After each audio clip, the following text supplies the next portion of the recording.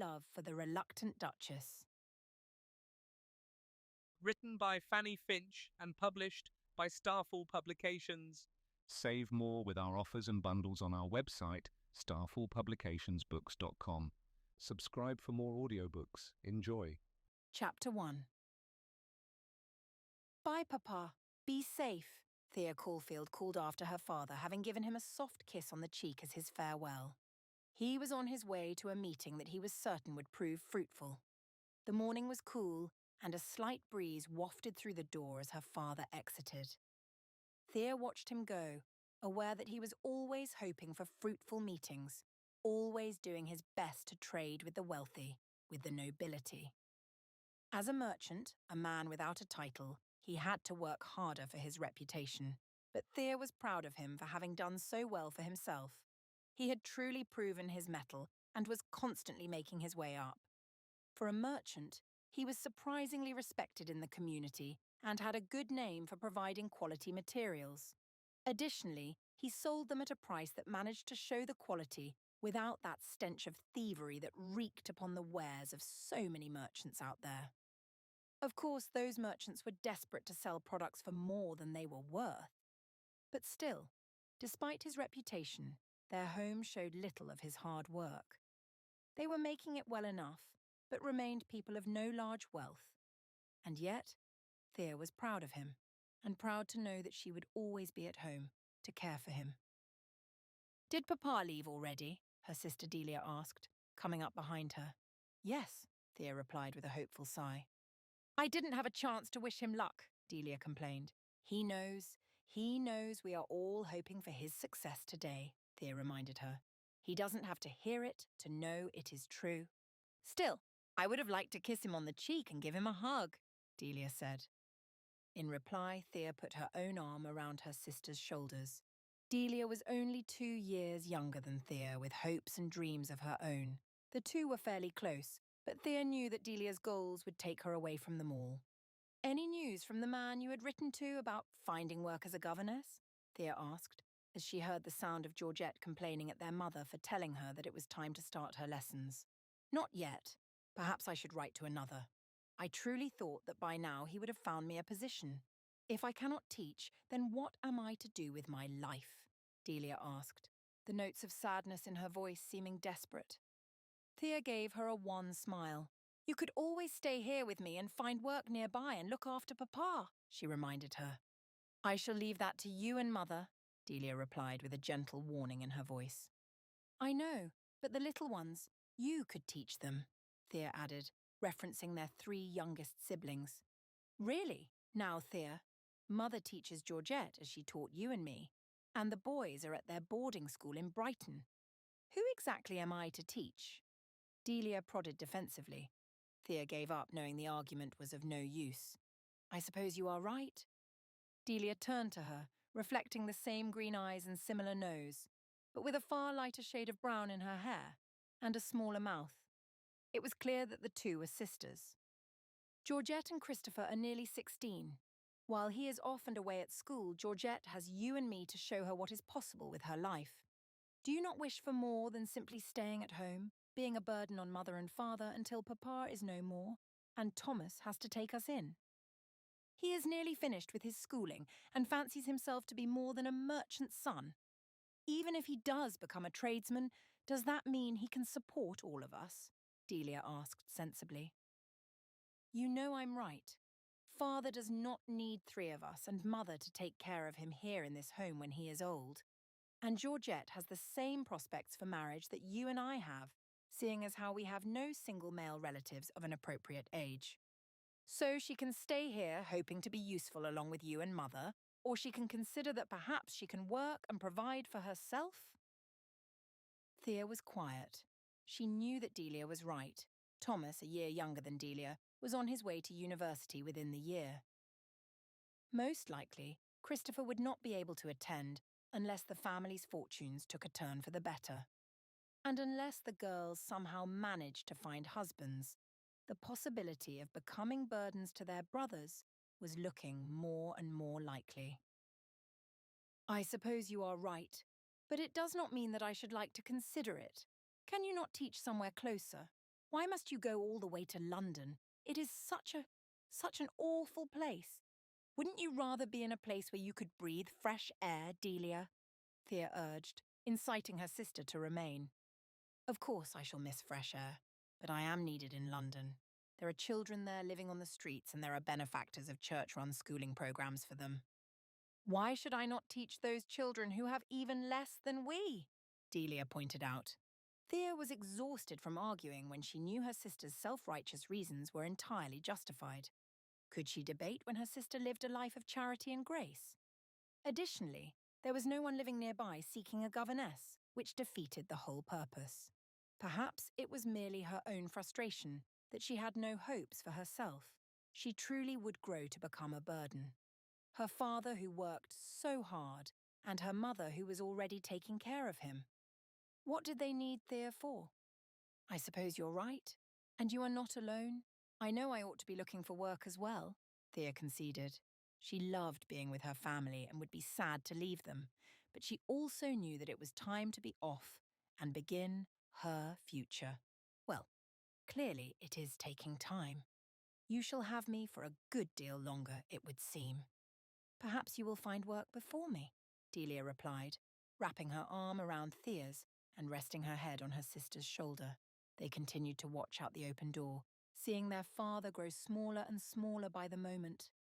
Thea hoped that this meeting would truly be the one to change all their fortunes.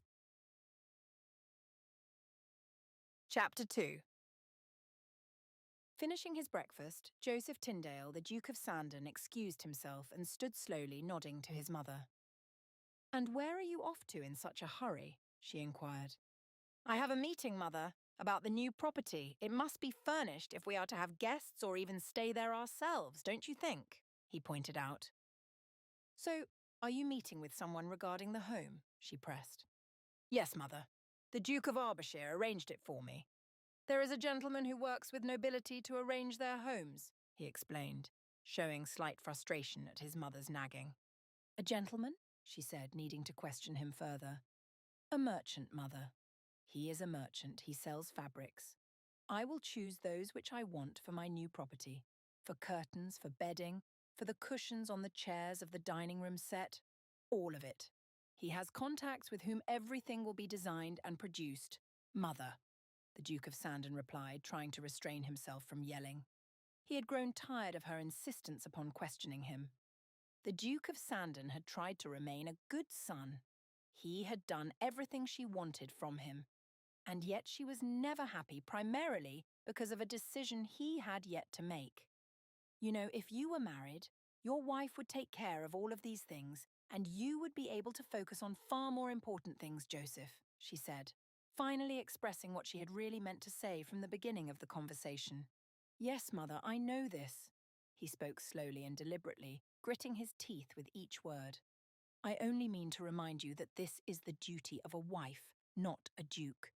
And if you were married—" "I know, Mother, and I am sorry for not having found a wife yet.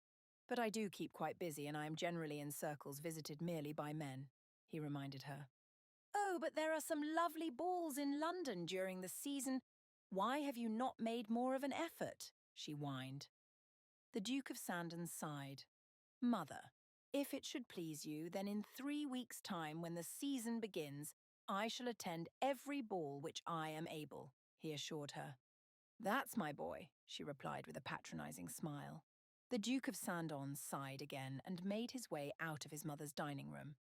As he left the house, he grabbed his hat and his favourite coat for business meetings. The driver opened the door to the coach, and the Duke of Sandon got in. The ride to his new estate just outside of Cambridge was longer than he would have liked, but knew that the man he was going to meet would likely have a less comfortable ride getting there. However, upon arrival, he found that Mr. Caulfield was already at the estate and seemed not in the least bit inconvenienced, despite having travelled with a large portfolio of samples and drawings of potential furniture designs. "Mr. Caulfield, I thank you for meeting with me," the Duke of Sandon greeted. "Your Grace," Mr. Caulfield replied with a bow to the Duke. "Please do come in. We have a few chairs upon which we may sit," the Duke of Sandon said with a slight laugh. The staff at the nearly empty home welcomed the two men and prepared tea for them at a large dining room table with 6 chairs, one of the only pieces of furniture in the whole house. "Well, we do have our work cut out for us, do we not?" Mr. Caulfield said in good humour. "Indeed, Mr. Caulfield, it would seem that we do. I think, however, that based upon my friend, the Duke of Arbishire's recommendation of you, we shall have it all come together in due course," the Duke of Sandon said, readily. "Well, I am humbled by the Duke of Arbishire's praise. He is an excellent man."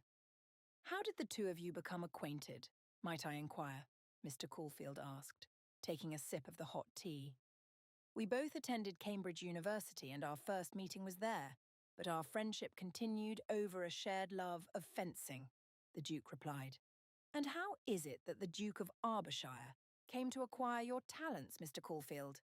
"Oh, the general way, the same as I have come to you. One happy customer begets another, I suppose," Mr. Caulfield answered. Polite conversation continued, but soon the teacups were empty. The Duke of Sandon perceived Mr. Caulfield was too kind to waste his time in accepting a third, so they got down to business. "What I have here are the samples, and these are designs, broken into sections such as bedroom, parlour, etc. Now for the fabrics. Are you thinking brocades or solids throughout?" he inquired. The Duke of Sandon was at a loss, overwhelmed by having to make these types of decisions. He ought to have simply hired someone, but knowing his mother, it wouldn't have done. Her taste was so specific that the Duke of Sandon knew any hired person could not quite handle the woman's distaste as he might be able to. And the thought of asking her to choose was unreasonable, as she would then simply blame him for not having a wife to do it herself. "Mr. Caulfield, I fear that I am ill-equipped for this. I do think that brocades might do better as a theme throughout the home, but I cannot imagine it would be comfortable for the bedding," he thought out loud. He perceived that Mr. Caulfield did not wish to insult him, and the man was proceeding carefully. "That is of no concern, Your Grace. We have entirely different options for fabrics of a more comfortable nature, primarily cottons," he explained politely. The Duke of Sandon nodded. Finally, they had narrowed down the selection to 3 brocades that the Duke of Sandon thought his mother would approve of before they moved on to satins. The Duke of Sandon was still overwhelmed and wished he didn't have to do all of this on his own. "Forgive me, Your Grace, but what do you think your wife will think of these options? Will the Duchess approve?" Mr. Caulfield inquired hopefully. The Duke of Sandon could see that what he really wanted to know was whether the mistress of the house would recommend him to her fashionable, high-status friends. "Indeed, Mr. Caulfield, I am not yet married, so thus far the only Duchess who shall be seeing this home and require approval is my mother, and, to be sure, she approves of very little," the Duke of Sandon said with a laugh. "Having said that, while her tastes are rather distinguished, the quality of your materials speaks for itself, and I imagine she will speak highly of you to those willing to listen." Mr. Caulfield seemed pacified for the most part, but he did then say something for which the Duke of Sandon could not have been prepared. "Your Grace, I understand that I am but a humble merchant. I know well that it is not the custom of great men such as yourself to engage with simple merchants in fashionable society. However, it would be a great delight to me if you would concede to dine at the home of a man so far below your station as myself," Mr. Caulfield invited, bowing his head slightly and closing his eyes in reverence, hiding his mischievous grin. The Duke of Sandon was both intrigued and astonished, for merchants never had the gall to invite a duke to their homes. And perhaps that very courage was what endeared Mr. Caulfield to the Duke of Sandon so intensely. He smiled at the man whose head was still bowed. "Mr. Caulfield, I should enjoy that very much," the Duke of Sandon replied. Chapter 3. "Yes, but he is a duke," Georgette pointed out for what seemed to be the 100th time. "Then you go prance about and show off if you would like to, but I have no interest. He is father's business acquaintance and nothing more," Thea urged. Besides, you are aware, are you not, that dukes are often old men? You truly think so? If he were an old man, do you really think that he would still be single? Georgette urged with a giggle. If he is hideous and atrocious, then yes, Delia replied, entering the room and putting small silver bobs in her ears. It had been a time-honoured tradition in their home that for each of the 3 daughters, their father had saved to purchase them a pair of silver dot earrings for their 16th birthdays. Thea noted how Georgette, still 3 months away from 16, eyed them with envy. She tried to ignore her sister's pettiness. Delia tried to refrain from laughing, but her sister's look was too amusing.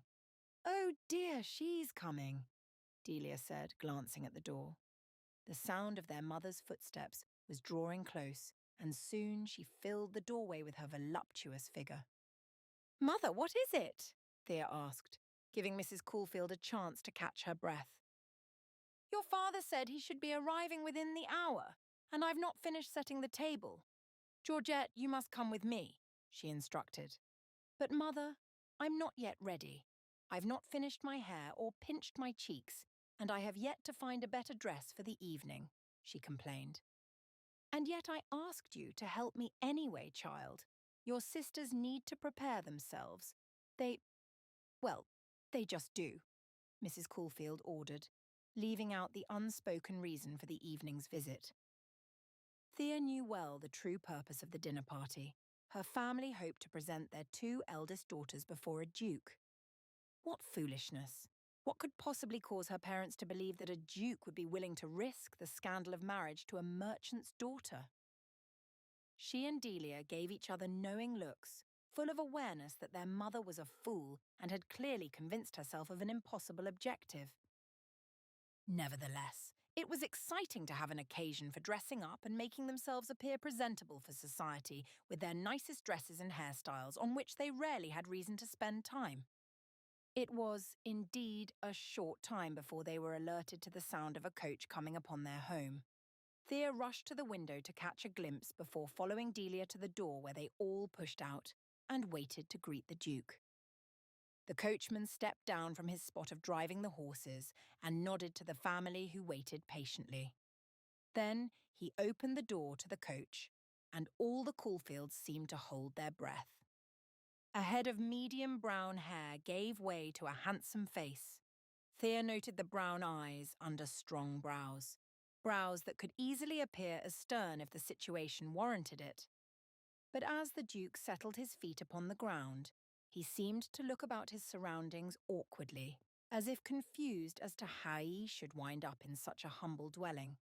He then noted that his fine leather shoes had struck up a bit of dust when they hit the ground, and that dust had settled finely on the surface of the black polish. Thea saw his attempts to hide his dismay, and the Duke prodded forward with apparent determination. He would not allow the inconvenience of dirt to cause any further delay in getting this meeting over with. "Mr. Caulfield, what a delight it is to see you again," the Duke of Sandon greeted with a charming smile. Thea held back a scoff. This strong, wealthy, titled man clearly had no desire to spend time with her humble family. But she did have to give him credit for trying.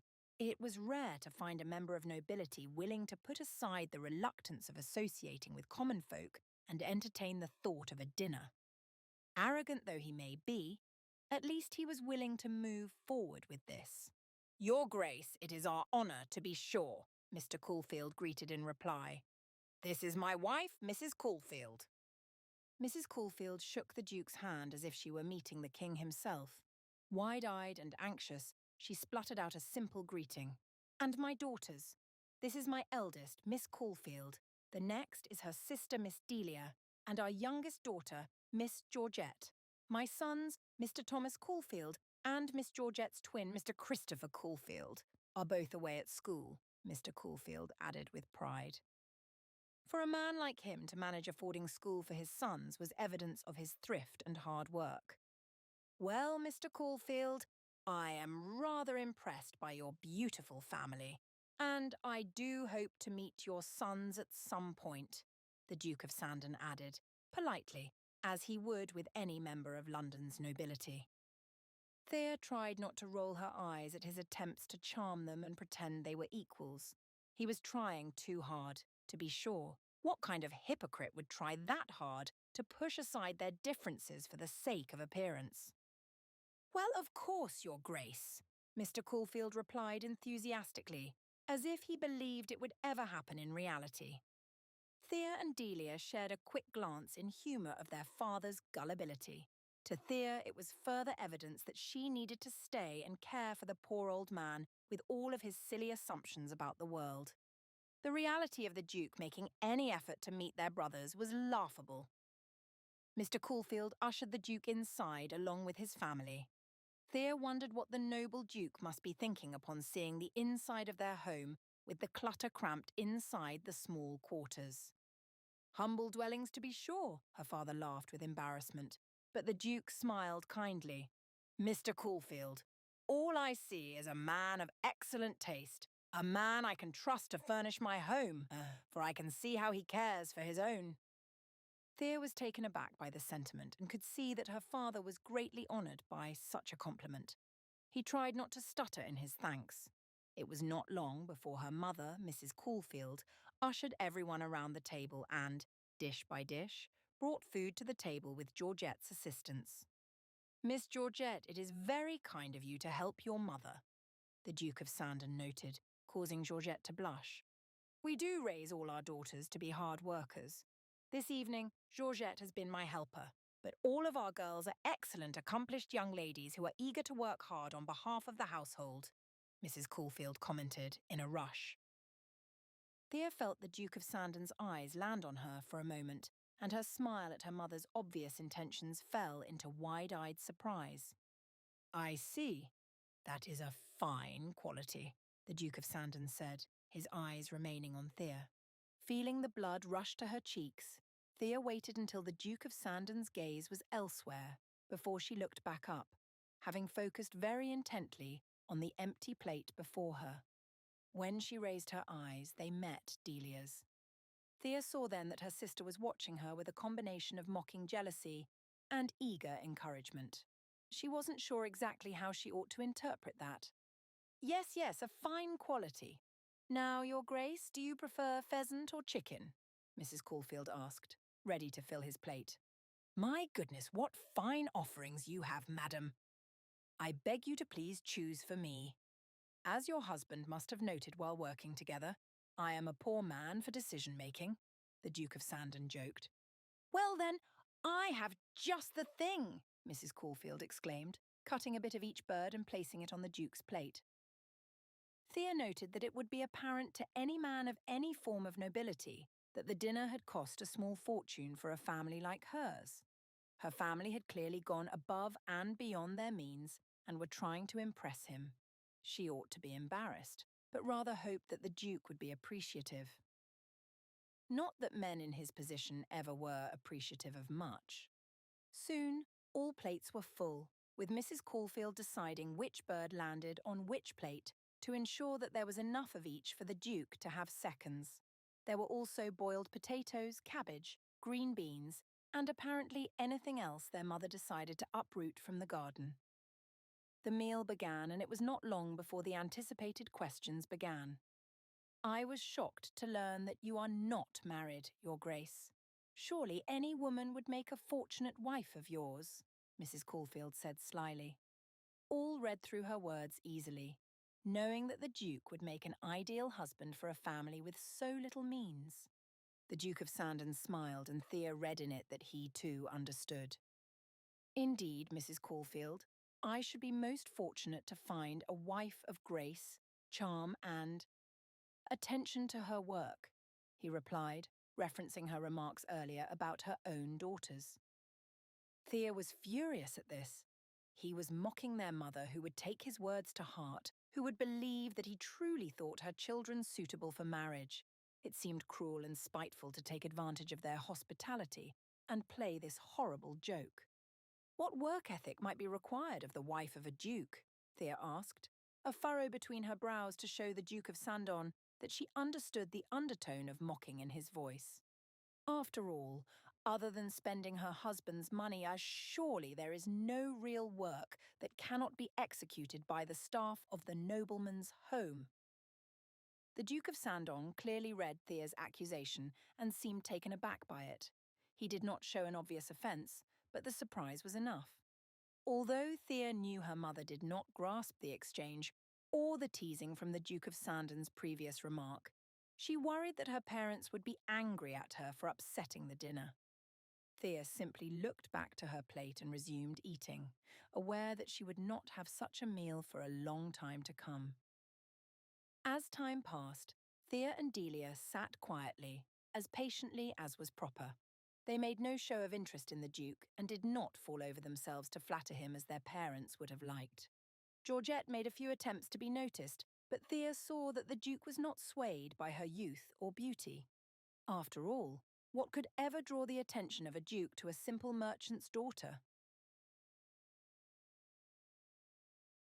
Chapter 4.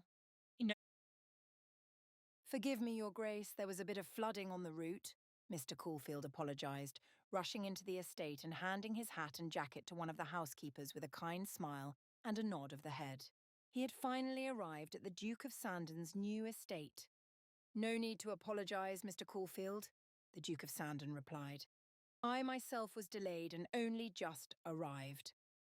The Duke of Sandon led Mr. Caulfield into the dining area again, and they seated themselves once more at the large table for tea.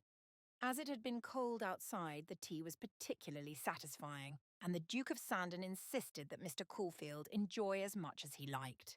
He had been appreciative of the generous hospitality he had received at the Caulfields' home 3 evenings before, and wished to return it. The dinner with Mr. Caulfield's family had been unexpected.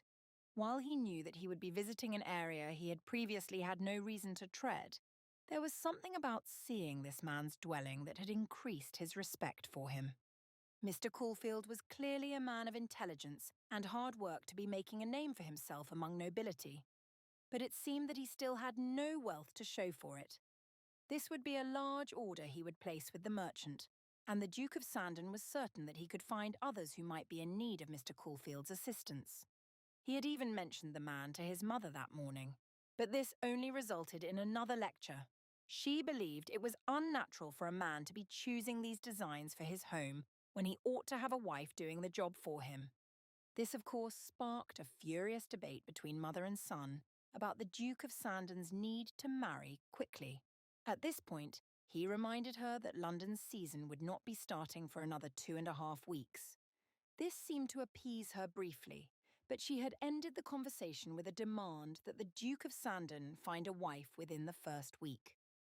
The Duke of Sandon shook the conversation from his thoughts and focused on the work at hand, choosing. Oh yes, his greatest challenge in life was simply the idea of making a choice. Mr. Caulfield then showed the Duke of Sandon a drawing for a bed design. This is Thea's favourite, he added. She is a young woman of exquisite taste, to be sure. Yes, yes, it is lovely, the Duke of Sandon replied, willing to accept any help he could get. He thought for a moment about Mr. Caulfield's eldest daughter. She had seemed terribly haughty. She was certainly the sort of girl which at first appears clever, but then shows it all to be a mere game for attention, like a commoner desiring a king and playing disinterest in hopes of driving him mad for her. The Duke of Sandon had seen young women like that many times. He would never fall for it or be swayed by it. In fact, he felt fairly certain that the Duke of Arbyshire's wife had been just such a young woman, showing disinterest first until William wanted her more than anything, and then proving herself to be quite worthless. That is, she was worthless at anything other than buying gowns with his money. The Duke of Sandon had learned that the majority of women sought only to raise their fortunes as opposed to raising a family. It was, however, a shame that such behaviour was wasted on a young woman so beautiful as she. Of course, it was always beautiful young women who believed their looks to be the only thing needed to find a husband. So, you agree with her taste? Mr. Caulfield prodded, breaking the Duke of Sandon from his thoughts. Yes, indeed, Mr. Caulfield. She has lovely taste, he said. That is good. She is a lovely girl. I have no doubt she will soon be swept away from me. Beautiful as she is, I fear that she might end up with a man who does not appreciate how clever and kind she also is, Mr. Caulfield added. She loves to read, she has a heart to help, and I think the only thing stopping her from seeking a suitor is to ensure that I am looked after. Yes, well, that is very nice of her, Mr. Caulfield, the Duke of Sandon agreed, trying to appease the man. But I must ask myself what prospects she could have. She is a young woman of beauty and wit, a woman of taste and class. But she is the daughter of a mere merchant with little to show for his work. Oh, her prospects do seem dim, do they not, Your Grace? Mr. Caulfield asked again. The Duke of Sandon knew what the merchant was trying to learn, and although he knew it was unwise, he could not stop himself from allowing the line of questioning to continue. After all, it was true that Mr. Caulfield was a good man and that Thea's prospects for a husband were small for the unfair reasoning of her father's position in the world. It was all true. And despite himself, he replied to the desperate man, I do not think they are so dim as you imagine, Mr. Caulfield. As you say, Miss Caulfield is a beautiful young woman, and you yourself have acknowledged that you are quite involved with men of nobility, the Duke of Sandon encouraged. Well, yes, but a noble marriage to my daughter, it is scandalous, Mr. Caulfield stated. The Duke sensed that Mr. Caulfield was digging for something. The Duke of Sandon saw it in his eyes. Mr. Caulfield knew that it would be a scandal, but he was begging the Duke of Sandon to consider it anyway. Begging him to deny the truth, to claim that it was, in fact, a good idea. Society has its own rules, the Duke of Sandon began slowly. But what a man chooses to do and what a woman agrees to is something else entirely. Before we continue into the story, do us a favor. Like this video and hit the subscribe button because it helps very much with YouTube's algorithm. If you want the audiobooks ads free, visit our website and select our bundles to save more. Thank you again. Now back to our story. The words on his tongue felt thick and heavy, but even as he said them, the Duke of Sandon had a realization. He needed to marry. Miss Caulfield was beautiful with her long, dark curls, deep green eyes and full mouth. Certainly, there had been nothing that passed between them to spark an affection, but her father desired the match. What's more, the Duke of Sandon would indeed cause a scandal. And his mother, who had urged him into marriage and had spent her days tormenting him relentlessly about it, would get exactly the opposite of her wish even as he fulfilled it. But could he truly do this? Could he marry this young woman out of spite for his mother? The Duke of Sandon wanted to think himself a better man than that. Yes, he could reframe the decision. It was not out of spite to his mother. It was out of charity to Mr. Caulfield. Isn't this what the merchant wanted? Wouldn't his family be provided for if he agreed to marry the man's daughter? Wouldn't they find a whole new station in life if he granted them this?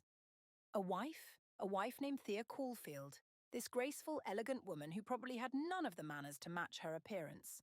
Could she become a duchess? Why not? Mr. Caulfield, he said once more, beginning slowly, might I ask you to be forthright with me about your wishes? I do believe that I am interpreting them correctly, but I should feel a fool if I am mistaken and choose to speak out of turn.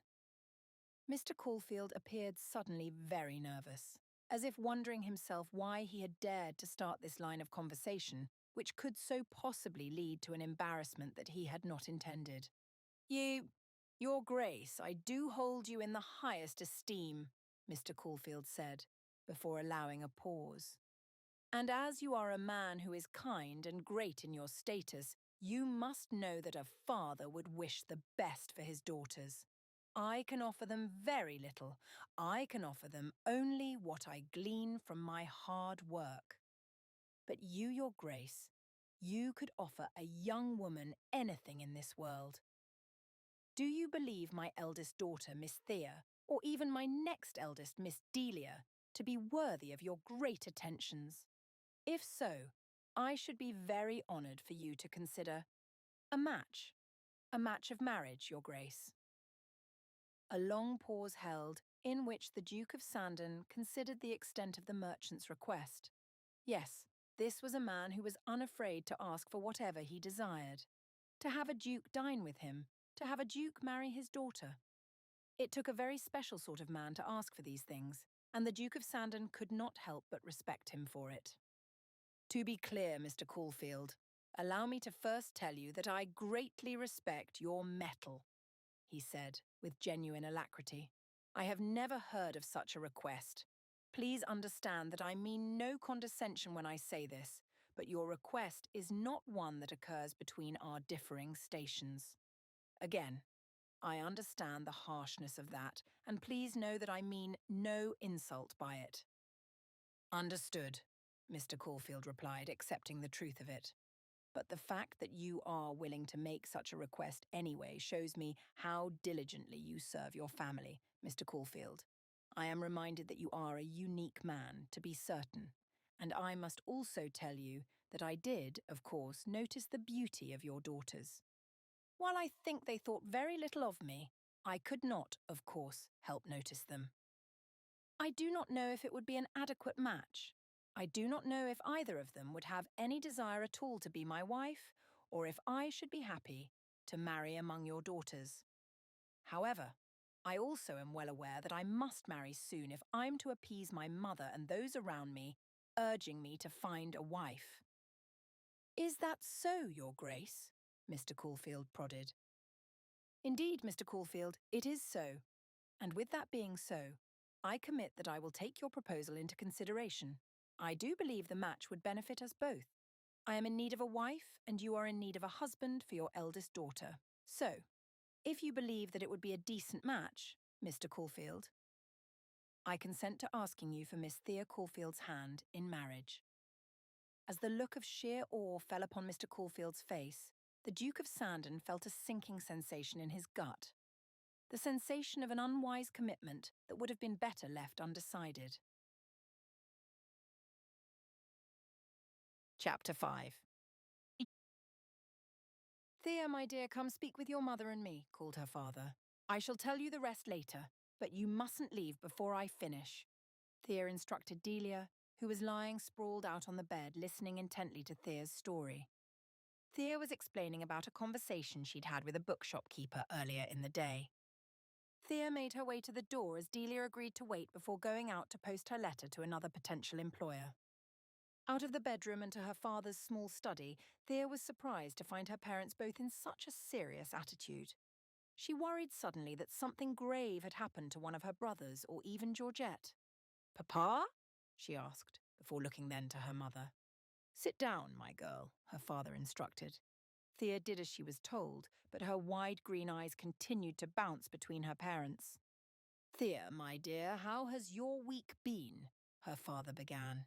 Thea became suspicious, unsure what this line of questioning had to do with the blank faces both her parents held. "It was the same as always, Papa. Why? What is all of this about? Mother?" she asked. Her mother turned away, seemingly aware that Thea would not like whatever was to come of this conversation. "Was it really a week like any other, Thea? Was there nothing different about it?" her father prodded. Thea realized exactly where this conversation was heading. He was trying to gauge her feelings about the Duke. For what reason? Why would her father even ask her what she thought of? And then, all at once, Thea realized. She would go to work for the Duke. Her father was asking about her feelings, and her parents had impressed upon the Duke about their daughter's work ethic at the dinner. Of course, how could she have been such a fool? Here, she and Delia were thinking their parents to be blind enough to consider themselves worthy of a duke for a husband to their daughter, when in reality, they were considering their daughter worthy of becoming his housekeeper. In a mixture of insult and relief, and utterly not wanting to go, Thea replied, "Well, Papa, you know I should like best to stay here with you, to look after you and keep you company. But I also know that the family must be supported, and I am to be a part of that." Mr. Caulfield seemed to light up at this response, as did his wife, who turned back to Thea, appraising her with appreciation. "So, you consent?" her father asked. Thea's eyes filled with tears. "I do not wish to be parted from you, Papa." She tried to finish her sentence to give her willingness, but she could only choke on her unexpected sobs. Mr. Caulfield came around the desk and drew her into his arms while her mother rested a hand on her shoulder. "We wish for nothing such as being parted from you, my darling, but this is best for our family and, truly, you will come to see in time that it is best for you," he assured her. "I know, Papa. And that is why I agree. I will work for the Duke if that is what you wish," she finally managed to say. The air in the room stilled, and Thea felt her mother's hand draw back quickly. Her father pulled away and looked at her with stern confusion. "Work?" he asked uncertainly. Thea blinked away her tears and looked between her two parents. "Well, yes, isn't that what we are speaking of? You wish for me to go and work for the Duke as a housekeeper," she stated. "I fear, Thea, that you have misunderstood our intentions," Mr. Caulfield said cautiously. "Then what could you possibly mean, Papa? First, Delia and I thought you and Mother wanted one of us to marry the Duke, but that is an impossibility. It must be that you wish for me to be employed by him," she reasoned. "Oh dear," her mother said, rushing from the room. "This is a conversation best had between father and daughter." Thea watched her mother exit before turning her eyes back to her father, who still had one arm around her. "My dear Thea, you and your sister were correct the first time around. It is my desire that you should marry the Duke of Sandon," her father explained. Another feeling settled in Thea. It was frustration. Why would her parents bother to call her in here to discuss something so unrealistic as this? Why were they even trying to consider it? Was it fair of them to raise their own hopes when it could never happen? "Papa, I ask you to be reasonable. You know as well as I that a nobleman cannot marry a commoner like me. It simply isn't done. Please, Papa, do not get Mother's hopes up so," she begged, speaking to her father as if he were an unreasonable child. It felt wrong, patronizing to speak to him thus, but she could not understand her father's words. Why would he think that the Duke would ever agree to this? "Thea, you do not understand me. It is already settled. This is not a mere hope or nonsensical dream. This is an agreement which I have made with the Duke himself. He has promised to allow this, to make it happen. He has assured me that he will have you for his wife," her father explained. Thea stared blankly at her father before a spurt of incredulous laughter escaped her lips. "Papa, you mean to tell me that you are being honest? That the Duke of Sandon has consented to marry me? That I am to be the wife of a nobleman for whom I feel nothing but pity for his arrogance and meaningless life?" she asked forthrightly. "Meaningless? Thea, what a terrible thing to say!" her father insisted. "Papa, do not make me do this," she begged. "You must, my dear. I promise you that you will be glad for it one day. The Duke will bring you a great fortune. You will be taken care of, looked after. You will want for nothing," her father insisted. "I shall want for you. I shall want for this life where I am your daughter and I am free. I shall want for the simplicity of our circumstances, where I am not paraded before fashionable society as a thing to behold. Please, Papa, please, do not make me marry him," she continued to plead. "I am sorry, Thea. I do this out of love for you and nothing else. I do this because I know it is what is best for you. I do believe that in time you will come to see that the Duke is a good man. He was willing to marry well beneath his station because he deems you worthy of that," her father added. "I'm sorry, Papa. I cannot stand this," Thea cried. Running from the room, she heard her father's voice as it called after her, while her mother rushed to follow her footsteps.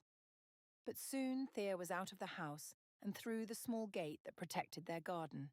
She made her way onto the street and continued at her pace, however exhausted she was becoming. Soon Thea had made it to the other end of the crowded little town where her dear friend Miss Margaret Davidson lived. Thea knocked on the door and Margaret's mother, Mrs. Davidson, opened. "Thea, good heavens, what is it?" she said. "Forgive me, Mrs. Davidson, but is Margaret home? I must speak with her at once," Thea insisted. "Of course, but is everything all right?" she asked before immediately calling, "Margaret." "Yes, Mrs. Davidson. I simply need to speak with Margaret urgently," Thea said again. Coming down the stairs, Margaret appeared in her pale pink dress with her hair in golden ringlets. She had a petite face that framed an upturned nose, giving her a slightly piggish appearance. "Mother, what's it—" "Oh, goodness, Thea, are you sweating?" Margaret laughed as if in horror. "Margaret, please, come speak with me," she begged. Margaret's face mirrored her mother's with equal concern and anxiety. Thea grasped Margaret's arm and pulled her out the door. "Good heavens, Thea," Margaret said, sounding just like her mother. "Listen to what I have to say before you find yourself annoyed at me for urging you outside," Thea scolded. "All right, but don't keep me out here for long. The sun will cause me to freckle," Margaret complained. "Margaret, have you heard of the Duke of Sandon?" Thea asked. "Sandon? I don't know. Oh, wait. Is he the one who just built a new home on that piece of land that cost more than our entire town makes in a year?" Margaret asked. Thea rolled her eyes. "The very same." "What of him?" Margaret asked. "You'll not believe me, but I promise you it is the truth. The direst, most awful truth," Thea exclaimed. "Out with it then, Thea. None of these theatrics. Just tell me what on earth is so dire," Margaret demanded. "I'm to be married to him." Thea spoke flatly, suddenly frozen in place with her eyes locked on the blue sky fading into darkness in the west. By the sudden silence, she sensed that Margaret was dumbfounded or disbelieving. "Come now, Thea. This is not the sort of joke that will elicit a laugh from me," she warned. "If only it were a joke. But Margaret, it is the truth. My parents have already promised me to him, and I cannot for the life of me understand why he accepted," Thea said with a quiet sob. "I've not seen you in a week, Thea.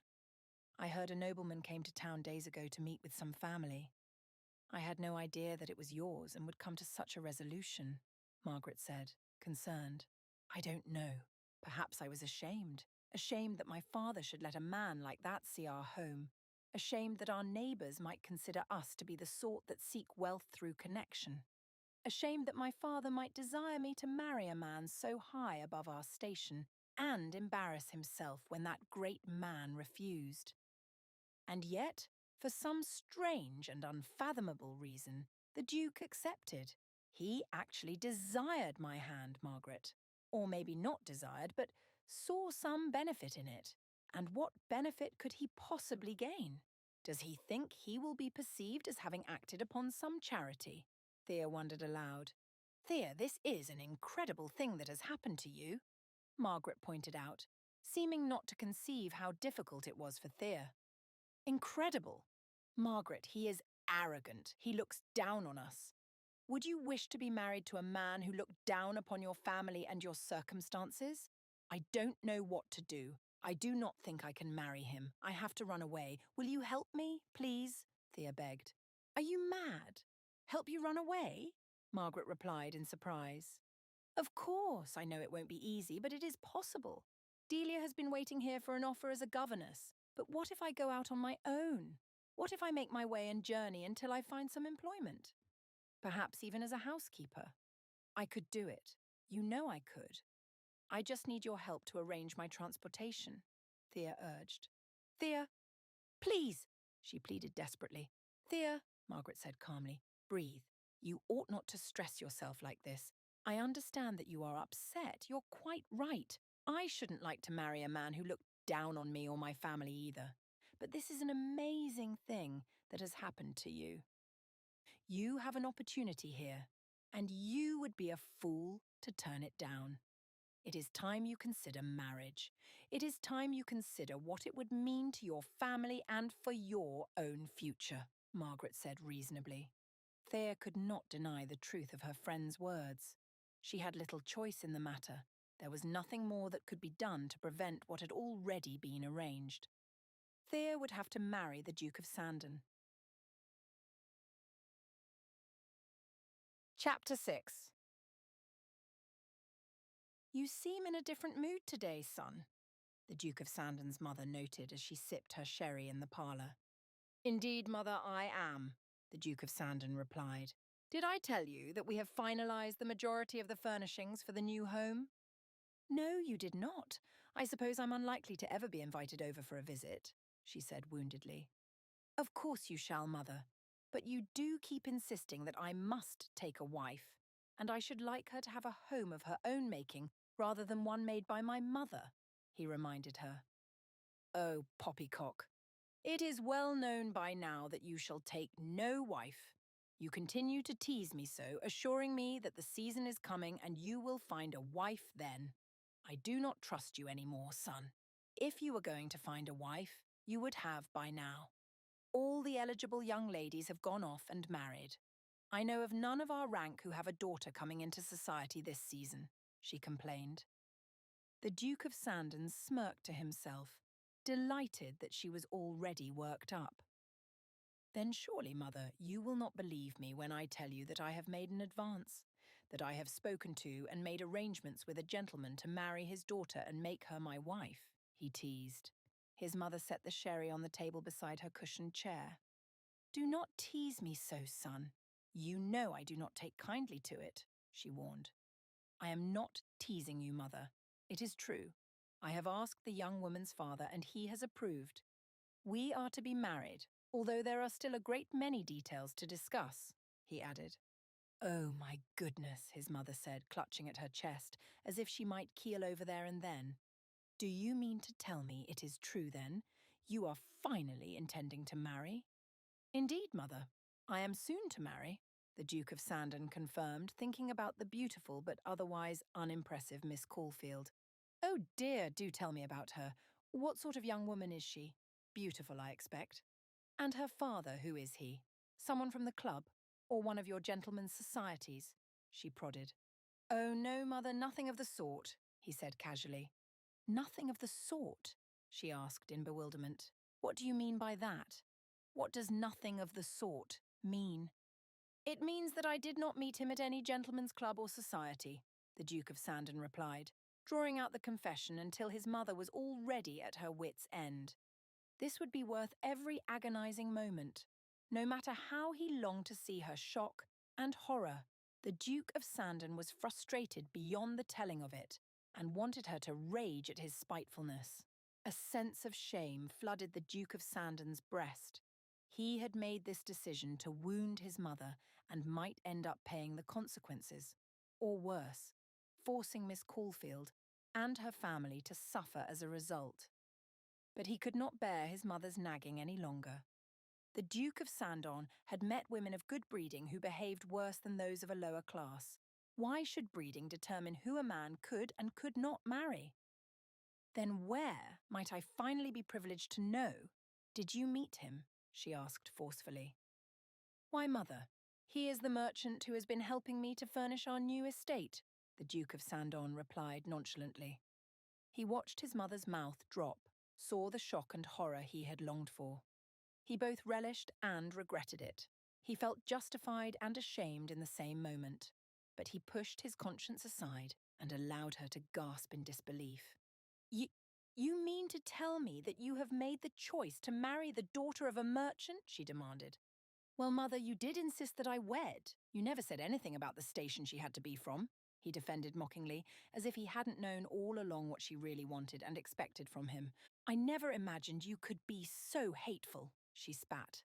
Do you really think so little of your station that this amuses you? Do you think so little of me that you imagined I would not mind the fact that you want to wound me so?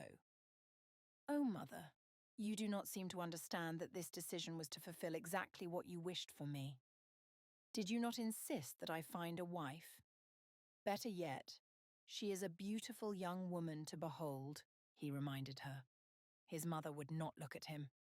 Well then, if you are unhappy with my fulfilling a promise to you, then I suppose there is nothing I can do about it, he said, remaining casual and cheerless. The Duke of Sandon knew his mother had every reason to be angry, but he also hoped she would feel the anger and rage that he had felt at every turn when she had pushed him to this. His mother turned her face away from him, and the Duke of Sandon decided that, as it was still early enough in the evening, he might go visit his friend, the Duke of Arbershire. He called to one of the footmen to ready the coach for him. He arrived at his friend's home in just half an hour, and William greeted him heartily. Duke, how are you? He asked with a wide smile. Very well, Duke, the Duke of Sandon replied to his equal-in-status friend. The Duke of Sandon was ushered into William's study, where the housekeeper brought them each a glass of brandy with more in a glass decanter. The two men sat for a while beside the fire and settled in. Now then, what is it that you wanted to discuss? I'm quite certain you are not here to practice fencing, or that ought to have happened before we started on the brandy, William laughed. No, no indeed. I have another matter to discuss with you, the Duke of Sandon began. Oh? That man, Mr. Caulfield, what do you think of him? The Duke of Sandon asked. What do I think of him? William scoffed. Well, I hardly know him. I met the man only once or twice. It was my wife who insisted on furnishing our home. You know she cares nothing for my tastes, he added bitterly. The Duke of Sandon felt the same sinking sensation in his gut. Yes, I know that wives rarely care for the tastes of their husbands. So why do you ask about him? William prodded. The Duke of Sandon took a deep breath in. Because I am to marry his daughter, he said in a slow, staccato manner. William choked on his brandy and coughed while the Duke of Sandon blandly clapped him on the back a few times. I know, he said with a sigh. I am mad for thinking this is a sensible solution to my mother's incessant pushing. But in truth, I've never met a woman whom I care for. Ever. And perhaps that means there is something wrong with me, or perhaps it means that love does not exist. We simply must choose a woman and make it work. You, Joseph Tyndale, the Duke of Sandon, are marrying a merchant's daughter? William asked incredulously before he burst out in laughter. Oh, this is too rich, or should I say it is too poor. My goodness, man. Yes, I know, the Duke of Sandon said again. Once William had calmed himself, the Duke of Sandon told him how it all came about. While he felt guilty and ashamed for doing it to spite his mother, he had resigned himself to the fact that he must be married anyway. At least this way he was helping the family of a man he respected. A man you respect? Perhaps, but he is still just a commoner, William pointed out. And why should common men not be allowed small graces now and then? Why should their daughters not be honoured also? He asked. Honoured? You did not agree to this marriage to honour her. You are dishonouring her by marrying her for no other reason than to spite your mother.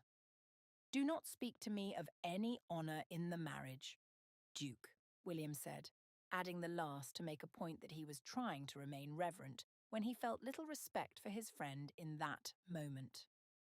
The Duke of Sandon hung his head, knowing that William was entirely right. He had been a fool and had acted cruelly, but no matter what mess he had made of it all, he was committed now, and he would have to follow through with that commitment. They remained quiet for a time before William spoke again. By the way, I had intended to speak with you regarding another matter, he began. Oh, and what's that? The Duke of Sandon asked, taking a long swig of the brandy. Seeing as how you're now marrying into merchant families, I am even more inclined to share the idea with you, William jabbed. But I've heard about a new trade opportunity. Perhaps you might even get your father-in-law involved. He could trade some of his fabrics and you could trade a great deal more. Trade? You think that will bring good returns? Don't get me wrong, I know the global economy is shrinking every day, but I have never been involved in international trade, the Duke of Sandon pointed out. Well, now is the time. Your family has undue wealth, and it is a small risk for you. I've nearly doubled my income over the past 3 months through this trade in the Orient. It is a sound investment, William promised. The Duke of Sandon was intrigued. He knew nothing of furnishing a home, but tradesmen and business? He knew many men who had grown wealthy being involved in this. Some brought in food products, others fabrics, which truly would be an excellent opportunity for the Caulfields. It sounded like a clever idea. He pushed William for more details, realizing that this could be just the thing to appease his mother in the midst of her anger. It was certainly an option. If he could double their income and increase their wealth, she would have no more reason to hate him, despite the scandal of choosing to marry a woman so far beneath his station. The Duke of Sandon returned to his home that night with his mind full. He had made two enormous decisions that day: to marry Miss Caulfield, whom he knew he ought to speak with and get to know, and to become involved with trade. He found himself exhausted by the end of the night, but despite that, he allowed himself to focus his thoughts on remembering every detail he could of his future bride. The first was easy enough. Miss Caulfield was beautiful. She had thick, dark hair and green eyes the colour of deep moss. Her face was shaped like a heart, and her lips were full at the end of a long, straight nose. Her father had claimed she was clever, although most fathers thought that of their daughters. Whether or not she had any real wit he would determine later, and she had felt threatened when she interpreted his words as mocking her mother. He realised that his patronising attitude had come out in a way he hadn't expected, and she noted it indisputably. The Duke of Sandon thought he might not grow to like her, but so long as she was not as intolerable as his mother, he could at least live with her. Chapter 7.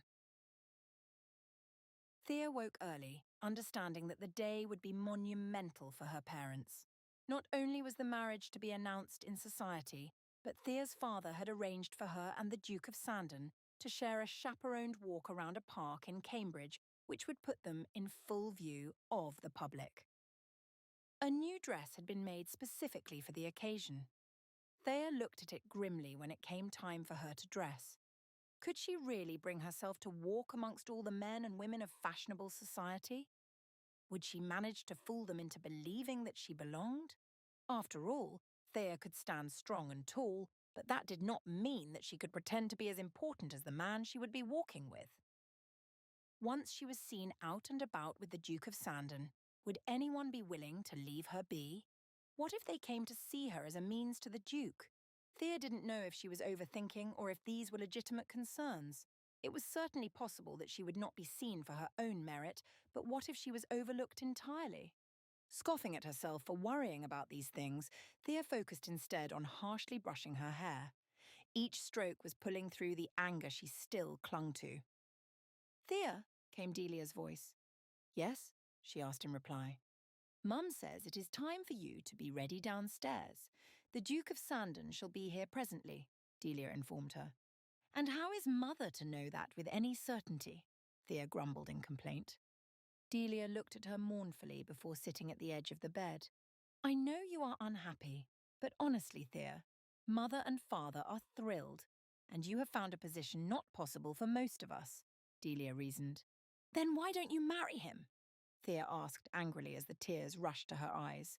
She swiped at them, not wanting her sister to see the sadness that lay beneath her rage. "I would if he had chosen me," Delia said in a quiet voice. Thea's head snapped up in surprise. "You would?" she asked. Delia was slow to answer, and Thea saw that she was forming her thoughts. "It is not as if I love him any more than you do," Delia began. "But life for us is not easy, Thea. You know this as well as I. Life is not easy for us, but it can be made better. And having a match like yours to the Duke, that is a blessing. I only wish that you could see it." Thea felt ashamed. Her sister was right in many ways, but she still could not get herself to believe that it was entirely true. The Duke of Sandon was still the same man she had seen that evening when he came to dinner.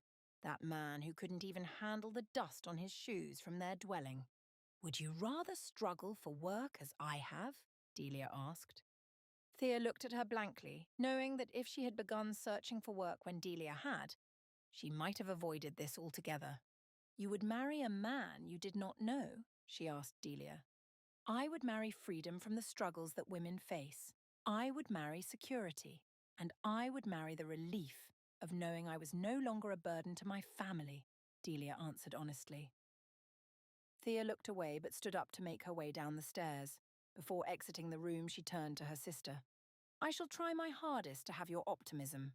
I shall make an effort to view the Duke in the way that you would," Thea promised. With that, she left her sister and descended the stairs until she was in what passed for a drawing room in their small house. Her mother was already sitting, staring out the window for the first glimpse of the Duke of Sandon.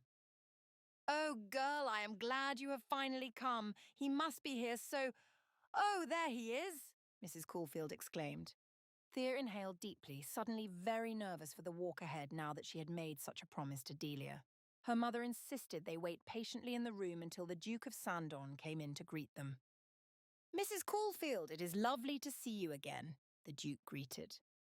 Thea's mother seemed to swoon a little once again at seeing the strong, wealthy young man. "And you as well, Your Grace. We are honoured to have you in our home once more," she finally replied.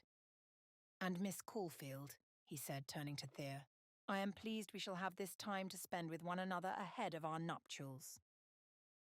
Thea stared at the Duke for a moment, trying to remember that this tall man with the brown hair and the deep brown eyes, with the perfectly tailored coat and the shoes that appeared to have a permanent shine, was going to be her husband soon. What had she promised Delia again? And I, Your Grace. I am glad for our walk," she replied hesitantly. Thea could not understand why now, in this moment, her nerves had shifted so. All thought of what others would say about her as the Duke's poor wife vanished.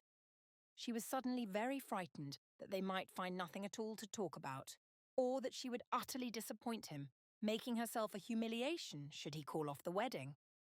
Indeed, they could not go back now. She had to be what he expected of her. "Ah, Annie," Mrs. Caulfield said. "Your Grace, this is my daughter's chaperone, Miss Sexton. She shall accompany you on the walk." "Miss Sexton," the Duke greeted, and the young woman curtsied in return. "Well then, shall we?" the Duke suggested, ushering Thea through the door of the home. Once they were in the coach, Thea felt her heart pounding a little more intensely, as she now had to make small talk with the Duke, knowing that it would be heard by her chaperone. She was entirely grateful when he began the conversation before she was forced to. "Miss Caulfield, is a walk to your taste?" he inquired. Thea had not anticipated him asking her preferences on activities, but was thankful that he was making the effort to find out if he had suggested the right thing for their time together. "Indeed, Your Grace, I am rather fond of walking. I enjoy any activity that allows me to take in the air," she answered. "That is good to know. And what other activities do you enjoy? Riding? Or perhaps sewing and pianoforte?" he pressed. Thea knew that there were things expected of young women that she ought to try and conform to, but at the same time, she did not wish to pretend to be something other than herself. "I have little experience riding, I'm afraid. When I was young, my uncle had a horse, and we were able to ride with my father, but I've had no such opportunity since," Thea replied. "I do sew quite well, and I enjoy the luxury of my father's fabrics. I've no experience with the pianoforte, but I do have a love for reading." She tried to think of anything special that she enjoyed, but nothing came to mind. The Duke of Sandon smiled at her answer, and she realized she needed to ask the same question of him. "Oh, and you, Your Grace, what is it that you enjoy?" she asked. Just then, the coach came to a stop, and the coachman came around to open the door. Thea exited and saw the beautiful landscape of the park they would walk. There were hundreds of other people spread throughout the expanse. They would be seen quite openly. Once they were ready to begin, the Duke of Sandon addressed Thea's question. "I am also a lover of reading. I should think you will enjoy the library in my new home. Our new home, rather, once I have the shelves filled with my private collection," he told her. Thea was unsure if he was trying to comfort her or impress her. If he was being haughty and bragging about his collection, she would be hesitant to give him the satisfaction of being impressed. "And I do greatly enjoy fencing," he continued. "Having never been in any sort of real sword fight, I cannot help but enjoy it."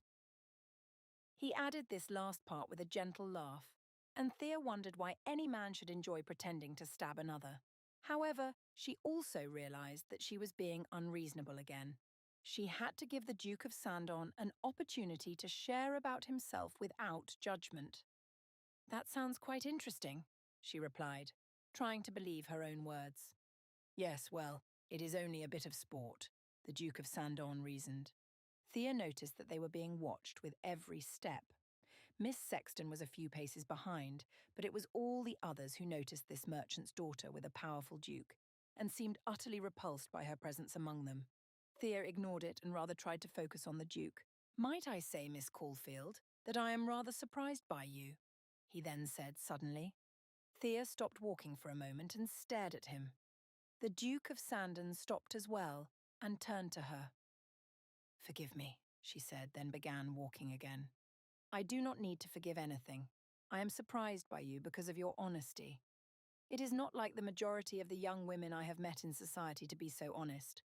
I find you to be rather refreshing," he complimented with a smile. Thea felt as if something were rolling in her chest into the pit of her stomach. She had not anticipated anything like this from the Duke. They walked around the park, maintaining a good deal of quiet, before the Duke suggested he ought to get Thea back to her home. The coach was silent, but Thea's mind was troubled by confusion. As she watched out the window, she discreetly observed him, curious as to his thoughts. Later that evening, Margaret came to visit Thea in the parlour and learn how the day had gone. "Well, he was different than I had anticipated," Thea confessed. "Oh, was he charming and utterly sincere?" Margaret asked romantically. "No," Thea laughed. "Perhaps in some ways he was rather complimentary, but I also cannot say that we have any similar interests, save for reading and walking, but those do not make a marriage. And we spoke very little. In fact, after he told me how he appreciated my honesty, I can't say that we spoke of anything further." "Just give it time, Thea. It seems to me that you are the only person opposed to this match. Do you not think there is a reason?" Margaret asked. "Perhaps there is, but I cannot see it," Thea replied. Her mind twisted with the fact that she needed to accept the marriage. But could she truly let go of everything she had ever hoped for in her life? Chapter 8. "Mr. Cotswold, I presume?" the Duke greeted as he sat in the chair on the other side of the desk in the office. "Indeed, and it is a pleasure to meet you, Your Grace," replied the businessman as he sat in his own chair. Mr. Cotswold leaned back and seemed to be appraising the Duke of Sandon. It left him feeling uneasy, as if he were being judged by how much Mr. Cotswold could expect from him financially. After a moment of intense quiet, the Duke of Sandon finally spoke. "I do believe you know why I've come," he said, as if it were a question. "Indeed," Mr. Cotswold replied, leaning forward. "Our mutual friend has told me that you are interested in starting up with a trade firm." "Well, it has been recommended to me. I was rather hoping that you might help to advise me in the matter," the Duke said, wondering if Mr. Cotswold was, indeed, a trade advisor, or rather a man who simply made a profit on advising men to move forward. "I see. In truth, Your Grace, I cannot advise you on what is best for your family. I can only tell you what options you have and encourage you to think through them critically before following through," Mr. Cotswold said in response. "Which I do appreciate," the Duke replied. "But what might you be able to tell me about your business?" "My firm is growing rapidly. We have 3 ships on the sea, each one bringing commodities that are of great value to the English people. With every item traded, Britain learns of a new toy that it simply cannot live without." Mr. Cotswold smiled in a rather charming, wistful way. "I imagine so. Tell me then, do you not trade simply in typical goods, such as spices and the like?" the Duke inquired. "We certainly trade in such important materials as those as well. However, we do like to broaden our goods. Have a look at this," Mr. Cotswold said, pulling a wooden box out of his drawer. The Duke of Sandon looked at it, uncertain what made it different from other wooden boxes, save for a glance of the beautiful design carved upon it. Then he noticed that inlaid into the wood was a colourful array of polished stones and even the white of bone, creating an image of an oriental garden. "It is exquisite," the Duke commented, incredulous. "Yes, indeed, it is. However, that is not the extent of it," the tradesman noted. He offered it to the Duke to try, and he quickly realised that the lid would not open. Looking back at Mr. Cotswold, he waited. "Let me show you," Mr. Cotswold offered, taking the box and moving a number of small pieces to reveal a hidden opening from which a small metal key dropped. Mr. Cotswold moved one more piece of wood and allowed the Duke to open the puzzle box. "It is marvellous," the Duke exclaimed. "It most certainly is, and I must tell you, this is from nearer regions than those to which we will be travelling. Such creativity only deepens the further into a society we travel. You will see. You will know for yourself very soon that this is the way of the future," Mr. Cotswold assured him. "It is only for you to decide whether or not you shall move forward with us." The Duke of Sandon was still for a moment, considering this. Surely, he considered, that Mr. Cotswold was being genuine if he was encouraging him to make his own decisions, encouraging him to see the crafts available. If he was intent on allowing the Duke to choose what he quite desired, then the man must be trustworthy. However, the Duke of Sandon was no fool. He would not make his decisions that day, but truly would take time and also learn more about Mr. Cotswold and his character before investing in this trade opportunity. "Well then," the Duke began, "I appreciate the information you have given me. I do have much to consider and would like to take the opportunity to make some decisions." Mr. Cotswold's smile faltered for only an instant. "Have you no further questions?" he asked. "Quite a few, actually. However, I still must consider whether or not trade is even the right path to choose," the Duke answered. "And how will you make that determination without answers?" Mr. Cotswold reasoned, with a legitimate truth to keep the Duke present. The Duke of Sandon sighed. "I understand that you're correct, but I also do not know if it is wise to risk my family's wealth in this endeavour at all," he replied. Mr. Cotswold leaned forward again and pressed his hands together. "Your Grace, you do have much to think about. But I can guarantee you that investing in a trade business and being a part of a company that will be bringing the finest quality items from the Orient is the wisest financial decision a man can make in our times. Trade is the future. Fabrics, tea, inventions you have never imagined possible. All of them are now at our fingertips because of trade. They are inexpensive to purchase and transport, and they bring in a significant revenue from those to whom they are sold," Mr. Cotswold said passionately. "And how much would I be expected to invest into this new business?" the Duke asked. Mr. Cotswold continued his variations by leaning back. "Well now, Your Grace, that is not the matter at hand. It is only a very small sum required, and any beyond that is accepted only so long as it is at your comfort," the man replied, offended that it should even be a consideration. The Duke's face fell. He was still hesitant. Mr. Cotswold did not seem entirely honest so far as he could tell. "I suppose you are right, Your Grace," Mr. Cotswold said suddenly, standing from his chair. "Perhaps you are not the man for this particular trade investment. You have doubts, and a man who harbours doubts cannot hold to this business. Besides, I have another appointment with Lord Engsbury. I understand and respect if you cannot hold to this venture. There are dozens of men interested, but of course I wish to give you favour because of our mutual friend. Please do not worry. I should hate for you to feel obligated," Mr. Cotswold explained. "Oh, I was not aware there was so much interest," the Duke of Sandon said aloud. "Forgive me. I believed there was time to consider and invest when that time came." "Well, we do try to give men opportunities to do so, but I also cannot help it when I have so many interested parties. And while there are others wishing for an appointment, Lord Engsbury is the only other with whom I have scheduled on account of his being involved with another trade expedition," Mr. Cotswold divulged. "I see. He has experience, then?" the Duke of Sandon asked. "Of course, and I know he is a man with that distinct courage that will take my business far," Mr. Cotswold replied. The Duke of Sandon considered. He longed to be a brave man, the sort who was willing to take risks to better his life and that of his family. And soon he would be married. He would take a wife who would need to be provided for. Beyond that, in the future someday, he might have children as a result. It would do a great deal of good for them to have so much financial security. Right then, if that is the case, I suppose we ought to continue the discussion. When the Duke of Sandon arrived home that evening, he felt a sense of pride. He had indeed been brave. taking a risk and investing in something that he had never looked into before was not what he would have advised for others. But he was feeling confident.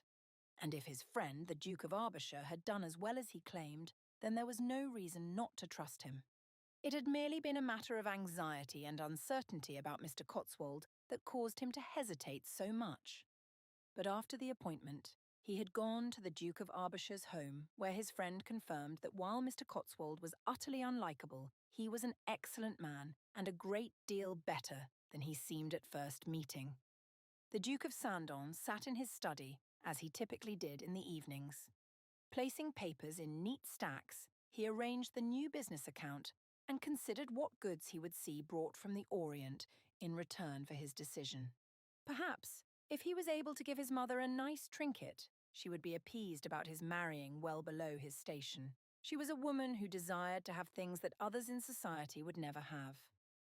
The Duke was certain he could come up with something. Should he truly manage to triple his family's money, he could not imagine what awaited them. He would be able to lavish his new bride with gifts, if for no other reason than to put on a show that they loved one another. He would also be able to build another estate, and if he were fortunate enough to have sons one day, he might be able to ensure each was cared for. As the Duke of Sandon dreamt about these things, conceiving what he might do with the fortune he saw in the near future, his spirits only lightened further. He thought again about the puzzle box and how he ought to have one brought for his mother. She would like that. It would be a place to keep some of her finer jewels for when she did not wear them. And perhaps he might fetch one for Miss Caulfield as well. She had seemed rather honest, but also quite private on their walk. He thought that perhaps she was just the sort of woman who might need a box in which to keep things hidden. Their wedding would not be long from then. The Duke considered that it would be quite a good idea to have a puzzle box in time for that, perhaps even left in her room after the ceremony, and he could show her how to use it if she liked. It felt strange to think of the young woman. It was as if, despite knowing they were to be married, he had to remind himself just to remember her. By not knowing her at all, he found it so easy to forget her completely. What sort of husband would he make, forgetting his wife in the day-to-day of things? Chapter 9. "You look so beautiful," Delia exclaimed upon seeing Thea as she stood in front of the mirror in her room. "Truly?" she asked, gazing down at her white gown and lifting a hand to the updo of her hair. "Of course. Georgette believes so as well, but you know how she so does hate competition," Delia laughed. "Oh, but you are both such beautiful sisters. How could I possibly compete with either of you?" Thea asked gushingly. Thea and Delia delighted themselves as Georgette, quiet and seemingly annoyed at first, lost herself to the joy of the room. As the sisters readied for a community dance, they could not escape their excitement. It was said that there would be regiments at the dance. The news had not escaped the ears of a single young woman in town, and all were determined to come out looking their best. Thea felt the palpable joy flowing from her sisters and was excited as well, although she knew that she would not have the opportunity to enjoy the possibility of flirtation and attention. Still, she was full of hope that perhaps Delia would be able to find a husband rather than going off and finding work. As evening began to fall, the Caulfield family exited the home together and walked towards the small hall where the dance would be hosted. All around them, neighbours, especially the young women, were making their way. "Margaret," Thea called, seeing her friend. Margaret turned and rushed over to the Caulfields, curtsying as she greeted Thea's parents. "Oh, you do look lovely," Margaret exclaimed, looping her arm in Thea's. "Not half as lovely as you," she replied. With Margaret's family following behind, they covered the rest of the short distance and arrived at the hall where the music was already spilling out. Through the doors, people were dancing gaily in the gallery and without a thought. Beautiful fabrics were draped around the room, and a white table of food was nearby. Almost instantly, Alexander Collingridge swooped in and took Margaret in his arms to join him in the dance. Thea and Delia giggled with delight at the display as their mother and father went off in search of friends to speak with and other matters to attend to. "Are you certain he is coming?" Thea heard her mother ask, but further discussion was cut off by the crowd they moved into. No doubt, they were hoping to find a young man they had in mind for Delia, or to arrange for Georgette in the coming times. It was not long before Delia and Georgette were swept into the dancing as well. Thea knew that there would be fewer men asking her for a dance, as she was recently betrothed to a man far above the station of anyone here. In many ways, it caused her to feel lonely. She would have loved to have danced with Mr. Annison, a farmer near her father's age, who always had a joke to share. Or even Andrew, Margaret's cousin, who was a year or two younger than her and was a kind young man from a good family. While Thea knew that dancing with eligible young men would be frowned upon, there were plenty she could seek to dance with. She only wished that they might approach her first, and it was rapidly becoming clear that this was unlikely to happen. Taking Thea completely by surprise, Mrs. Caulfield rushed up from behind her and nearly toppled her over in her hurry. "Mother, what is it?" she asked urgently. "Make yourself presentable, dear. Your betrothed has come," she announced in a dramatic whisper. Thea felt as though her heart had plummeted to her stomach. Here? The Duke of Sandon had come to their small community event. What business did he have, surrounding himself with all of his inferiors? Was this all just another show to appear as though he was somehow any different from men of his own station? "Mother, please," Thea begged in a panicked voice. "Tell me you are simply teasing. The Duke would never come to such an event." Mrs. Caulfield gestured to the far end of the room where her husband was introducing the Duke to some of the town's more important men. The Duke of Sandon seemed somehow taller and more imposing than the others. "Yes, Thea. Well, the Duke would also never marry a young woman so far beneath his station, but he has chosen to quite willingly. Stop making all of your assumptions about him," Mrs. Caulfield scolded. Thea had nothing to say in reply. It was true that the Duke had gone against everything she anticipated. He was certainly a unique man, different from other nobility, but the knowledge that he had come to an event like this, Thea could not help but wonder if he had some ulterior motive. Was he there to check on her? Was it some sort of attempt to ensure that his property was not being handled by other men? Or did he enjoy the praise and honor of existing among those who were so beneath him? Thea could not trust the man's intentions. There was something not right about his behavior, and it left her feeling frustrated and angered by him. She wondered why he wouldn't simply leave her to enjoy her final week with her family and freedom from marriage. "You must come and greet him," Mrs. Caulfield urged. Thea sighed and looked over at her father and the Duke. "Mother, you are right, I must. But can I disturb him now? He is doing important business, meeting the leaders of our town. I do not wish to flaunt myself before him and my elders so childishly. I shall simply have to be patient, do you not think?" Thea asked, as if being terribly cautious for propriety. Mrs. Caulfield stopped to consider this. "Oh, of course, my dear. We don't want you to be the one to seek him out. He must come to you. And he shall, I'm quite certain.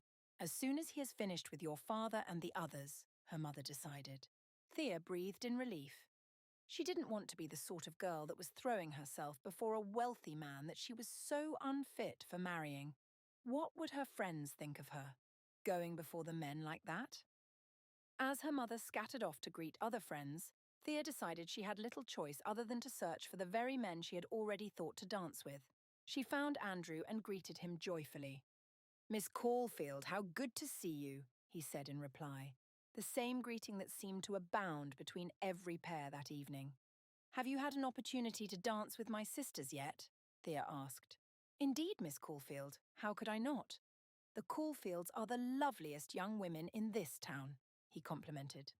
"Oh dear, I do believe we quite excel at deception, if you truly believe such a thing," Thea teased. "Not at all, Miss Caulfield," he laughed in reply. "How is it that my sisters have already had the joy of dancing with you, and yet my card remains empty?" Thea prompted. Andrew looked suddenly surprised. "Well, I had not thought a woman such as yourself. I mean a woman soon to be married, of course. I suppose I hadn't thought you would wish a dance." It had been as Thea suspected. With her pending marriage, it was assumed she had no desire to dance. Andrew moved with Thea in and out of the bodies as the steps of the dance progressed. She sensed eyes on her, wondering if she was playing some sort of game. But when the second dance came, and Thea sought out her uncle, she knew that it was clear she had no ill motives. Soon Thea was adding names to her dance card. Harmless names. Men older, younger, or married relatives, in whom it would be clear that she had no interest. She watched as every young woman in the room, and the musicians, seemed to stop when a handful of soldiers arrived. The men were instantly given more honour than the Duke had been when he had arrived, and the attention to them was magnetic. Thea finally allowed her eyes to find her betrothed again, curious what he might be thinking about these men who had stolen the attention of everyone present. Her heart stopped a little when she found him. The Duke of Sandon was staring directly at her with something new in his eyes. Was it hurt? Suspicion? When he realised she had caught him, the Duke looked away, and Thea straightened her head to look directly across the room, where one of the soldiers was eyeing Georgette. Soon the music began once more, and Thea looked at her dance card. The next space was empty. She sensed his presence before she saw him. Thea turned around quite suddenly and saw the Duke standing behind her. "Miss Caulfield," he bowed. "Your Grace," she curtsied in reply. "I do hope you have had a splendid evening thus far," he commented. "Indeed, Your Grace, and I hope the setting has not been so simple as to ruin yours. It was unexpected of you to come," Thea remarked, using the same word that the Duke had used to describe her. "Yes. Well, your father informed me of the dance, and I thought it would be an opportunity for me to see my future bride in a comfortable setting," he replied.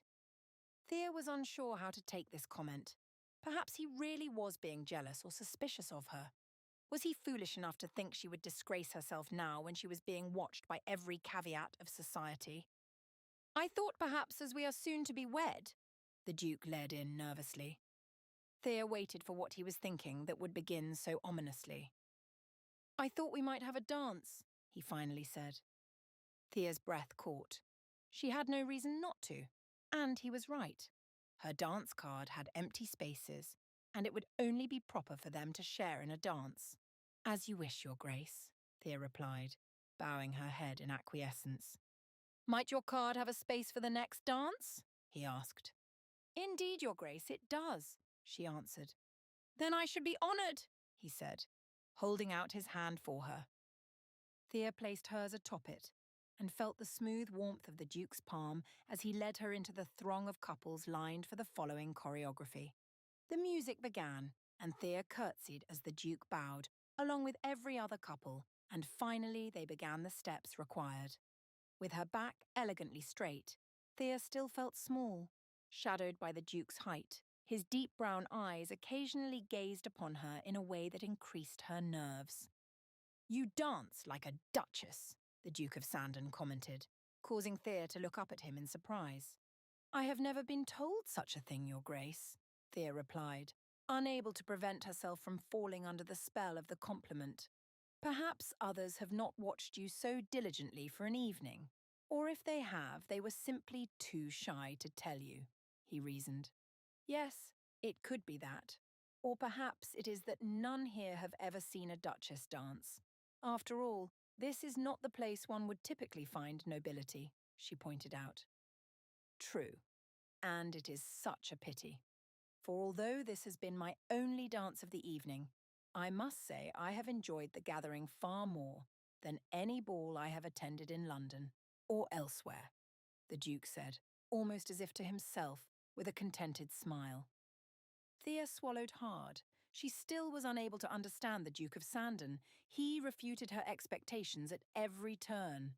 Were he the menace she had previously believed him to be? Would he be so divergent in kindness? Would he think so highly of those he was around that night? Chapter 10. The music came to an end, and the Duke had to release Miss Caulfield's petite hand. Surprised at how she was affecting him, he assumed that it was simply her beauty that was distracting him. "Might I have the pleasure of speaking to you for a moment, Miss Caulfield?" the Duke asked. "As you wish, Your Grace," she replied without looking him in the eyes. Joseph Tyndale, the Duke of Sandon, had been thinking over this marriage and the strangeness of it all. Not only were they the antithesis of what society would consider to be a match, but the two still did not know one another well, nor did either of them particularly desire the marriage.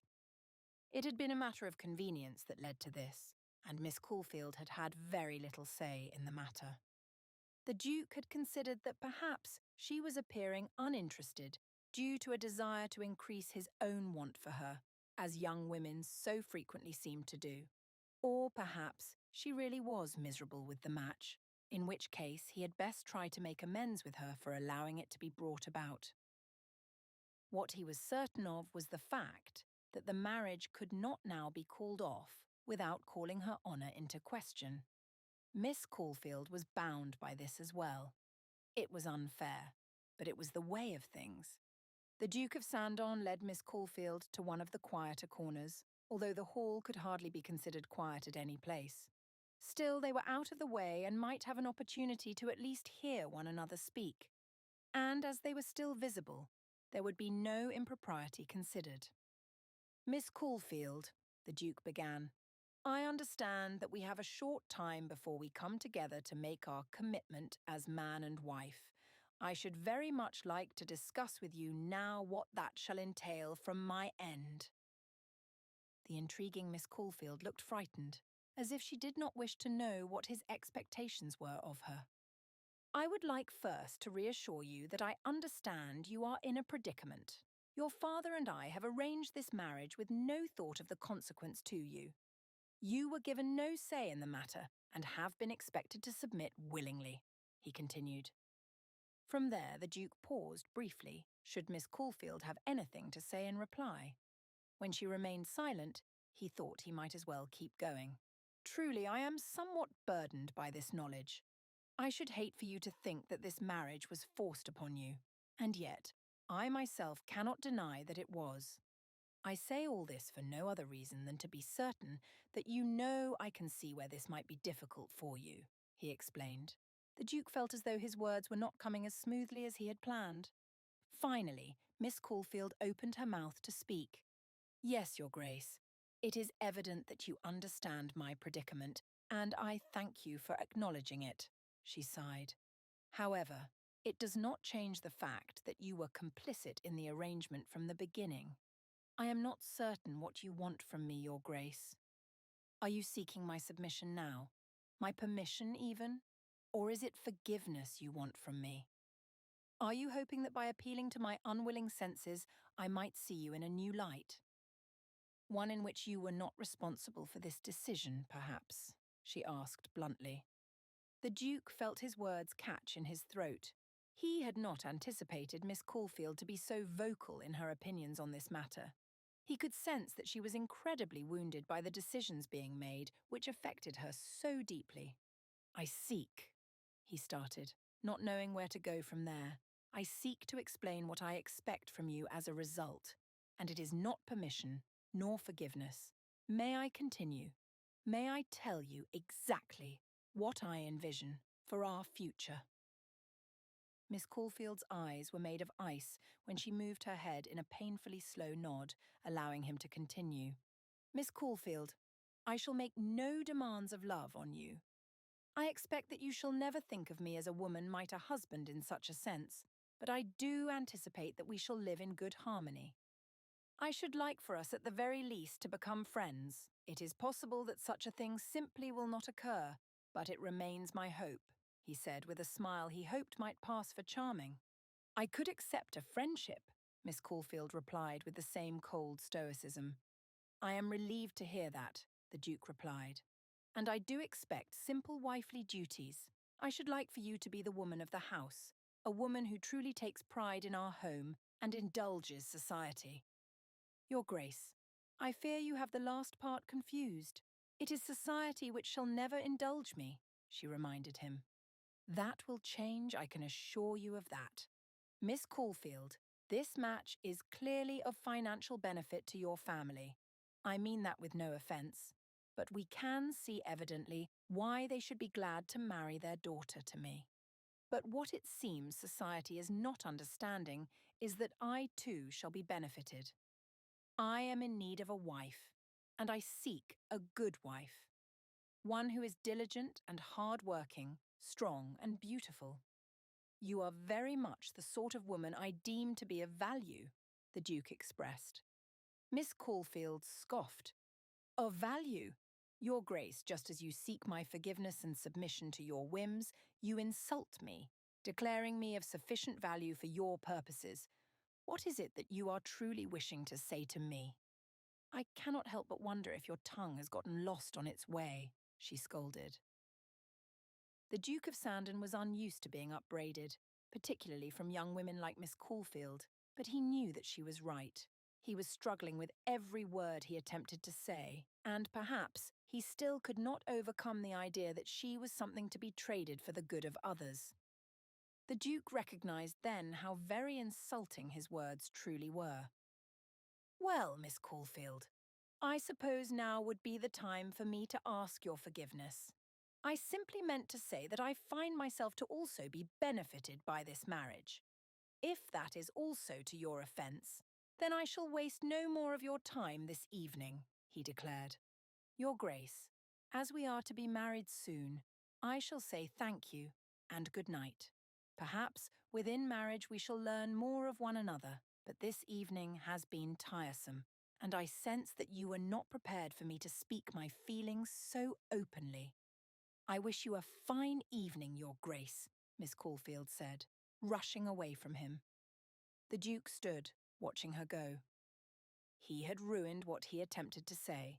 He also felt as though Miss Caulfield was an entirely unreasonable young woman, determined to destroy even the smallest opportunity for a positive future. He could not understand why she was so set on being miserable and rejecting even the possibility that they might appreciate one another someday as friends. Was it pride? Hatred of him? Or perhaps she was in love with someone else. Indeed, that had to be it.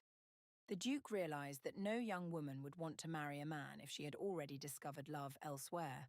Her parents had chosen for her to marry him instead, of course, seeing as how he was wealthy and highly connected. A man of nobility made a better husband than any that a woman of her station could find elsewhere. Therefore, it made utter sense that her parents would enforce her marriage to a duke over a man from the town. A new wave of guilt crashed over the Duke. Not only had he forced her into a marriage she did not want, he had inadvertently taken her from another. And it was too late now. They were betrothed. They would marry in about a week's time, whether there was another man or not. The commitment would proceed. Would Miss Caulfield ever be the sort to pursue her other love despite the marriage to the Duke? He could not imagine such a thing from her, but it was of concern. He did not know her values. He knew her not at all. Would it be possible for her to run off with another if he were not around? The Duke of Sandon found Mr. Caulfield again and joined some of the men for a bit of brandy. It was not the sort that the Duke was used to drinking, and wondered if, in towns like this, brandy was a generic name for any home brew, but he drank it nonetheless. When the evening began to wind down and the dancers were returning to their homes, he saw Miss Caulfield a final time, walking with her sisters and another young woman with curly blonde hair. The four young women seemed to have so much in their lives. Despite living as paupers, despite not owning more than a handful of old dresses, they were happy, joyful even. And he would be taking Miss Caulfield away from this. Would he be able to provide for her well enough that she felt satisfied? Would she manage to forget all these things she had left behind? It would not be likely, but he would make every effort. Your Grace, we were so glad you could join us this evening, Mr. Caulfield said, taking the Duke's hand. And I as well, Mr. Caulfield. Thank you for insisting upon my coming. It was a most enlightening and joyous evening, he replied honestly. I am honoured that you thought so, Mr. Caulfield said with a grin. And I do look forward to our meeting again in a week's time, the Duke said, referring to the wedding that would take place so soon.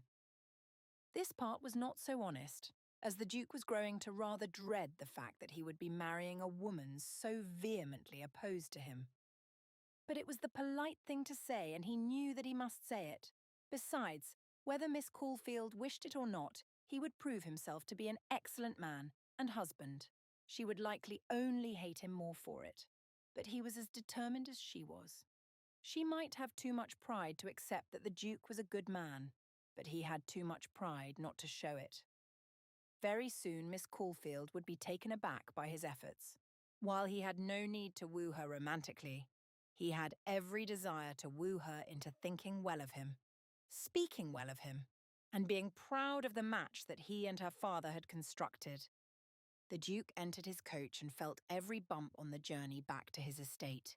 He felt the workings of the alcohol, the strength of that one small glass, as it flowed through his veins, making him even more desirous of what the future might hold. As he began to drift into a sleep within the coach, he considered all the money he was soon to come into from his new investment, and from there, all the things he would lavish upon his wife.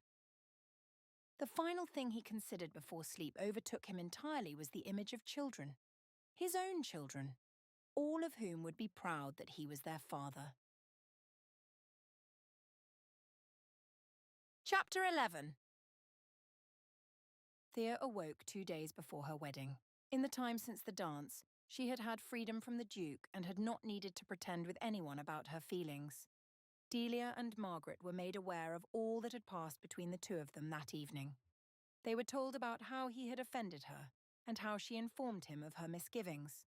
Margaret found it all rather shocking, but Delia simply rolled her eyes at her sister for being such a beast. "You needn't treat him so horridly," Delia had remarked disapprovingly. Thea had ignored the jibe, knowing that she cared little what her sister had to say when so much was at stake. Her entire future was being decided for her, and she was not allowed to say a thing about it. But waking on this new morning, Thea was resigned. She would go to the church. She would beg the minister. What other option did she have? Without his blessing, without his willingness to defend her from slander, she would not be able to end the marriage without exposing herself and her family to a scandal. It was still early, and she hoped she could get out without being noticed. Unfortunately, she was surprised to find Georgette awake and staring out the window of their room. "Good heavens, what are you doing?" Thea asked, startling her sister. "Nothing," she replied moodily. "Georgette, please, what is it? What has you so bothered?" Thea whispered, hoping they would not disturb Delia. Georgette sighed. She turned to her sister and gave her a pitiful look. "Do you promise to tell no one?" she asked. Thea was hesitant. She didn't know if she trusted her sister enough for such a commitment. "All right, yes," she finally conceded in mild irritation. "One of the soldiers. From the dance the other night. He is Daniel Fink's older brother. He made me some very sweet promises. He told me that he would write to me and he would speak with father about marrying me," she monologued. "But I've heard nothing at all." Thea had not anticipated this. "Georgette, please tell me. Was he improper towards you?" she asked. "Of course not," Georgette exclaimed, causing Delia to stir ever so slightly before settling again. "I am relieved to hear it. But as for the rest, do not worry, sister. Honestly, if he should not come speak to father, then he is no soldier but a coward. A better, more suitable husband shall be found for you. Besides, you ought to allow Delia a chance to find a husband before you," Thea suggested, knowing that Georgette was too young to be a wife anyway. "Oh, but she does not even seem to want one. Why waste the eligible husbands on women who have so little desire to marry? Delia wants to work. Why should she have a husband?" Georgette complained. Thea had always thought the same of their sister until she revealed how she would have liked for the Duke to have noticed her. But none of that was relevant to Georgette, and she would likely not hear of it anyway. "Well, Georgette, I shall keep your secret so long as you vow to not meet with him until he first meets with father," Thea urged. "I agree. Of course, if he will not meet with father, then he is no husband of mine," Georgette conceded. "That is all well then," Thea sighed. "I think I must also ask you to remain quiet for me." Georgette looked at her in confusion and caution. "It is nothing so salacious as yours," Thea teased. At the slitting of her sister's eyes, Thea continued, I am actually headed to the church. It's not that I need you to lie about it. I'm simply asking that you say nothing unless you hear Mother and Father concerned. I should return shortly, but I need time to pray. You are asking me to keep quiet because you wish to say your prayers? My goodness, Thea, are you truly my own sister? Georgette asked, not understanding why such a thing should be kept quiet. I think they will not like my going just now, but I do not wish to be disturbed, Thea explained vaguely. All right then, whatever you wish, Georgette promised. With that, Thea left the home as silently as she could and made her way down the quiet, barely lit street to the church. The large oak doors were unlocked as she had imagined, and Thea stepped inside to the darkness. Soft light dusted in from the east, but Thea remained on her knees in a posture of prayer. Eyes closed, heart heavy, she called out to God for strength. She could not get through this alone. And if marriage was a gift from him, why was she so distraught by it? When she had been praying for a quarter of an hour, Thea heard footsteps from behind the lectern. She looked up and saw the minister, the Reverend Augustus Rogers, looking surprised at her presence. Miss Caulfield? Mr. Rogers asked, with squinted eyes deteriorated by age and struggling against the darkness of the church. Forgive me, Mr. Rogers. I did not mean to startle you, she apologized. There is nothing to forgive. I am always glad to see a parishioner in the Lord's house, he replied, coming towards her. He was clearly still coming out of his sleep state, but Thea imagined he had come to pray as well. What is it that has brought you here so early, my dear? Mr. Rogers asked. Thea opened her mouth to speak, but only a sob came. He set a hand on her shoulder by way of comfort, and waited until her crying subsided.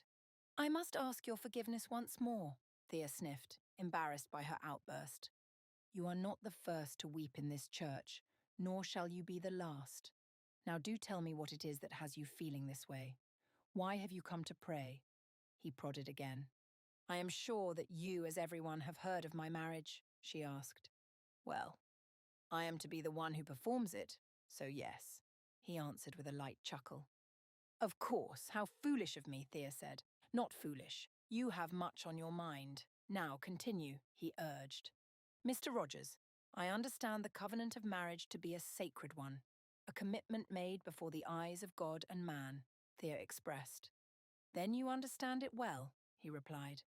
But how then can I commit when it is not true in my heart? I do not love this man. I do not know him. I care nothing for him, Thea confessed.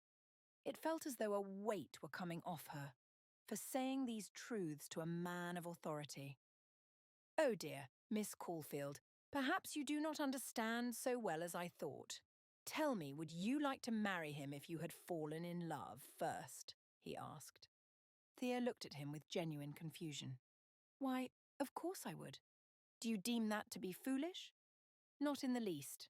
But I do wish that young men and women understood a very grave truth, he said, before pausing for a lengthy time.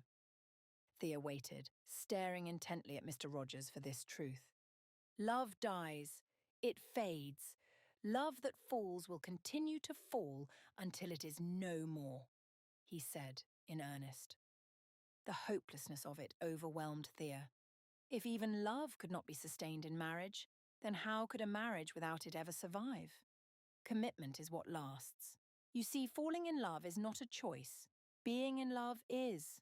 Love would be a great deal more powerful if those who fell in love made a choice to stay in love, he explained.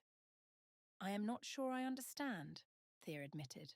What I mean, my dear, is that you do not need to fall in love in order to have a committed marriage.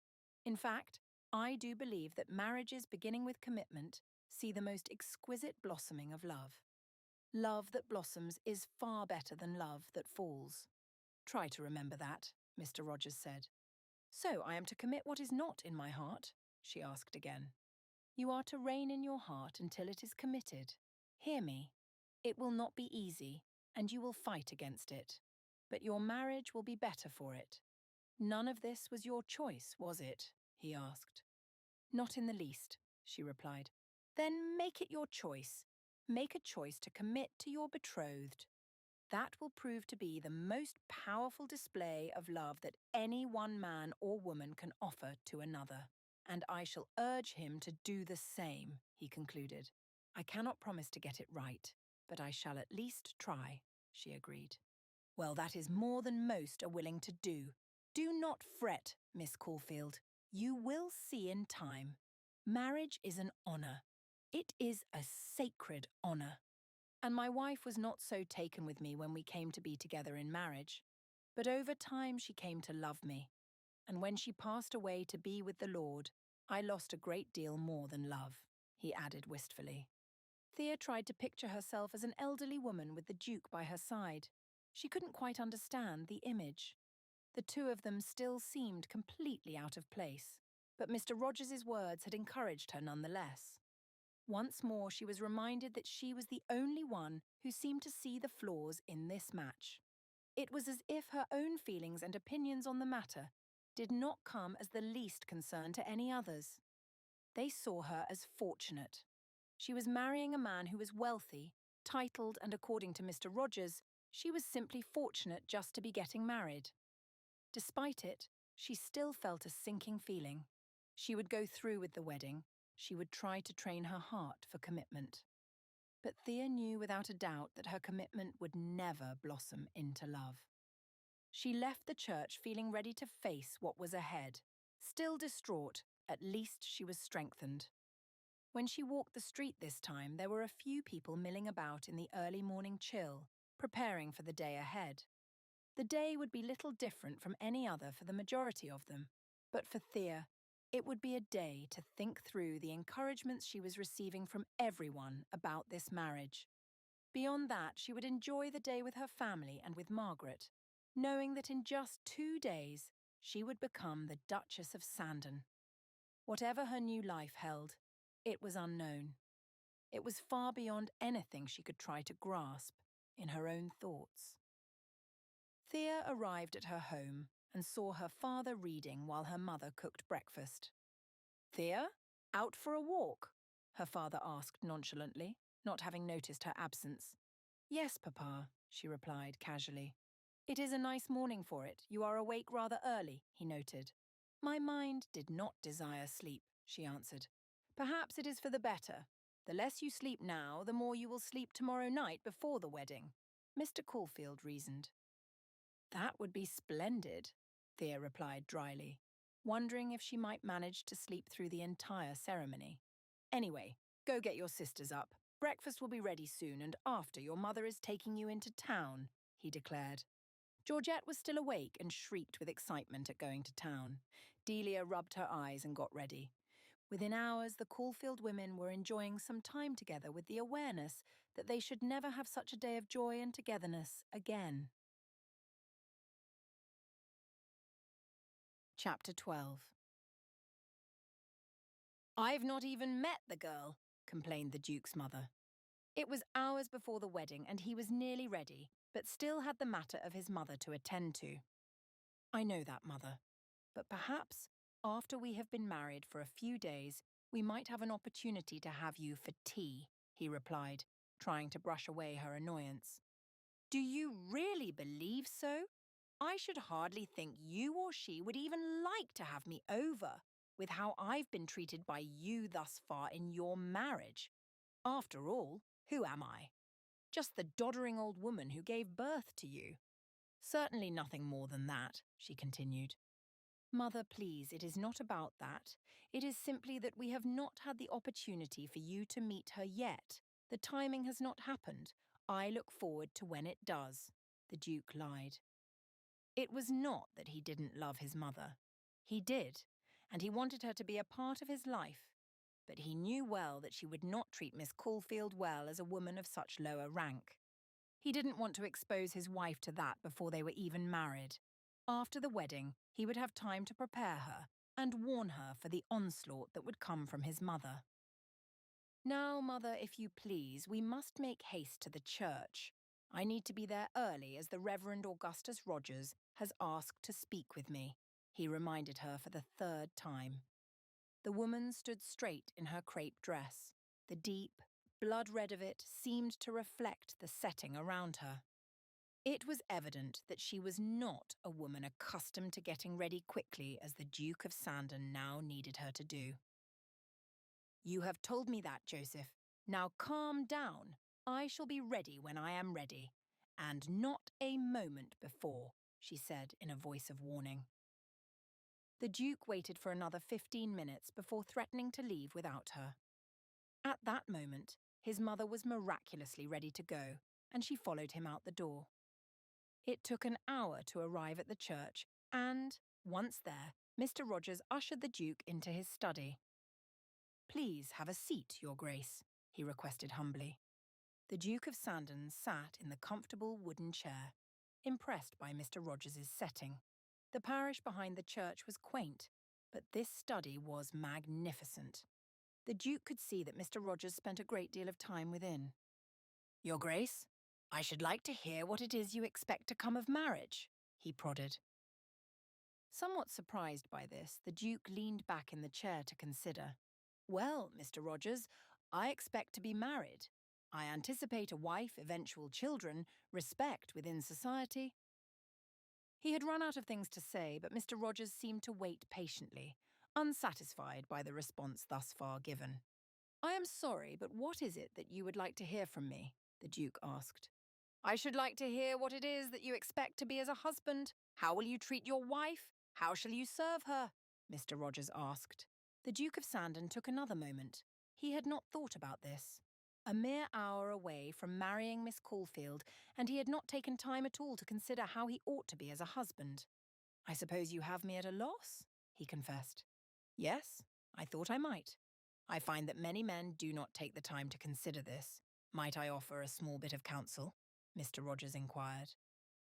"Please, I should like that very much," the Duke replied, realizing that as he had not desired marriage so strongly save for the whim of his mother, he had not planned for this. "I expect she was a convenient choice for a wife?" Mr. Rogers questioned. "Convenient?" the Duke echoed, knowing even as he did that it was true. "Yes, I suppose she was the woman who was most properly suited at a time when you needed to choose," Mr. Rogers confirmed. "Well, yes," he conceded. "I thought as much," Mr. Rogers said. "And with that in mind, I must urge you, every day, to do one small thing for her that is not a matter of convenience." "One small thing that is not convenient? How am I to consider a small thing every day that is not convenient?" the Duke asked, unable to fathom this. "Indeed. Have you no thoughts on the matter? Oh well, it shall come in time. You will learn exactly what must be done each day, but you must show your bride that you care for her.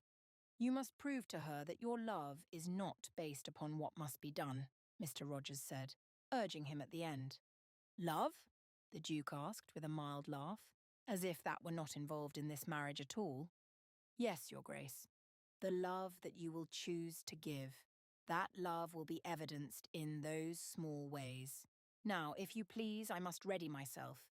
The ceremony will begin soon enough," Mr. Rogers said, ushering the Duke of Sandon to stand and take his leave from the study. "Oh, right. Of course. Thank you, Mr. Rogers," the Duke said, almost as if trying to shake off the words that had left him with so much confusion. How was he to remember every day to do something small for Miss Caulfield when he had scarcely been able to recall that he was to marry her in all this time? The Duke was made to wait in the church as Miss Caulfield's family arrived, along with a few of her friends. His own friend, His Grace, William Stanley, the Duke of Arbershire, arrived as well. And soon it seemed as though every townsperson from within the small community had arrived. The Duke had not anticipated such an audience. It caused him a bit of discomfort, but he tried his best to push aside the feeling. Why should they not desire to see their own friend, a young woman they had known all her life, marry a nobleman? It was really no surprise when he thought it through. Before he knew it, the door of the church opened again, this time revealing an exquisite figure in white, making her way down the aisle. Beneath a veil of antique lace, the sort likely worn by her mother and generations before her, was a hint of the thick, dark hair that he had seen from Miss Caulfield. And as she came closer, he could see the vague outline of familiar features. Mr. Rogers began his sermon and a hymn was sung. The Duke could feel the way his bride would not look at him directly, but kept her eyes on the walls, the floor, or simply on Mr. Rogers. She seemed completely discomforted. More was said by Mr. Rogers about the blossoming of love, and scripture was read to reflect that. It seemed that the man had a very specific view of marriage that the Duke realised was a romanticised version of the inconvenience of the day. He spoke of using society to better the sanctity and covenant of the marriage commitment. The Duke of Sandon was, as before, trying to work in his brain how this might apply to his unwanted marriage with the young woman beside him. Soon the Duke was placing a ring upon Miss Caulfield's finger. "It is commitment that shall lead you on your way," Mr. Rogers said, coming to a conclusion. The way he uttered the word commitment, the Duke sensed that he had shared this talk with both of them. He wondered what advice he had given to Miss Caulfield in his counsel with her. And as the ceremony came to a close, she was no longer Miss Caulfield. The Duke of Sandon realised that she, the Duchess of Sandon, was now his wife. The veil was removed at the very end of the wedding, just before they left the pulpit.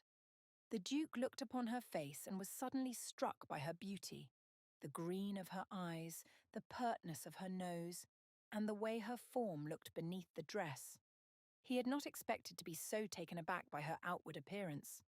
Knowing still that she was unlikely more than her beauty, the Duke tried to ignore it. He did not wish to allow himself to hope for a marriage of substance when his wife was merely a thing to behold. It seemed wrong somehow for him to pin her into such a box as that, but he also did not wish to have unrealistic expectations of her. They made their way out of the church with the town and friends cheering behind them.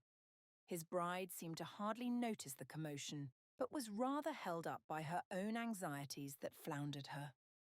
The Duke looked at the carriage ahead and knew that it would not be wise for him to simply take her to his home and expect her to be comfortable. He would need to quickly come up with an idea. A small inconvenience, he supposed. Knowing what little as he did about her, only one thing came to mind, and he hoped it would help.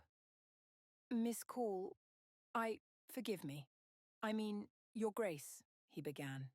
For the first time that day, the young woman looked up at him, as if the title was so foreign a thing to her that she could hardly keep herself from running away. "I had thought we might take a short ride around the country this afternoon." "Would you like that?" he asked. Seeing that she was clearly frightened by what might await her upon the arrival at his home, the Duke was not surprised when she nodded her head. He smiled comfortingly at her and helped her into the coach before making his way to the coachman and instructing him on where they ought to go. Then he joined her in the back of it, and they set off on their journey. The Duchess was silent as they rode, but she stared out the window at everything they passed. The whole day she had uttered only her agreement to the marriage, and little else.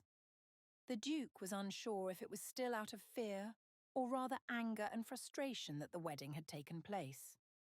He supposed he could not blame her for either thing. They had not left on good terms the night of the dance. She had made it clear that she did not wish to see or spend time with him. And yet, he hoped that soon they might live in harmony. If she was too stubborn or arrogant for that, then he would simply throw the thought of it aside. The Duke was a busy man. He would not have to be home much. He could spend his time out as he did now, but perhaps even more so. And yet, he considered, perhaps he could also try harder to make his new bride happy and comfortable. He still recalled his own responsibility in this marriage. Could he truly condemn her to a life in which she was miserable and then write her off for her pettiness? Whatever substance might lie within the new Duchess, he hoped that it might be seen in time. For now he allowed her to sulk and pretended that it did not bother him that she was so passionately disinterested. Would she remain so the whole of their lives? Chapter 13. Thea had hoped that the Duke of Sandon might at least say something to her on their ride through the country, but he had remained silent. She was still unsure how she could possibly begin a conversation. Truly, she did not know that she wished to. But regardless of her wishes, Thea did want the two of them to at least manage a few words now and again to promote the possibility of their marriage being, if not happy, at least contented. But they arrived at his estate without a word being spoken, and the sight of the home from a distance had stirred within Thea a great and terrible awe. From the turrets that reminded her of an ancient castle to the lamps of pure silver that hung on either side of the door. She could not believe it. Great gardens rested on either side of the home, leading to exquisite smells. Who was this man she had married? How was it possible for him to own such a palace as this? Was it a gift from the king himself? It hardly seemed possible. Soon the coach was in the shadow of the estate, and finally, they were being led into the front doors by a staff that greeted them upon their arrival. "Welcome to Wisby Estate," the Duke said with a smile. Thea gazed upon her surroundings. The entrance of the home was larger than the entire house her family lived in. Made of marble and other precious materials, it seemed a sin just to walk upon the floor. "I would like for you to meet the staff," the Duke continued. "This is not the full complement of them, but I did not wish to overwhelm you. This is Mr. Higgins. He is our chef. If your heart desires any specialty, he is the one to ask. A magnificent cook he is, and his assistant, Mr. Thompson. You shall not go hungry here, I can assure you. And our housekeeper, Mrs. Markley. She is the head of housekeeping, but you will see that she oversees 3 young women who keep the estate in proper order. For the time being, they only have to deal with the kitchen, the study, the library, and my bedroom as the estate is still underway," he added, noting the fact that the home was still incomplete on the inside. "However," he continued, "I have ensured in advance of your coming that your bedroom and the parlour also be completed. Mrs. Markley will show you your room as well as the others. The parlour is for you to use as you wish. I have had it stocked with sewing equipment and other things I'm told young women enjoy." "Thank you," Thea said cautiously. She had not anticipated being so overwhelmed simply by the home. She was frightened enough about what the Duke might be expecting of her now that they were husband and wife. And yet, she could hardly refrain from the weight of simply looking around herself. "Anyway, Mrs. Markley, would you be willing to show the Duchess to the various rooms that she might find of interest and then to her own bedroom?" the Duke of Sandon instructed. "Please follow me, Your Grace," Mrs. Markley said, giving Thea a gentle curtsy. Thea followed and noted that her belongings, packed the previous day, had been brought and were being carried up the stairs to what she assumed must be her room. She wondered still what might await her up there. "First, I must show you the study. This is where you will go if you are looking for His Grace. It is for his private use, but he will allow you to enter so long as he is there," Mrs. Markley said, leading Thea to another room on the first floor. Having a look inside without entering, Thea was astounded by the detail of the cherry wood desk and the matching shelves that lined the walls. Thick, luxurious curtains hung from the windows to prevent the room from being bleached by the sun. At the moment, they were opened enough to allow a good deal of light in. "It is incredible," Thea said in awe. "Oh yes, Your Grace. The entire home leaves one with a sense of amazement, does it not? You are a very fortunate woman to be married to the Duke of Sandon. I can only imagine what envy other young ladies have had," Mrs. Markley exclaimed. "Well, I suppose. Particularly because of my station, you know," Thea added bitterly. "Your station, Your Grace?"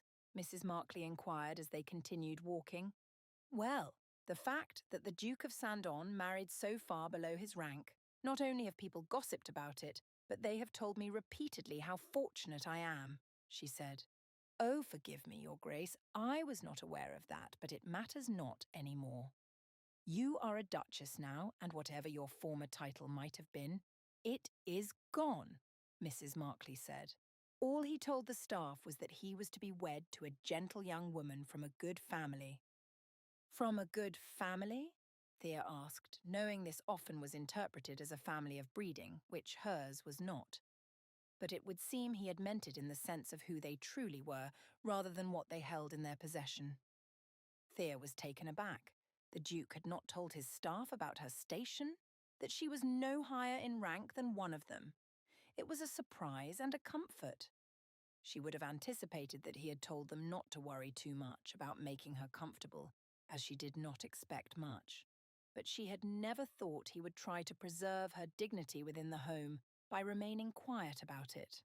They reached the library, which was the most magnificent thing Thea had ever seen.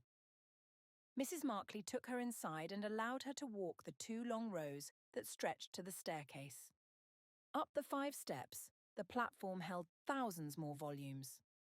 "I have never imagined such a sight in all my life," Thea confessed, the shock of it all still overwhelming her.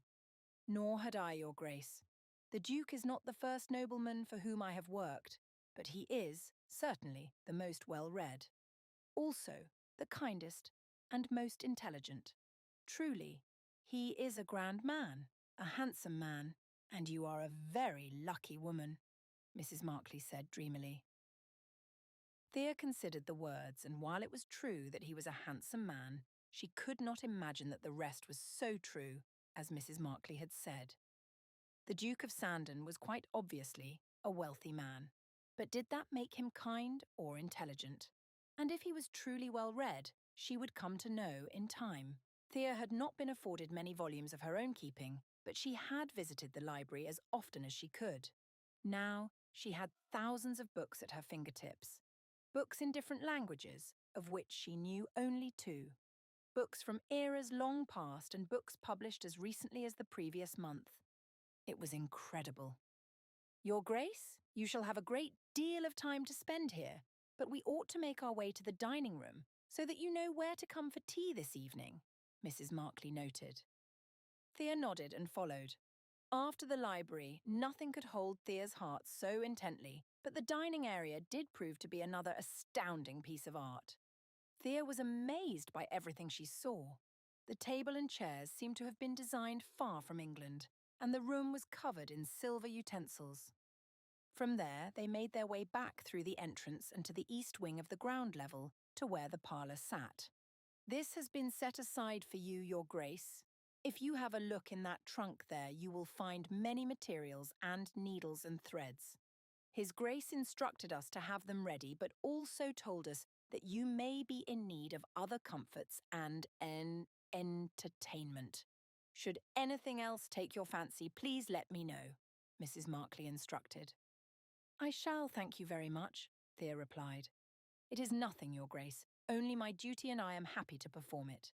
His Grace has also informed us that the room across the hall will be reserved for your use, but it is as of yet unfinished. Would you like to see it?" Mrs. Markley asked. Thea nodded, wondering what it could possibly be after all she had seen thus far. They crossed the hall, and Mrs. Markley opened the door to reveal a large room that remained entirely empty save for a stunning pianoforte. Thea's mouth dropped open. But I cannot play," she said forlornly. "Lessons have been arranged for you, Your Grace. The Duke has hired one of the best composers in all of England to teach you. He informed me that you will take lessons only so long as you wish, and if it is of no interest to you, then it will not trouble him," Mrs. Markley informed her. Thea stared at the black and white keys, frightened to touch them lest they should break. She determined in that moment that this was an opportunity for commitment. The Duke had done a very kind thing in arranging this for her. She would make every effort to learn successfully. It would not be easy, nor comfortable, but she would do it to the best of her ability. Finally, they made their way up the stairs, and Thea was shown her bedroom on the 2nd floor. "The Duke of Sandon's bedroom is on the opposite end, Your Grace. I understand that it is a lengthy pace, but he asked that we put you in here that you might have some privacy and not be stuck directly beside him," Mrs. Markley said with a small laugh. Entering her new room, Thea smiled. It was another exquisite vision, but it already held some of her own belongings, and that made it marginally less foreign. The deep, red velvet curtains matched the comforter on her 4-post bed. The dresser and mirror were etched beautifully.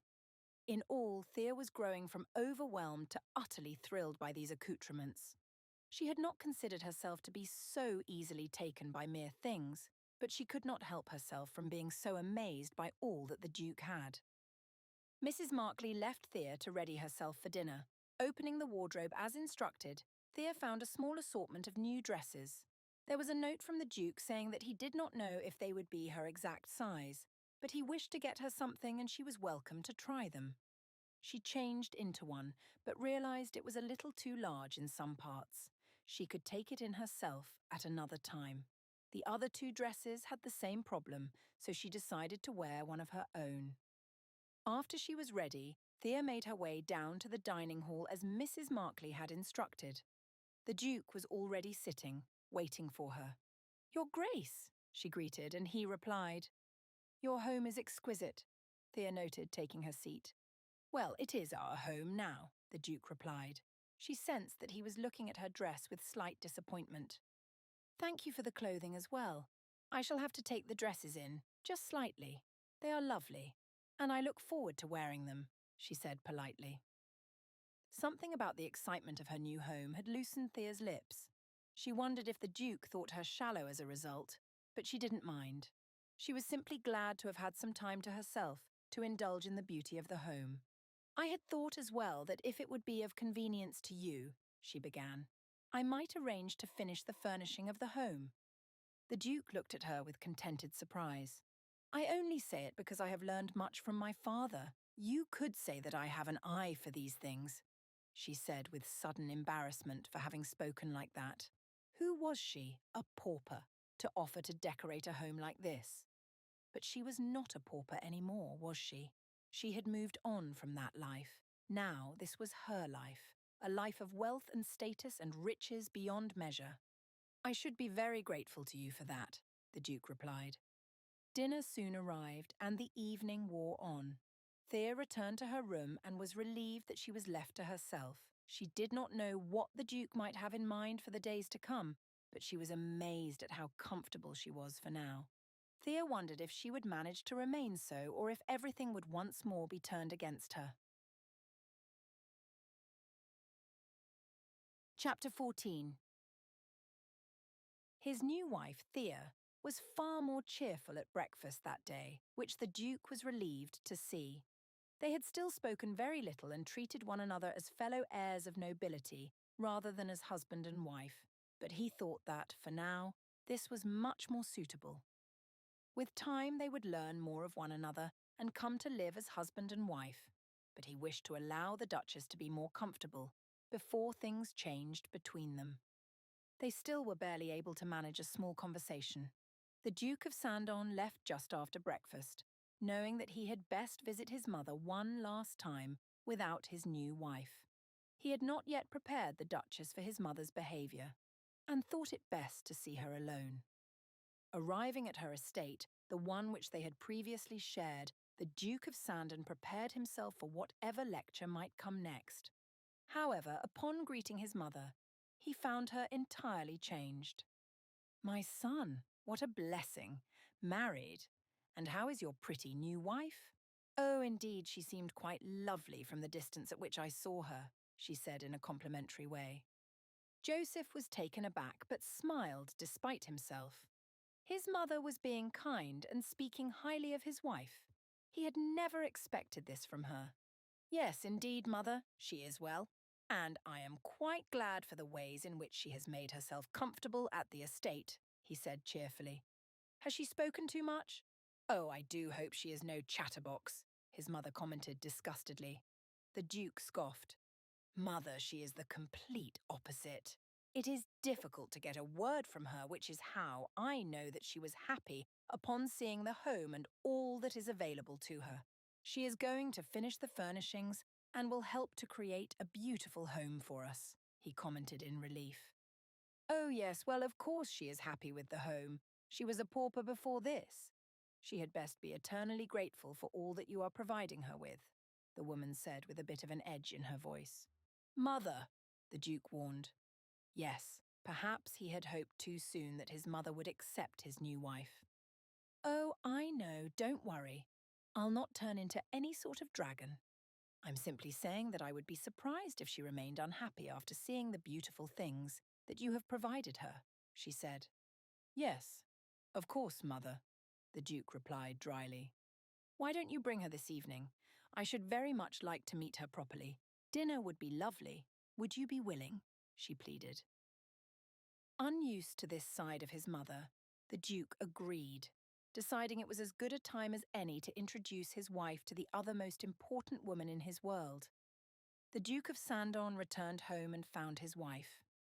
"My mother would like for us to go and meet with her. Would you enjoy a dinner at her estate?" he asked. There was a sense of hesitation that he saw in her eyes, and he could not blame her for it. He tried to broaden his smile. She gave a small tilt of her head in acknowledgement. "Yes, it would be lovely to meet her," she said, as if trying desperately hard to mean the words.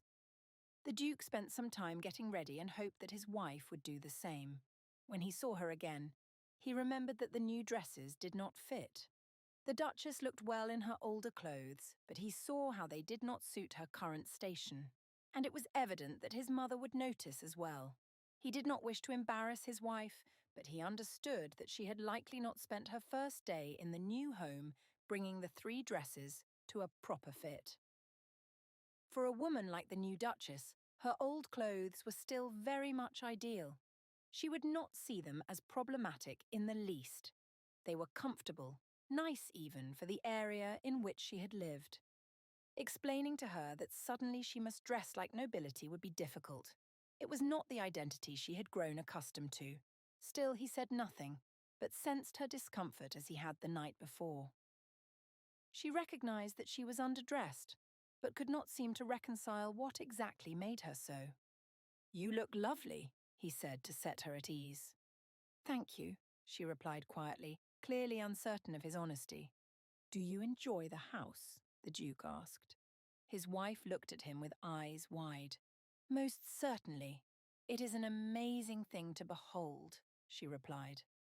"I'm glad for it," he said, unsure what else he ought to say. After another hour and a half in the coach, the third that day for the Duke, they reached his mother's estate.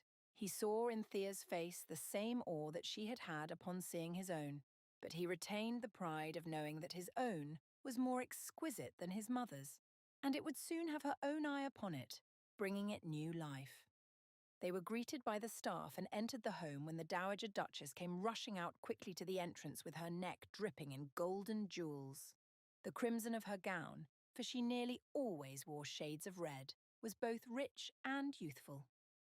"Oh, how lovely it is to meet you. Let me have a look at you," she said enthusiastically. The Duke watched with pride as his mother fawned over his new wife, ushering them in for dinner. They were rushed more than anticipated.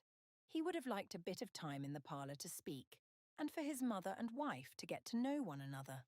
Upon dinner being brought out, his mother finally opened her mouth again to learn about her son's new wife. "Now tell me about your father," she began.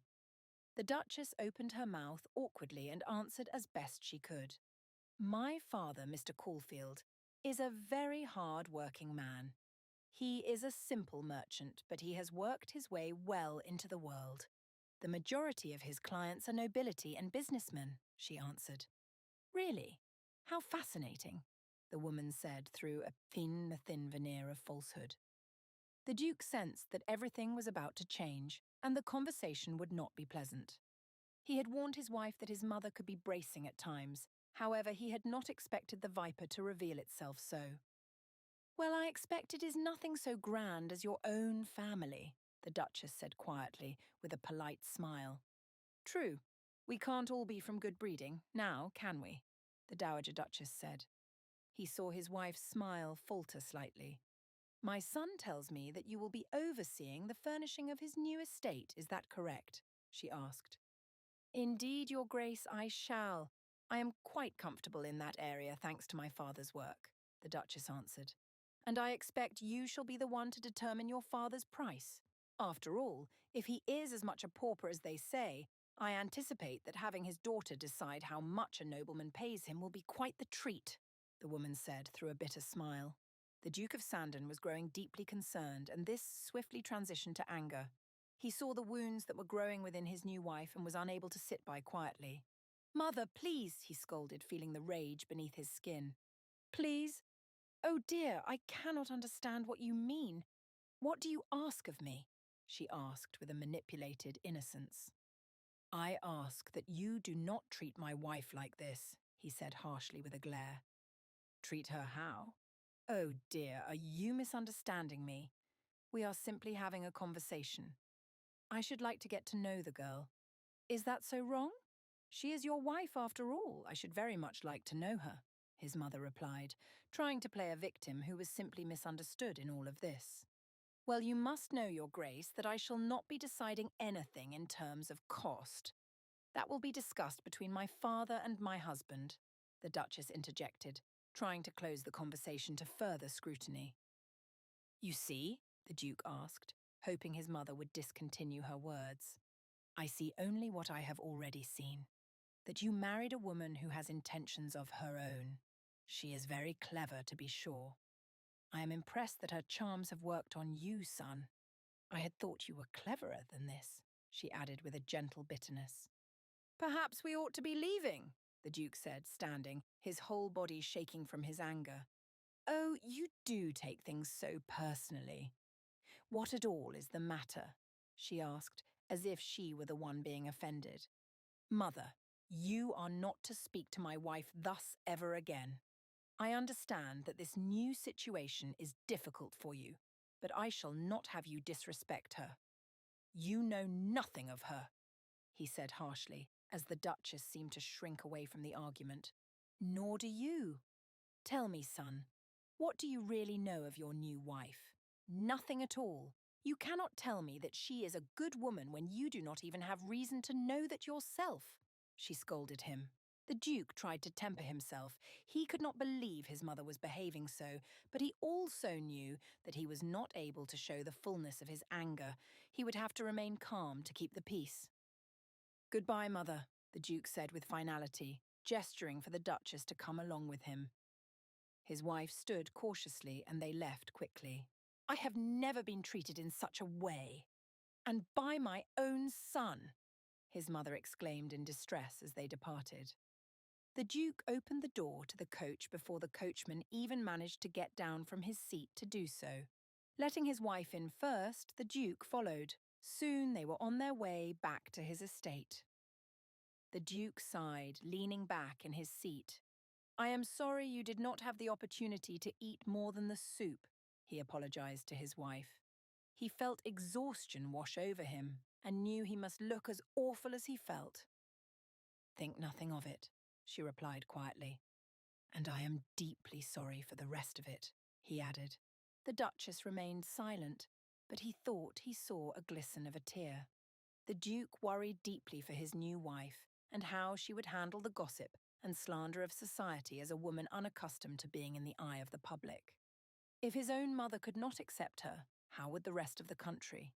It had been his own fault. The Duke was frustrated by his decisions and how they were impacting her now.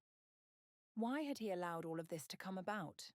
When they arrived at the estate, he allowed her to retire to her room, but ordered the kitchen staff to make something to be taken to her for dinner. He himself was not hungry, and anticipated his wife had lost her appetite as well. But he could not risk her going without food. The Duke also called for Mrs. Markley as he sat in his study. "Mrs. Markley, might you be able to have one of the girls go into town tomorrow? Find one of my wife's dresses and take measurements. Have some new dresses made for her. 5, at least. She has plans to take in the other 3, but do not fret about those just now. Please have them tailored to perfection. I do not care about the cost," he ordered. Mrs. Markley nodded her head and left the Duke to himself. He did not think dresses would mend all of these difficulties, but if he could help to minimize them, it would be worth it. Otherwise, his new wife would be in a worse state than he had ever imagined, and it would all be his own fault. Chapter 15. "Oh, my beautiful," Thea exclaimed upon opening the door to the parlour. "Your Grace!" Margaret laughed with a curtsy. Good heavens, please never address me so. To you I shall always be simply Thea. I cannot imagine a world in which those I love have to call me by my title merely because I married a titled man, Thea said grudgingly. And I cannot imagine the thought of wanting to avoid a noble title, Margaret exclaimed in reply. She continued to look around the home, amazed by every detail. I cannot even imagine living in such a place, she said quietly with her mouth open. Thea had her friends sit. Mrs. Markley came to ask what she might bring. Tea, please, Mrs. Markley, Thea requested politely. Tea only, the housekeeper asked. Thea looked at her, uncertain as to what else they might have. Would you not like any cakes or pastries? Mrs. Markley prompted. Thea and Margaret looked at one another with wide eyes and excitement before nodding joyfully to Mrs. Markley, who left with a grin of her own. As you wish, she called over her shoulder. You are able to order cakes at any time you please? Margaret asked in a hushed tone. So it would seem, Thea laughed. Oh, do tell me about all the other wonders of life as a duchess. Is it utterly magnificent? It must be. I cannot imagine it not being amazing, Margaret continued. Well, I suppose there are benefits of living here. I mean, you have seen the beauty of the home and the fact that I am able to order what I like whenever I should like it, Thea pointed out. Yes, it is truly magnificent, Margaret replied with delight. But there are a great many challenges as well, Thea continued. Margaret looked at her with concern. Just then, Mrs. Markley came in with the tea on a silver platter. The cakes will come presently, she grinned before taking her leave again. What challenges, Thea? Margaret asked. Thea was quiet for a moment, not wanting to divulge everything to her friend, but knowing that she would scarcely have another opportunity to tell anyone, she finally began to speak honestly. Well, it is very clear that society will not accept me as I am. My new husband's mother utterly detests me for my rank, and I cannot blame her when it is all she has been taught. It is strange how those who can afford education are the very same who live in ignorance, she explained. Margaret nodded sympathetically, adding another lump of sugar to her tea. And we have been married for only 3 days, but I have spent the majority of that time here. It is very lonely. I miss my family terribly, Thea confessed. Oh dear, Thea, they miss you too, I know they do, but they are excited for you. We all are. You have such a grand life here, Margaret said again. Thea sighed. It is very difficult to explain, Margaret, but not all riches are worth what they require a person to give up. I would trade them for time with my mother and father any day, and to be with Delia and see what comes of Georgette. You must understand, it is so difficult to be away. I know our home was smaller, but it was full. There was love and family. Here it is empty, large and empty, and I've no one really. Margaret was clearly unable to fathom this. She looked around the room as if to remind Thea of her surroundings and how fortunate she was. I understand that I have much now, materially, but I also have the displeasure of being spoken down to by his mother, when I would give anything for a hug from my own. You are my first visitor, Margaret, Thea said, adding the last bit as a reminder of the loneliness she felt. Why has your family not come? She asked. Delia wrote to me yesterday saying that mother and father will not come until we have been married for a full 2 weeks. They desire for us to have time to get to know one another and enjoy marriage. But truly, save for mealtimes, I scarcely see the Duke, Thea said. Well, he has a very good reputation, Thea. They say he is a kind man. You really are fortunate to be married to him, Margaret said. I have heard all of this as well, Margaret. I have heard how fortunate I am. I have heard that he is a kind and gracious man, Thea repeated with frustration. But how am I to know what sort of man he is when he will not even speak to me? She asked. Margaret looked away in uncertainty. There was nothing to be said to that point. Thea knew she had found the point that none could argue with. If the Duke was such a wonderful man, how was he unable to even communicate with his wife?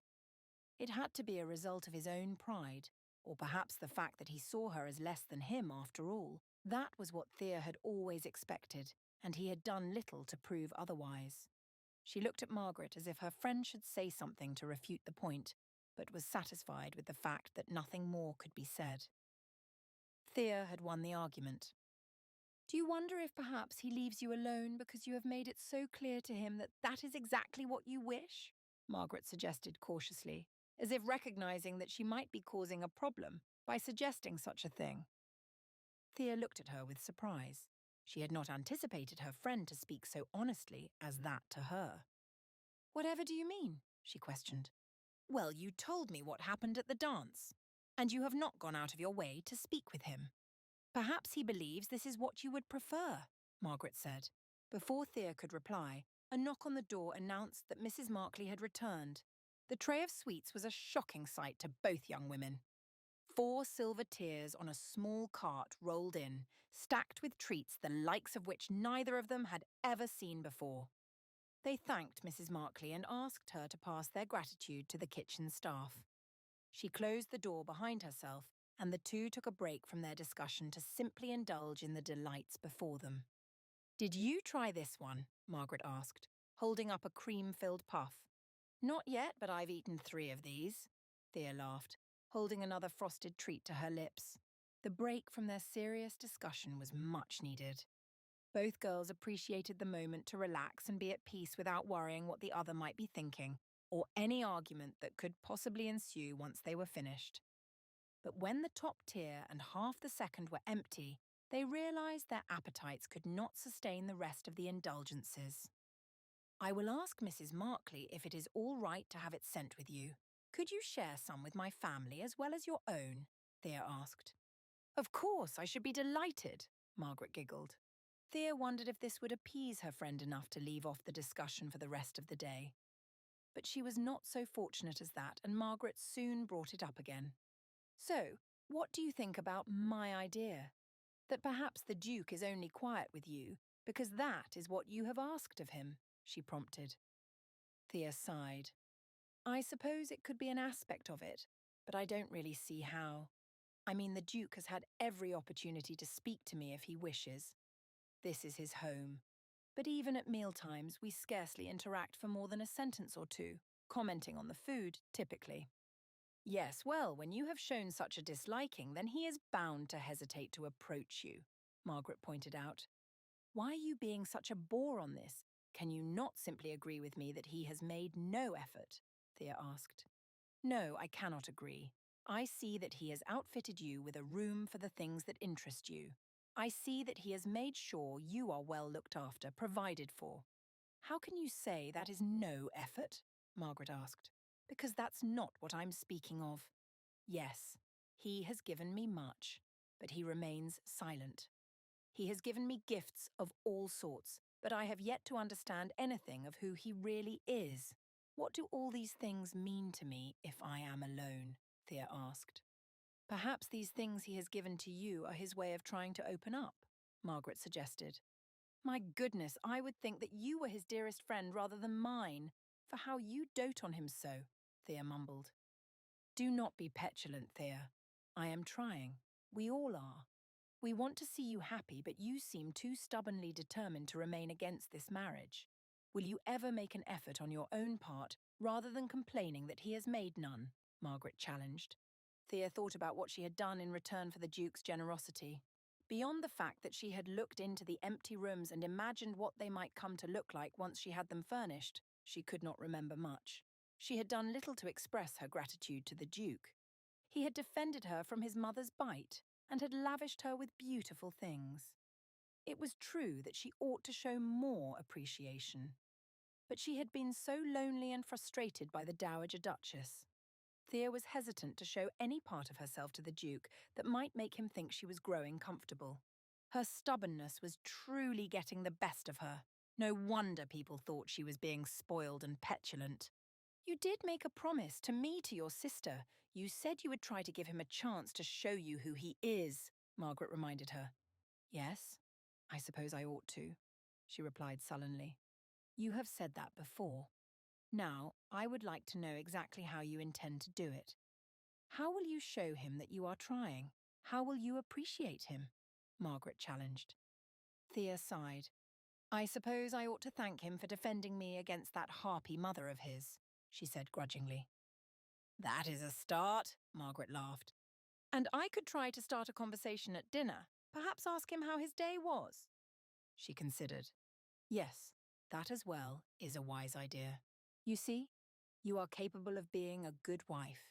You simply need to allow yourself to let go of the resentment you have for the fact that he and your father arranged the marriage without your say, her friend pointed out.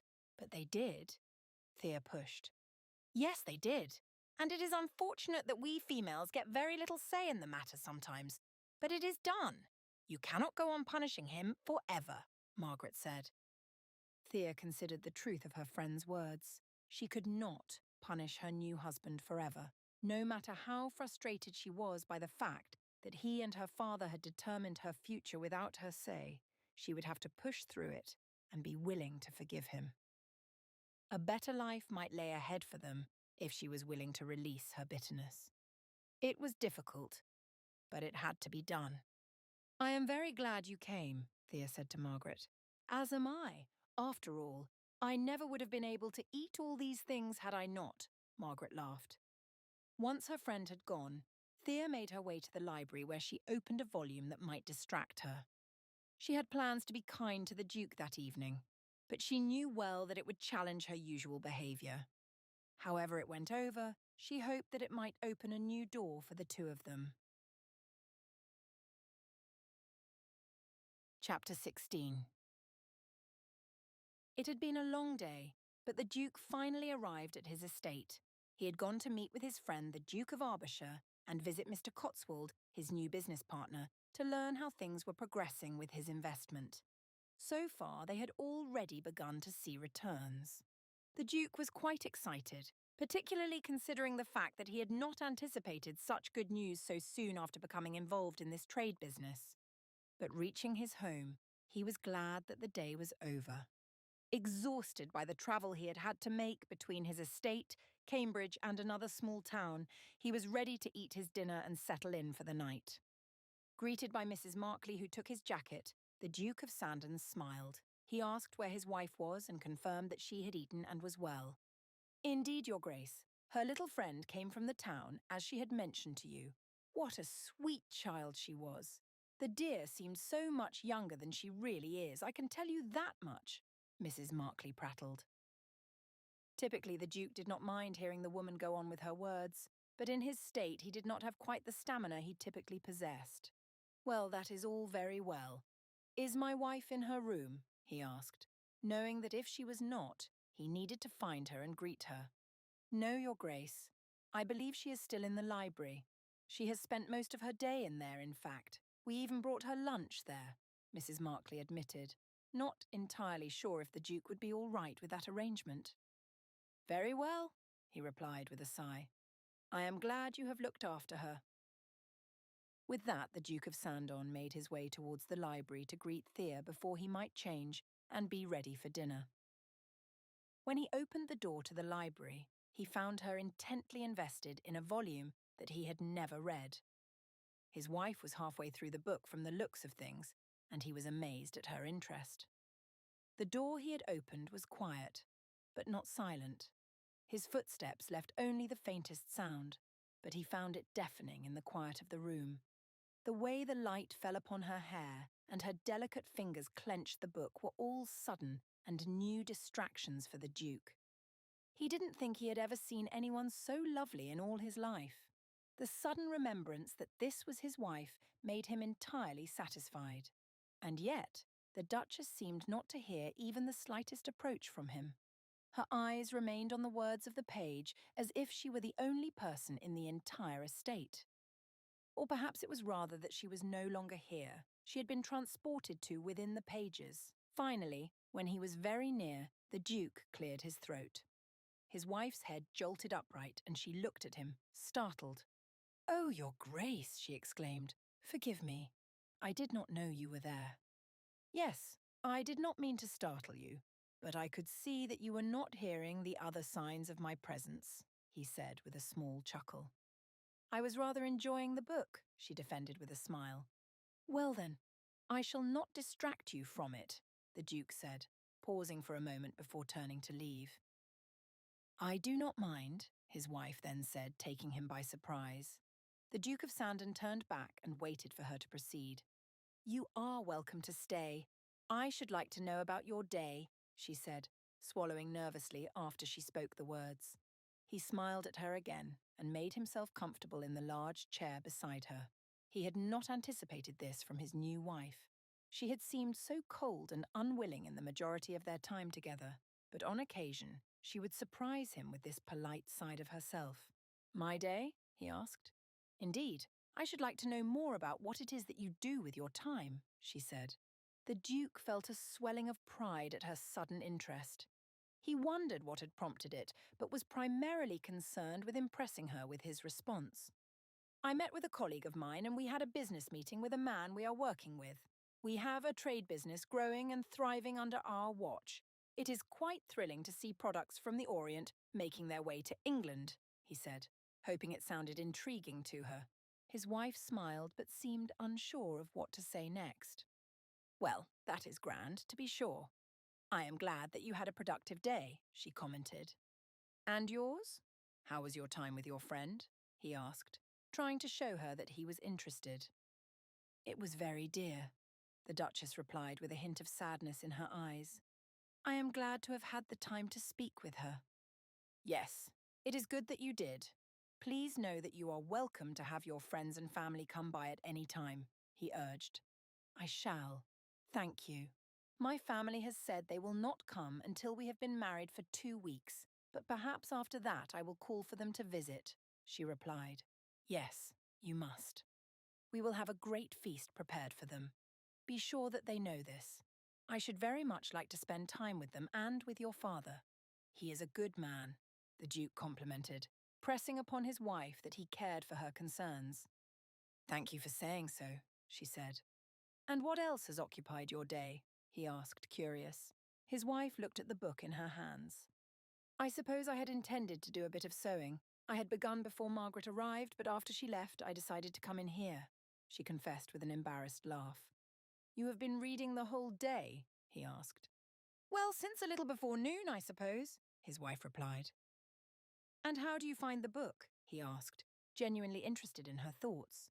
"It is brilliant. It is prose, but it reads like poetry. I am delighted by the author's use of language. I find that I can hardly glance away from it," she admitted. "The sign of a truly great work," the Duke replied.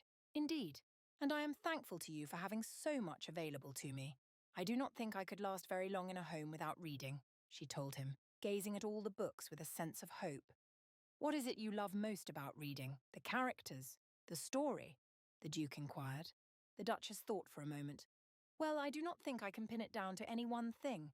And it is not only fiction that I enjoy, to be sure. I love history. I love to read about the world. Books are not merely an avenue for entertainment, they are an avenue for learning," she answered him. "Yes, that is quite true," he said quietly. The Duke thought about the way she spoke so passionately of reading and learning. He had thought her to be spoiled in many ways, as shallow and vain as many young women her age. He had assumed that, while she had so little interest in him, she was happy to marry someone who could give her such material wealth. And yet here she was. The Duchess was not wearing a gown, primping and doing her hair. She was in her same old dress, reading a book, trying to expand her mind. "What should you like to do tomorrow?" he asked her. His wife smiled to herself. "What should I like to do? Why, I should like to continue reading. But first, I must finish taking in those gowns. I have waited long enough. And beyond that, it is important that I write to my family, especially my sister Delia. She will be missing me. We have always been very close," she answered him. "Yes, I could see that the two of you have a very close friendship in addition to being sisters," the Duke noted. "Indeed, Your Grace," she replied. The Duke paused for a moment and wondered how she might take his next thought. "Pardon me, but seeing as how we are now married," he began, "perhaps you no longer need to refer to me so formally when we are in our home." "Oh?" she asked, unsure of his meaning. "Well, what does your mother call your father? Does she call him by his first name?" he asked. "Oh, no, No, she does not. She calls him Mr. Caulfield, of course, his wife replied, expressing that her family held itself to proper esteem. Well then, perhaps, in the home, you might call me Mr. Tyndale, he suggested. I do not know if that is proper. You are nobility, she said, uncomfortable. Yes, but you are my wife. I should very much like for us to call one another this way. I am Mr. Tyndale, and you are Mrs. Tyndale. For purposes at home, I mean, he explained. As you wish, Mr. Tyndale, she conceded, not looking him in the eye. I can see that it makes you uncomfortable, he said cautiously. Only it is that I am unaccustomed to speaking with nobility at all. To address one as my equal seems to me a great manner of disrespect, she explained. But you are now my equal. I know that it will take time to come to terms with that, but it is the case, and I can see that my wife is intelligent, respectful, and wise. What more does she have to do to prove herself worthy of the attentions of society? He asked. His wife smiled. Mr. Tyndale, I fear that you have never been on such an end of society as I have. I shall have to do a great deal more than marry nobility to prove myself worthy of such a match. And I shall have to do a great deal for my part, proving myself worthy of a young woman who is so much more than just her beauty. Perhaps we both have our work set before us, he added charmingly. He saw that his wife was flattered, but she was still shy about his attention. The Duke wondered if he had misinterpreted her from the beginning, when he believed so little of her. She was very different from what he expected. Then again, she had briefly shown this side of herself before. By the next time they saw one another, she had gone back to being cold. Might she return to that by the next day? The Duke hoped not. He was enjoying their conversation, and it was quite new for him to feel that she might be enjoying it as well. He hoped he could keep her entertained enough that they truly might become friends, as he had hoped. There was a knock on the door, and Mrs. Markley notified them that dinner was ready. Well, we had best make our way then, the Duke said. Yes, I am rather hungry, she replied. Did you not eat well today? He asked, turning to face her with concern. Oh no, Mr. Tyndale, I ate very well. It's only that I ate a great deal of sweets with my friend, Miss Davidson, that I was not particularly hungry during lunch, she admitted with a glint in her eye. I am glad you were able to indulge, the Duke said with a laugh. Yes, it was not the sort of thing I have been able to do much in my life, she confessed. Well, your life is somewhat altered now, and I would encourage you to enjoy it, and never to hesitate to tell me what it is you need, the Duke reminded her. I shall, Mr. Tyndale, she replied. The Duke led her down the stairs, and they enjoyed their dinner. The whole time, all he could think was how much he hoped that things were beginning to change. Chapter 17. Having finished the tailoring of the first dress, Thea set down her sewing equipment and allowed herself a moment of rest. She inhaled deeply and then breathed out with a sense of peace. Something had changed. The oppression of her situation had lightened. Thea was feeling that there were at least a few things she could enjoy at her home. Nevertheless, she missed her family terribly. She missed spending time with them and hearing their voices and all of the little things she was able to do every day. And while the Duke's estate was not so bad as she had imagined it would be, it was still terribly lonely. Thea searched around her parlour for papers and a pen and ink to write to them, but realised that she had none. There were none in her room either, so she decided to check the lone desk in the library. Frustratingly, there was still nothing there. Finally, she knew that she would have to get them from the Duke's study. She was not supposed to go in there if he was not around. At least, that was what Mrs. Markley had said. Thea didn't want to get into any trouble but assumed she might as well try the study. She would be in and out very quickly and no one would have to know.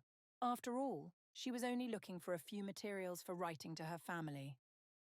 Making her way quietly down the hall, Thea finally reached the Duke's study. She carefully opened the door in such a way that it made no sound. To her relief, there was no sign of anyone catching her in her quest. She left the door cracked open enough that she would easily be able to make sure that the hall was clear when she left, but didn't look open to anyone who happened to be passing by. She would likely be able to hear someone, so she could hide behind the desk if need be. Thea wondered if she was overreacting. It wasn't as if it had been a horrible warning from Mrs. Markley. Would she really get into any trouble for simply needing a few small supplies? She rounded behind the desk and began to look for the things she needed. Grasping at a few sheets of paper first, Thea then began to check some of the drawers for any extra pens or bottles of ink. "Where are you?" she mumbled to herself, seeking the supplies. She found them in the very bottom of the desk and realized that the Duke had enough that he should not likely miss one that had vanished.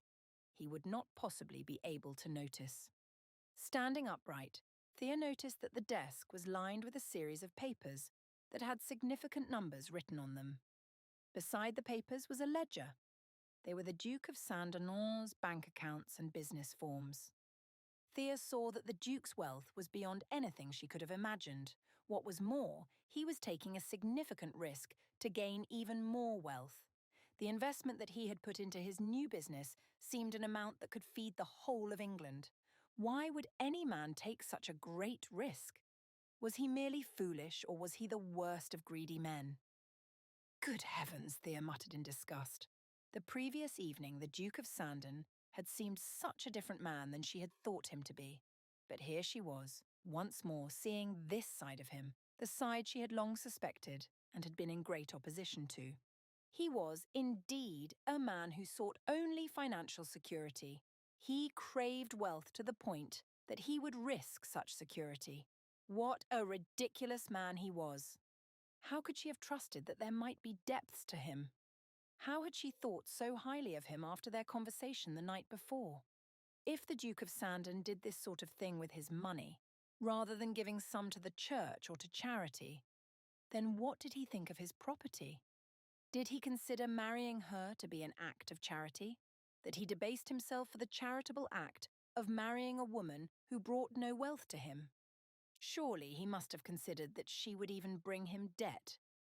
Thea knew well that the Duke would have discussed a small financial arrangement with her father. Yes, that would mean that he viewed her father as his act of charity, giving to his new family only for the sake of appearances and hiding his underlying greed. Thea was disgusted. The Duke had used his money to build an entirely new, astoundingly large estate, and now invest in a new business. He had no real need for these things. But to him, they were more important than helping others. Thea grabbed the supplies she had come for, feeling somehow dirty for using things that had been so frivolously purchased, and made her way to the door. She listened for a moment, and then cracked it open enough to look out. There was no one around. She exited and silently closed the door behind herself before making her way back to the parlour, where she suddenly felt once more like a stranger. Sitting at her desk, Thea set everything in place and made herself as comfortable as she could while she began to compose the letters to her family. It was difficult to concentrate. She could think only of the numbers on the papers she had seen and how she wished that the Duke would use some of his fortune to help those with less. She thought about how she did not need the delights of the house so much as others simply needed to eat. It was nearing lunch when Thea remembered that Margaret was coming again. The previous day had been such a delight that Thea had begged her friend to remain the night. But when Margaret had said she would not be able, they agreed for her to come again the following day. When her friend arrived, Thea was sitting at her desk finishing a letter to Georgette. It had been the one she left for last and was filled with wisdom about not marrying too soon. But Thea knew it lacked the affection she had included in Delia's, and she wondered if she allowed Georgette's youth and foolishness sometimes to make her too harsh to her younger sister. But Margaret's arrival was just the distraction she needed. "Oh, my dear, how good it is to see you again," Thea exclaimed, as if she had been separated from Margaret for an age. Margaret giggled and hugged Thea in reply. Her eyes danced with a single question. "Not until after we eat our lunch," Thea answered, knowing that Margaret wanted the sweets and nothing else. Margaret pretended to pout for her desire to eat the sweet treats, but she conceded to enjoying a fine lunch first. As they ate their food, Margaret told Thea the few updates that had occurred since the previous day and how Ruth Hawkins had been terribly jealous of her for being able to see the Duke's home. They laughed, neither having cared much for Ruth to begin with. "Her pettiness never ceases to astound me," Thea remarked, with Margaret nodding in agreement. Thea broke open another bread roll and put far more butter on it than she ought to have. As she chewed, Margaret looked at her with a face full of concern. "Are you enjoying it more now?" she asked. Thea glanced away for a moment. "I hardly know, Margaret. One moment I think that perhaps I could indulge in this life, that maybe my husband is not so bad. But in the next moment I find myself suspicious of him all over again. It is very difficult to know that you are married to a man with motives you do not understand," Thea answered. "What sort of motives?" Margaret asked. "Well, I suppose that's just the thing. I don't know. I can't know what it is that leads him to marry a pauper and simply have her reside here. I feel as though I am more a pet than a wife. Do not misunderstand me. I have no desire to be his wife, but I also can't discern what it is that caused him to marry me. I do not know if I am simply charity for him or what he desires of me. He clearly has no love for me, but he seeks to provide for me." "It is all very confusing," Thea replied. "Why does it have to make sense? The answers will come in time, Thea. For now, why can you not simply focus on trying to be a wife in the best sense that you are? Why can you not try to simply get to know him? You are seeking too much to understand him and not enough to know him," Margaret said, in a voice that felt like a warning. Thea inhaled deeply, knowing that there was wisdom in these words. She was so determined to discern what the Duke of Sandon might be up to that she was not getting to know him at all. She wanted to tell Margaret everything, but waited until they had finished their lunch and made their way to the parlour. Mrs. Markley brought in the cakes and cookies as she had the day before and left the young women to their conversation. "But why would he put so much money into it? How can you say he is not greedy?" Thea argued once she had told Margaret about the accounts. "Because what you see as greedy could pass for wisdom for others. He is being wise and using his fortune to generate more wealth. When you see this home, you can see that it is the home of a man who has worked hard for what he has," Margaret defended the Duke. "He is a duke, Margaret. He had wealth as his birthright. What he has done with it has been only to grow more for himself," Thea accused. "So you think. But again, I remind you that you do not truly know him. You cannot determine that he has been terribly selfish with his money when you know not what else he has put it towards. And truly, Thea, why are you so hateful of him for his wealth? As a duke, he was born to certain entitlements that we were not. Is it his fault that he was born into wealth? No more than it is our fault we were born without it," Margaret reasoned. Thea had run out of arguments. She realised that fighting with Margaret over these things was useless. Indeed, it seemed that nearly anyone she tried to explain her reservations to could not possibly understand. On the surface, the Duke of Sandon had been so kind and courteous. Why could she not simply accept that? Why did she continue to doubt him? He had been terribly kind to her the previous evening. She had enjoyed his conversation and she had quite noticed his smile. If she could not love him as a husband, why would she not even allow herself to care for him as a friend? Chapter 18. "Papa!" Thea exclaimed, throwing her arms around her father's neck. The Duke of Sandon watched his wife joyously take hold of each of her family members and embrace them. Her brothers had not been able to come as they were still off at school, but he was glad that she would be able to spend time with her parents and sisters just now. "I am honoured to have you all as guests in our home. Please remember that you are always welcome," the Duke said, shaking Mr. Caulfield's hand. "We are honoured, Your Grace. Thank you for inviting us," he replied. The Duke smiled genuinely. It was not as if he could ever refuse his wife's family from coming to visit. Watching the family interact, the Duke of Sandon found himself happy to see them all together as they were. He wondered at how his wife must miss them all so deeply. The Duke considered that it might be wise to give the family a bit of time to themselves and, as such, interjected in their conversation. "You are all welcome to spend some time in the parlour reacquainting. I shall return presently before we enjoy dinner together," he said politely. The women began to follow Thea towards the parlour, but Mr. Caulfield came to the Duke as if in close confidence. "Your Grace," he began, "I thought I might have a word with you as gentlemen." The Duke eyed him for a moment, uncertain what Mr. Caulfield might mean by this. Did he intend to speak to the marriage, or was it financial matters that he wished to address? "Of course, Mr. Caulfield. As you wish," he replied. The Duke of Sandon led Mr. Caulfield to his study and ushered him to have a seat. "Would you like a drink, Mr. Caulfield?" the Duke offered. "Oh, no, thank you. Not for me," Mr. Caulfield replied. "All right, then. What is it you wish to discuss with me, Mr. Caulfield?" the Duke inquired. "Well, your Grace has such a fine reputation as a man of good standing, as a man of wise, solid investment. I thought I might inform you that I have a small sum of money saved.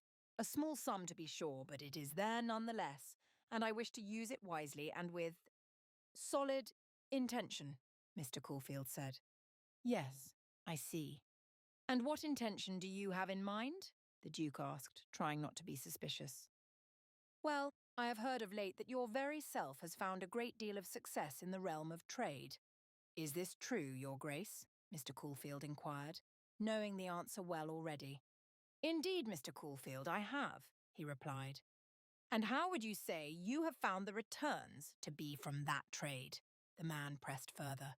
"I have found the returns very agreeable, Mr. Caulfield. Despite the short time in which the business has been underway, our trade has seen profitable returns already," he answered honestly.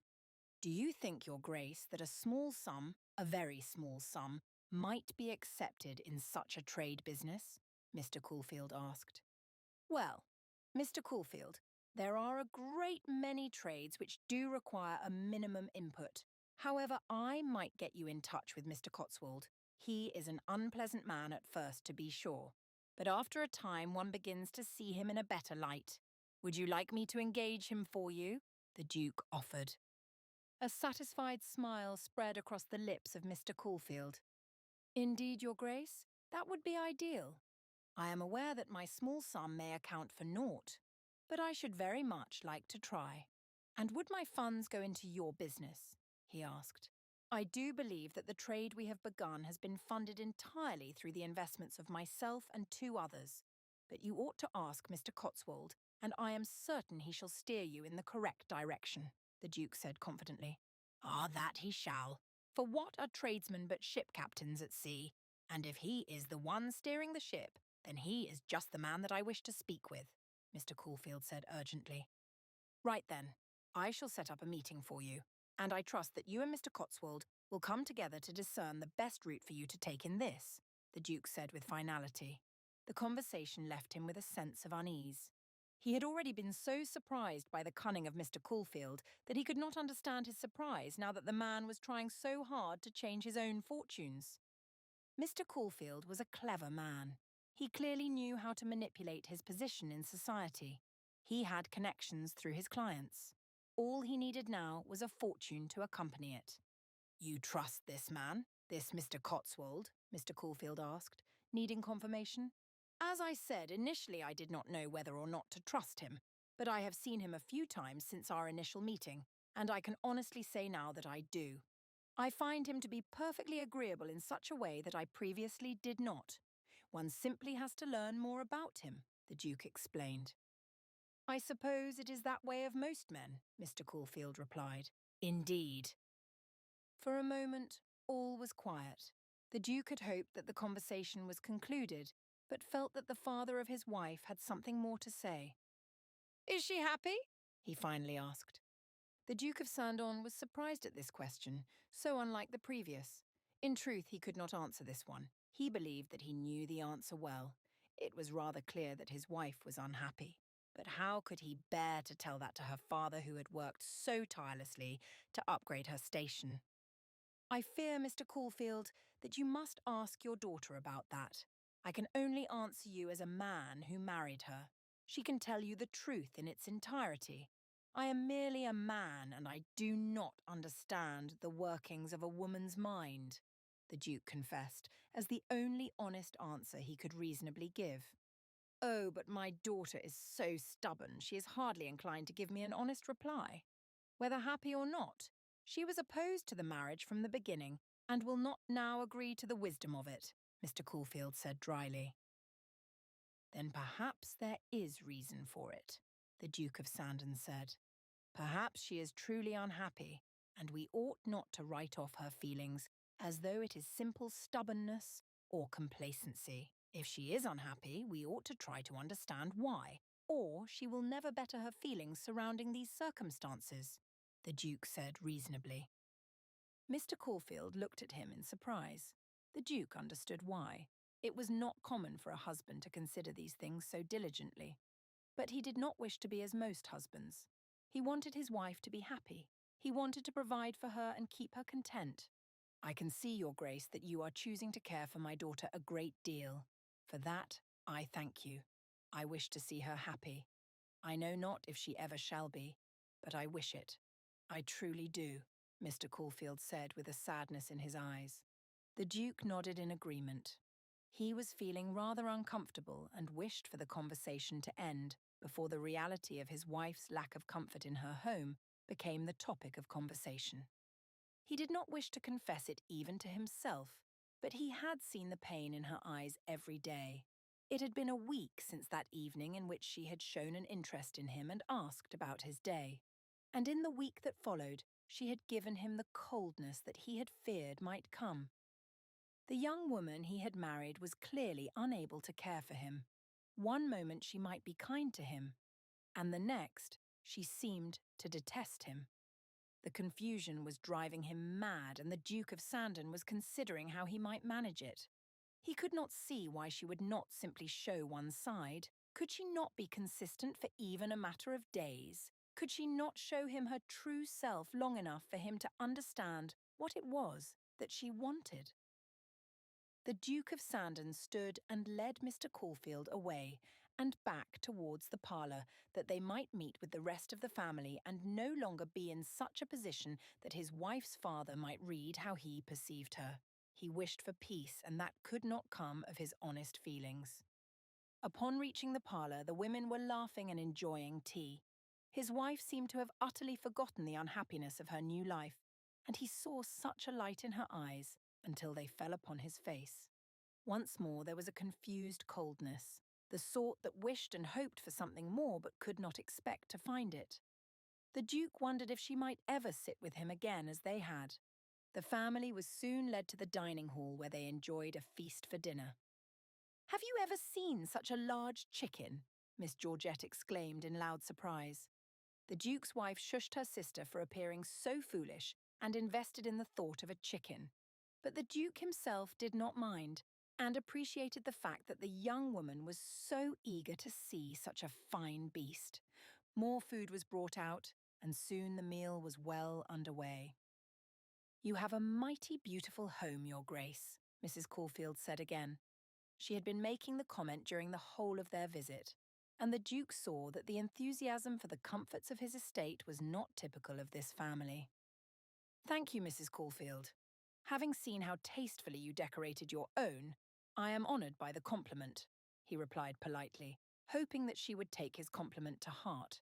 The Duke hated the knowledge that there was such a class distinction between himself and this family.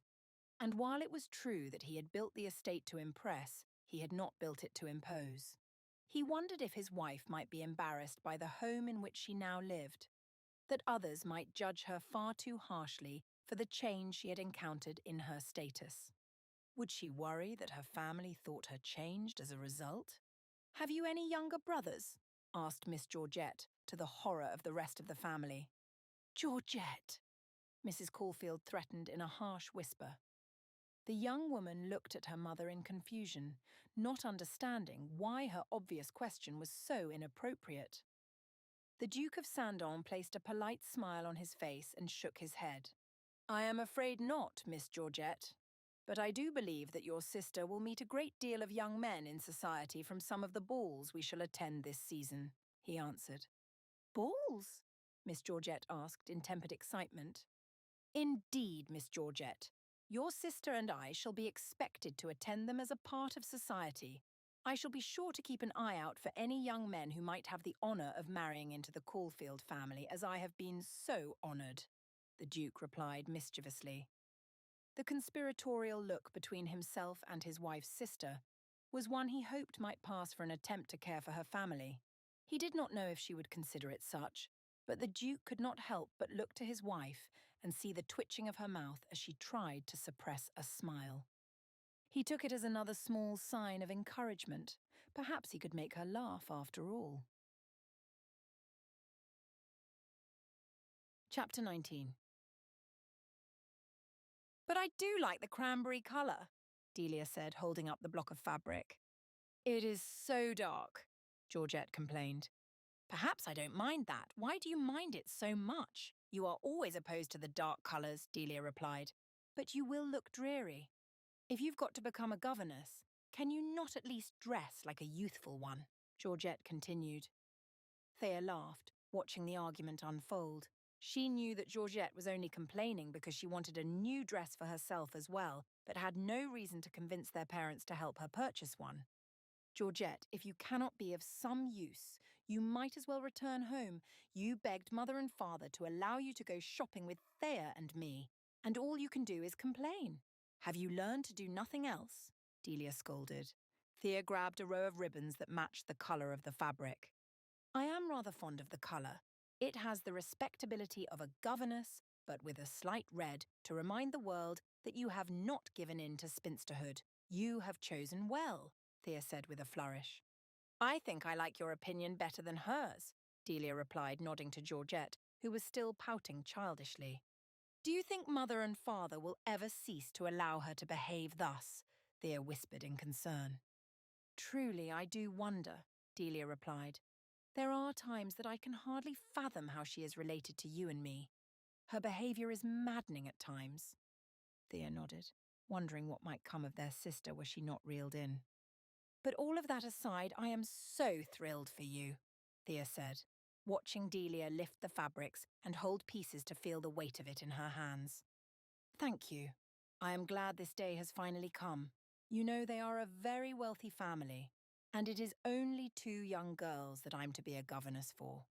It is hardly some of the stories I've heard about 5 or even 6 children and being paid only a small fee, hardly enough to cover the difficulty of 1 child, Delia bragged.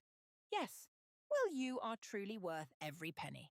They shall love you, I've no doubt. You shall be an amazing governess, Thea encouraged. You believe so? Delia asked. With all my heart, she replied. Oh, do hurry up now. I want to go to the sweets shop. Thea, you promised me that you would buy me a cake, Georgette complained, clearly wanting to be rid of all the beautiful clothes that would never be hers. Georgette, I shall do no such thing as to reward this behaviour of yours. You must allow Delia to choose what she likes, and we shall wait here as measurements are taken. I will not coddle you when you act like such a bore, Thea warned. Oh, but she is simply too great a queen for something so awful as waiting, said a boy from the corner. Thea had noted him when they entered the shop, but as he was an assistant who simply kept the place clean, the young women had not gone to him with their inquiries. Georgette beamed at the compliment. You needn't encourage her so, Thea replied dryly. But how can a queen know she is a queen if no one tells her she is one?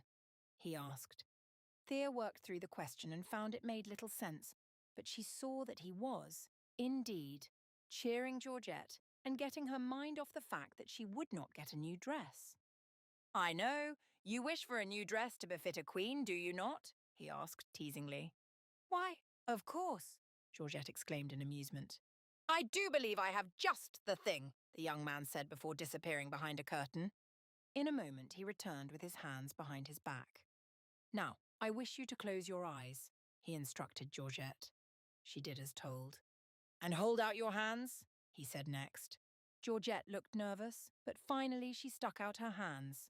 Thea and Delia were watching intently, feeling that this prank might end with their sister in a worse fit than she had been in so far that day. "Now keep your eyes closed and feel this," he said, placing a single torn white ribbon in Georgette's hand. She tightened her eyes closed but allowed her thumbs to rub against the silky softness of the ribbon. "Do you feel it?" he asked. "Yes," she replied with a soft giggle. "Now I shall tell you how to turn this into the most beautiful gown in all the world," he continued, and Georgette nodded with her eyes still closed and a grin on her face. "Right, first you must wiggle your nose," he ordered. Georgette's eyebrows came together, but she began to wiggle her nose. "Excellent. And now purse your lips together tightly," he said, to which she complied. "And now say the words after me," he instructed. "Oh, but you must keep your lips pursed together. And why did you stop wiggling your nose?" Thea and Delia were trying to control their laughter as they watched the silliness overtaking their younger sister's face. As she attempted to purse her lips and wiggle her nose at the same time, she looked terribly silly. "Good. Now say the words after me. Hoo-gee-dee-boo-gee-dee," he said enthusiastically. "Hoo-gee!" Georgette began before bursting into laughter and opening her eyes. Thea and Delia joined in, appreciating that the young man had utterly changed their sister's mood while giving them an opportunity to see the faces she had made. The young man bowed and folded Georgette's hand over the piece of ribbon. "You must keep this as a reminder that you need no dresses to enjoy yourself," he said, before turning to Delia. "And for you, miss, I do agree that the cranberry is just the thing," he said with a charming grin. Looking at Thea, finally he seemed perplexed. "For you, my lady, I do not think ribbons are quite what you're seeking," he said wisely. "But my father might have something else in mind."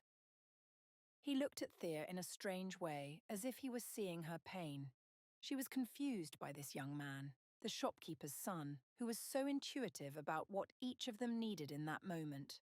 Just as Georgette needed a reminder of something other than material wealth, and Delia needed a confirmation, Thea knew nothing of what she needed. They left the shop soon after, with Delia having placed her order for the dress that would take her to London in just a few weeks' time.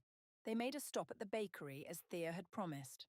Her husband, the Duke, had given her a few pounds for small indulgences while she was out with her sisters, and she was now very thankful for it. While she knew she needed no more cakes for a good deal of time, Delia and Georgette were not accustomed to such luxuries. There was a sense in the air that perhaps things might improve, for all of them.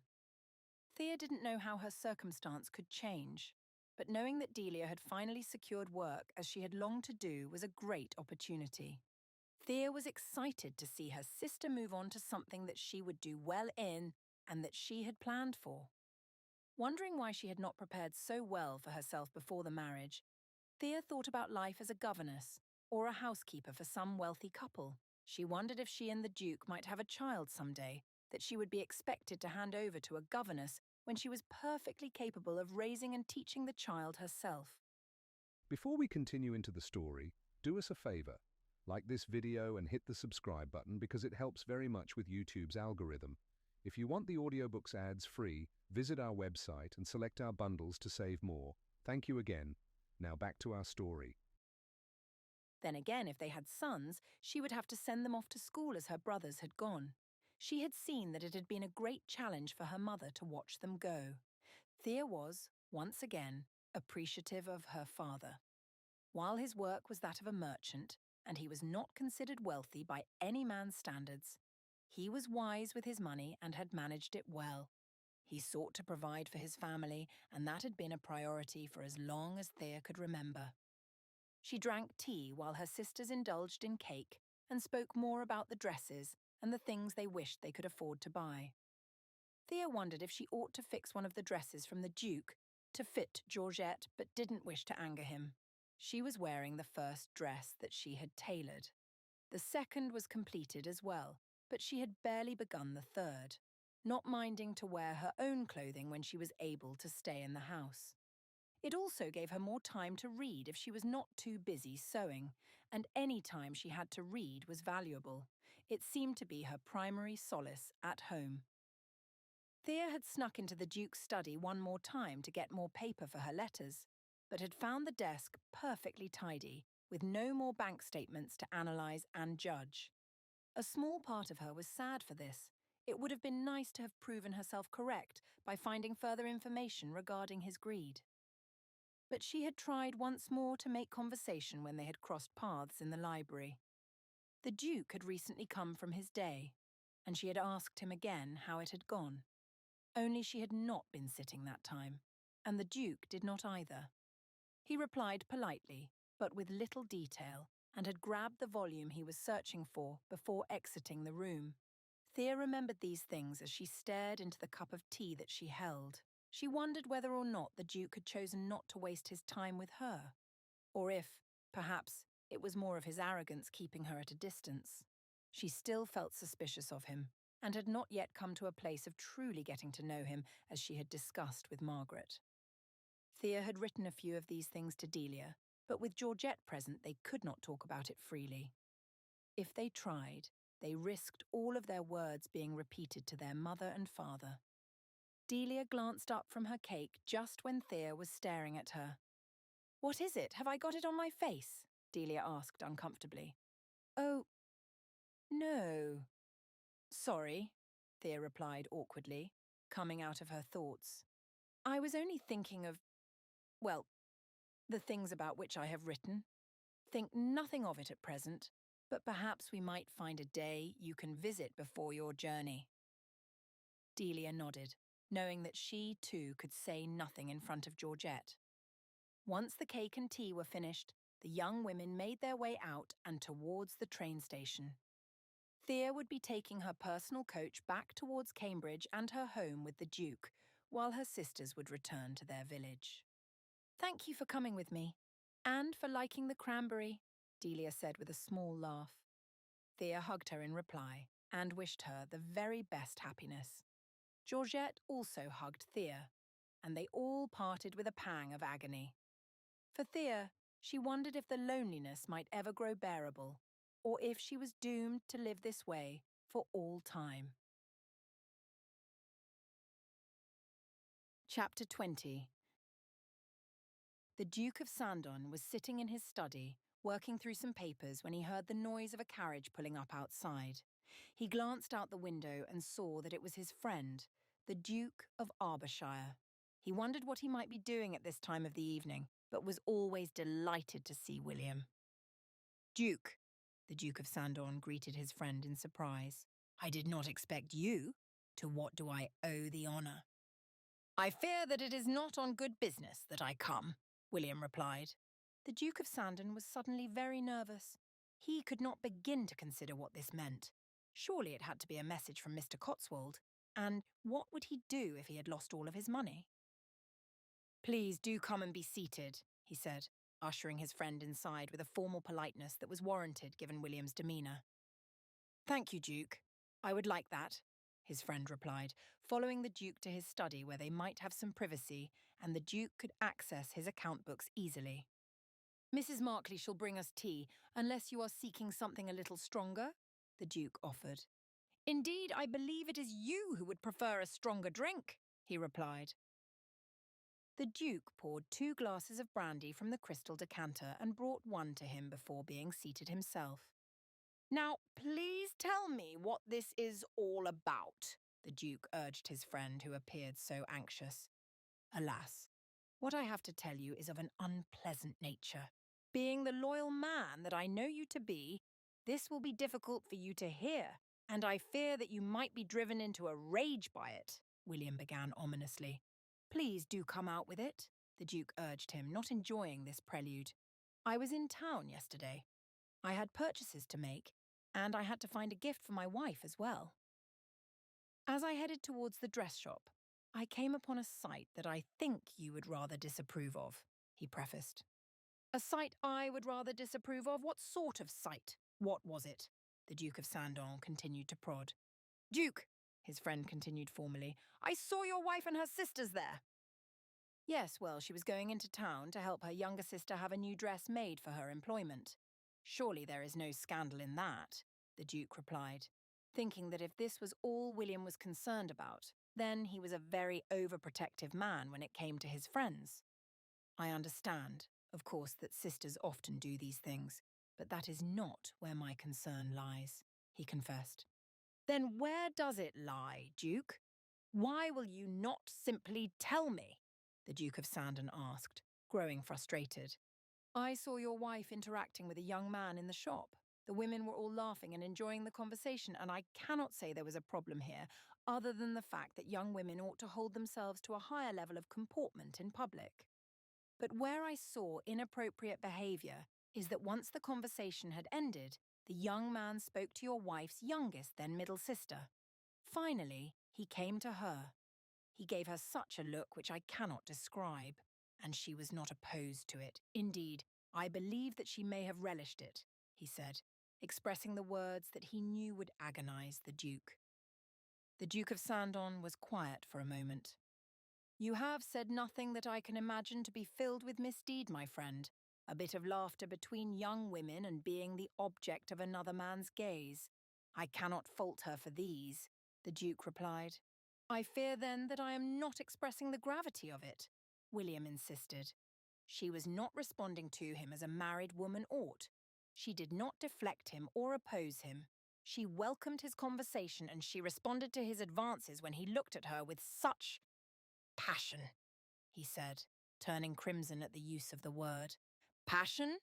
Do you mean that they acted inappropriately in a physical manner? The Duke questioned, now frightened by his friend's accusation. Not in such a way that would be apparent. I did see the young man brush against her shoulder, and, once more, she did not deflect, but watched him walk past her with the same look in her eyes.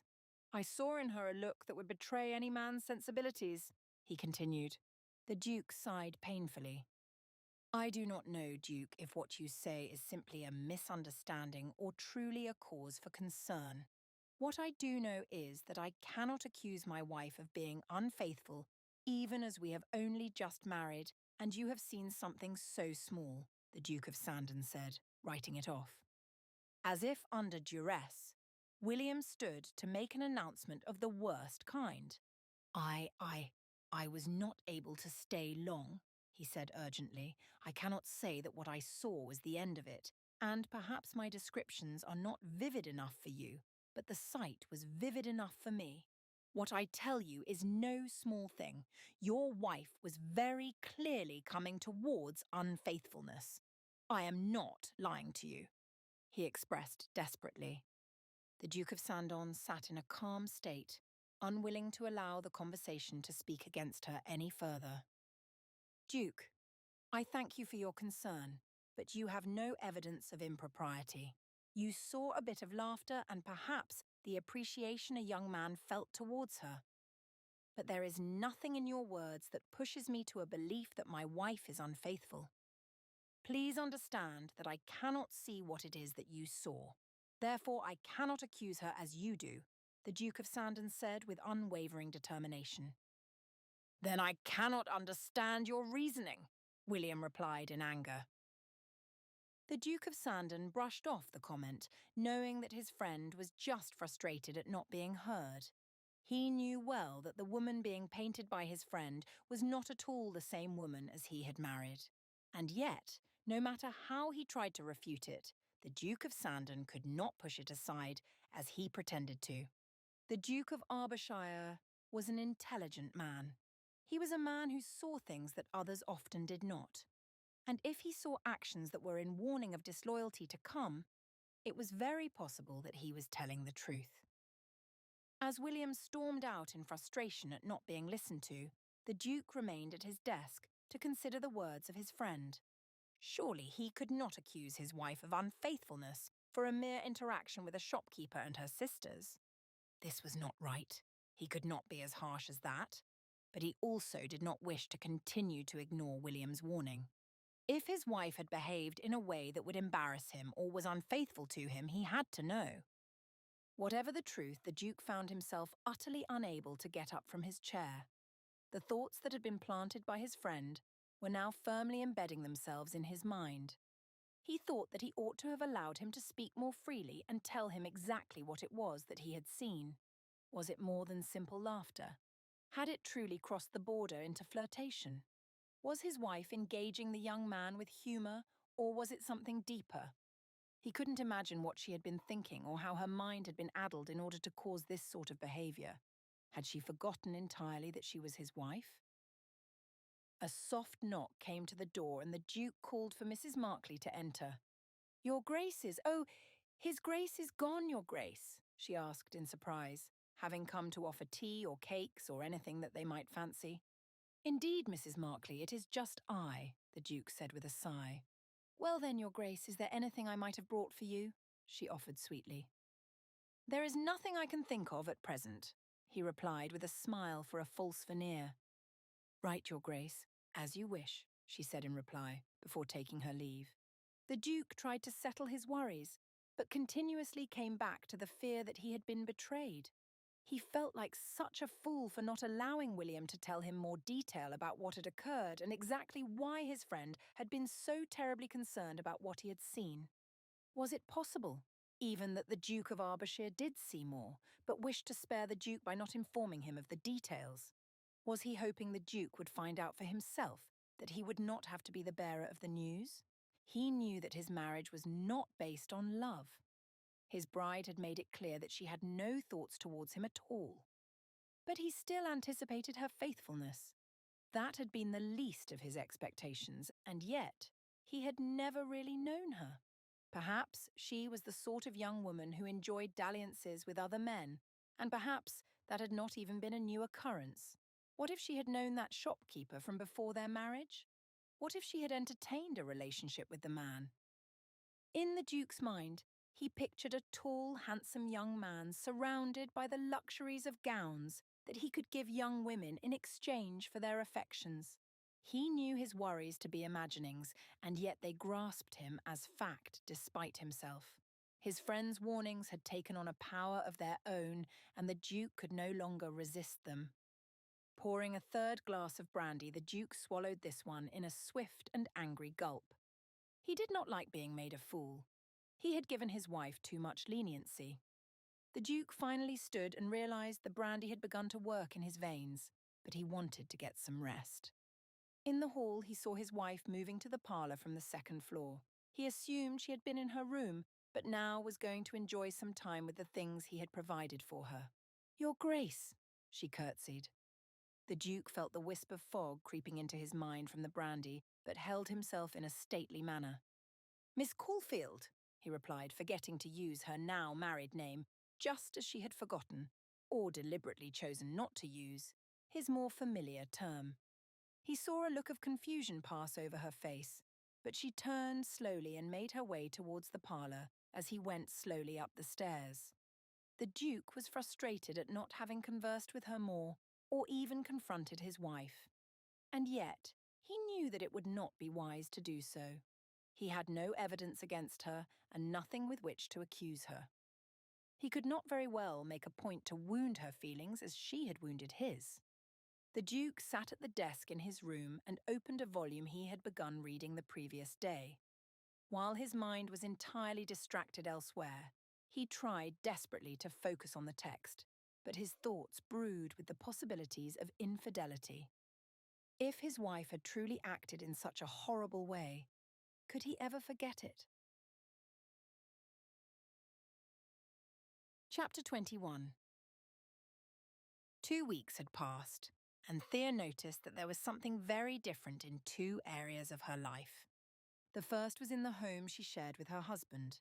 He had changed somehow and was growing colder and angrier by the day. Oftentimes 2 or 3 days would pass in which Thea did not see the Duke of Sandon at all. He would not come to mealtimes but eat in his study or be out at his gentleman's club for long hours.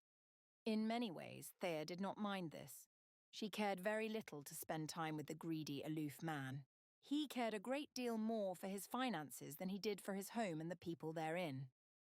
The second thing which had taken a change was in her own family. Delia had gone to London to be a governess, and Thea had been deeply saddened to say farewell. It was a difficult goodbye, as London was farther than her home from where she now lived, and Delia would be subject to her employer's schedule, which would make it difficult for her to get away and come for visits. Thea knew that she and her husband would likely have to attend a trip now and then to London for this ball or that party among his wealthy friends. But even there would be no guarantee of seeing Delia. And yet, that had not been the greatest change that had taken place within her family. Thea learned that her husband had arranged a meeting for Mr. Caulfield with a business associate. Her father had contributed to starting a new trade business. She was amazed when she heard this, having no idea that her father had an interest in trade, nor any knowledge of where he may have got the money which he used. In just the briefest amount of time, her father was seeing grand returns from the business. Thea could not quite wrap her mind around it. How had her father gone from his previous lack of wealth to suddenly having enough to spare here and there? He had already made plans to move his family into a grander house, but was waiting until he found just the right spot. Georgette had told her that she did not wish to leave their village, even if it was rather unfashionable. Thea could not imagine what they might be thinking. She hoped to see her father, but it was her mother who came to speak with her in person at her home that day. "When did father begin this business? I knew nothing of it," Thea questioned. "Nor did I. But he tells me that he is just 3 weeks in and has already seen such financial return from it that he hopes to partner in another trade entirely. He says that it will bring an entirely new wealth and that he has been advised to partner in more than one company to avoid something. I don't know. He spoke a great deal of risks, but I know nothing of these matters," her mother confessed. "Nor I," Thea replied in concern. She found herself thinking about what sort of greed her father might fall into from having all of these opportunities that had been presented by her husband. "We are doing very well now, Thea," her mother commented. "I am utterly thankful to your husband for enabling your father to have this opportunity.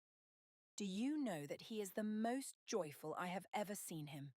He has such pride in his ability to care for our family now." For this, Thea was thankful. She began to think of how she wished that her father had found this opportunity earlier, before she had to go and marry the Duke. She thought about how grand their life would have been if they were all still together in her family home. Delia would be with them. She would be able to avoid marriage until she had found someone worth marrying. And Georgette could have had the guardianship of her sisters for just a little bit longer rather than the indulgence of her parents. Thea wished she could return home. She wished she could come back to the house long enough to see what life would have been like. But for all her dreaming, she could not. She would be forced to remain in the home of the Duke. She would stay with him and watch as he allowed greed to seep into the walls of every room that she decorated. The house was nearly finished now, and she gave her mother a tour. "Yes, your father was pleased you chose this fabric. He said that it was of very high quality and that he also made a good profit on it," her mother commented, feeling along one curtain. Once more, Thea thought about how greed was crowding into her family's home as well, and that her father had been so overwhelmed by his greed now that he was even seeking to indulge in the new wealth of his daughter. She tried to push her thoughts aside, but they would not budge. The Duke had infiltrated too much of her life, and even as he was consistently away from her, she felt suffocated by him. Had he truly overwhelmed her own family so? Had he a need to ruin even her father? Had he a need to be in every place she sought to avoid him? Thea continued to show her mother room after room before they made their way to the dining hall for a bit of lunch. Her mother appeared disappointed that it was not so grand as the feast they had previously held when the family came. Mrs. Caulfield was evidently growing accustomed to certain tastes, and Thea could not reconcile it at all with what she knew of her family. In all, she found herself unfortunately prepared to say farewell to her mother. When Mrs. Caulfield departed, Thea gave her a hug and a kiss on the cheek, but sent her on her way with little thought to it. It was not that she was unhappy about her family's good fortune. She was simply confused as to the suddenness of it and how it had occurred when Delia was now gone, and she was now married. If all had come to pass sooner and these things had been avoided, she would have been very joyous about the change. But her mother had appeared strange and different. It was as though she had allowed the comparatively mild increase in their finances to grow her pride in a way that Thea found distasteful. She hoped that Margaret would be able to come by again soon. Having someone to ask about these things, to find out what life was like in the village and how people were speaking of her family, would help her to understand. That evening, when the Duke arrived at their home, Thea was surprised that he was to dine with her. He had avoided her to such an extent as of late that it was deeply unexpected.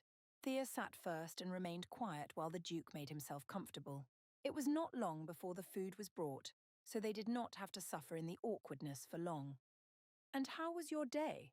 the Duke finally asked, breaking the quiet moment. Thea's heart thudded in her chest at the awareness she would have to speak with the Duke throughout dinner that evening. "It was very agreeable," she replied. "Did your mother come?" he asked. "Indeed, Your Grace. She came and she was grateful for the treatment of the kitchen. I gave her a tour of the estate and she was rather taken by it," Thea replied in a gentle voice, as if finally making an effort. This time it had been the Duke who had initiated the conversation, and she believed that it could be a chance for them to start afresh from all of their previous ordeals. It was possible that here, this evening, they could try to get to know one another. "Well, that is good to know," he said in reply. "I hear things are working out very well for your father." Thea tried to place a smile on her face. She was still struggling deeply with the muddled feelings she had been having regarding the Duke and her family and the damage done by money to a person's soul. She wished to have a better heart towards the Duke and now, her father. But she was overwhelmed by distaste for it all. "Yes, Your Grace, my mother has told me as much, and my father has written in his letters. My younger sister, Georgette, was so pleased about it all," Thea said, recalling the letter in which Georgette bragged about having a new dress and new silver earbobs. "It is very fortunate that it has worked out so well for him," the Duke of Sandon said with a mild tone. And how was your day?" Thea asked hesitantly, not wishing to disturb him further, but hoping he might be willing to speak with her more openly. "My day was adequate. I had an opportunity to see a dear friend and also tend to some business, as I typically do," came the vague reply. Thea nodded cautiously. The Duke had not looked at her once throughout the dinner, but was simply speaking while watching his food or the clock or anything else. "And how is your mother?" Thea asked, knowing that the Duke had not seen her in quite some time. "My mother is the same as she always has been. It is her gift and her curse. Do you wish to visit her again? I am certain she would enjoy the opportunity to scrutinize," the Duke said, this time changing his tone to a hint of teasing. Thea saw him glance up at her for only a second and try to hide the grin on his face. "I do enjoy being scrutinized. It is one of my very favorite activities," she said in a voice that hinted on laughter. The Duke looked at her fully then, as if relieved by her sarcasm. "Then I believe you have married the correct man after all. To be sure, there is none in all of England who can do a better job at breaking another woman than my mother," he answered in kind. Thea caught herself smiling at the Duke of Sandon as he was smiling back, their food forgotten for a brief moment. And then, as if in the same instant that he recalled his dislike for her, Thea remembered that she did not care for him. They both returned to their eating. Still, something remained in the air of the room. A lightness, a break, and relief from the weeks of tension and anger between the two of them. For a moment, Thea had not been suspicious of the Duke of Sandon, and it appeared that he had not been so cold to her. Oftentimes, in these rare moments they shared, Thea wondered if their dislike for one another was merely a misunderstanding of the other. What if, for the briefest of seconds, one of them made an effort to truly care for the other? Would they learn that perhaps they could have enjoyed one another's company all along? It was nonsense, Thea knew. She and the Duke disliked one another because they were very different. No moment of peace between them could break such a dismal truth as that. Thea took her final bites and waited until the Duke had finished his as well. They said their farewells to one another and departed for the night. "Oh, and Mrs. Tyndale," the Duke said suddenly before they exited the room. "Yes?" she asked innocently. "Do not forget my offer. My mother should love to devour you whole at any given opportunity. Please do let me know if you wish for it, he said with a final teasing smile. I shall inform you as quickly as I am able, Your Grace, Thea replied with an echoing smile before making her way up the stairs to her room. Chapter 22. 2 days prior, the Duke had informed his wife that they had been invited to the theatre. When he announced the opportunity, she had seemed overjoyed, and the Duke was glad to see such a response from her. But now the night had arrived. Thea descended the stairs wearing a formal white gown that he had purchased for her, one of the original 3 that she had tailored. It fitted her form quite exquisitely now, he could not help but notice. You look quite beautiful, the Duke said, recognizing his own awkwardness as he paid the compliment. Thank you, Your Grace, she replied shyly, unable to maintain eye contact. You look very distinguished. The compliment had been equally clumsy, but the Duke was grateful for it nonetheless. Thank you, Mrs. Tyndale. Now come, we must be on our way, the Duke said, ushering his wife to the door so that they would not be late for the play that evening. It was to be hosted near the university. Of course, forgive me, she replied, unable to conceal her excitement about the evening ahead. Surely she had never been to a performance the likes of this. It would be utterly new and pleasant for her. To the Duke, it was merely another of society's many events that he must drag himself out for. But to his wife, this was a chance to enjoy her new life. They made their way to the coach, and the Duke of Sandon got in after his wife. The ride was quiet between the two, but it was also not a long trip, so there was little need to fill the silence.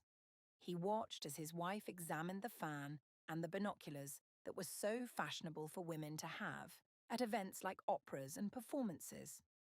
As they would be in one of the upper boxes, it was just the thing for her. Mrs. Tyndale had also gone out of her way to do her hair up quite nicely. In all, he could see that she had made a great deal of effort and was evidently far more excited than he could begin to fathom. It was a joy to see her finally in such a good mood. He had spent the previous few weeks avoiding her as his mind ran rampant with suspicion and wonderings. Knowing full well that he had probably been over-exaggerating and the Duke of Arbershire had likely misinterpreted, he wished to believe in her goodness rather than these rumours. And yet, he would not allow her to make a fool of him. If it did appear, indeed, that she was behaving in a manner considered unworthy of a duchess, or in opposition to her husband, he would have to discuss it with her very sternly. For the evening ahead, he would try very hard to enjoy himself and allow her to do the same. He did not care for the idea of performance. He cared more for the joys of good company. And the Duke of Sandon was certain there would be good company present that evening. Mrs. Tyndale, I do believe we are arriving, the Duke said, causing his wife to look hard outside the window in the greying light of the sky. He knew she would be delighted by the magnificent building in which the performance was to be held, and was not disappointed when he heard her small exclamation. You mean we are to watch the show in there? She asked, needing confirmation. Unless you would rather sit outside, the Duke replied teasingly. She turned to him and grinned in a slightly embarrassed way. We have a fantastic box on the middle floor. You shall not need to strain your eyes to see anything. What's more, no one's head shall obstruct your view, he promised. His wife seemed delighted all over again, and the Duke inhaled deeply with satisfaction.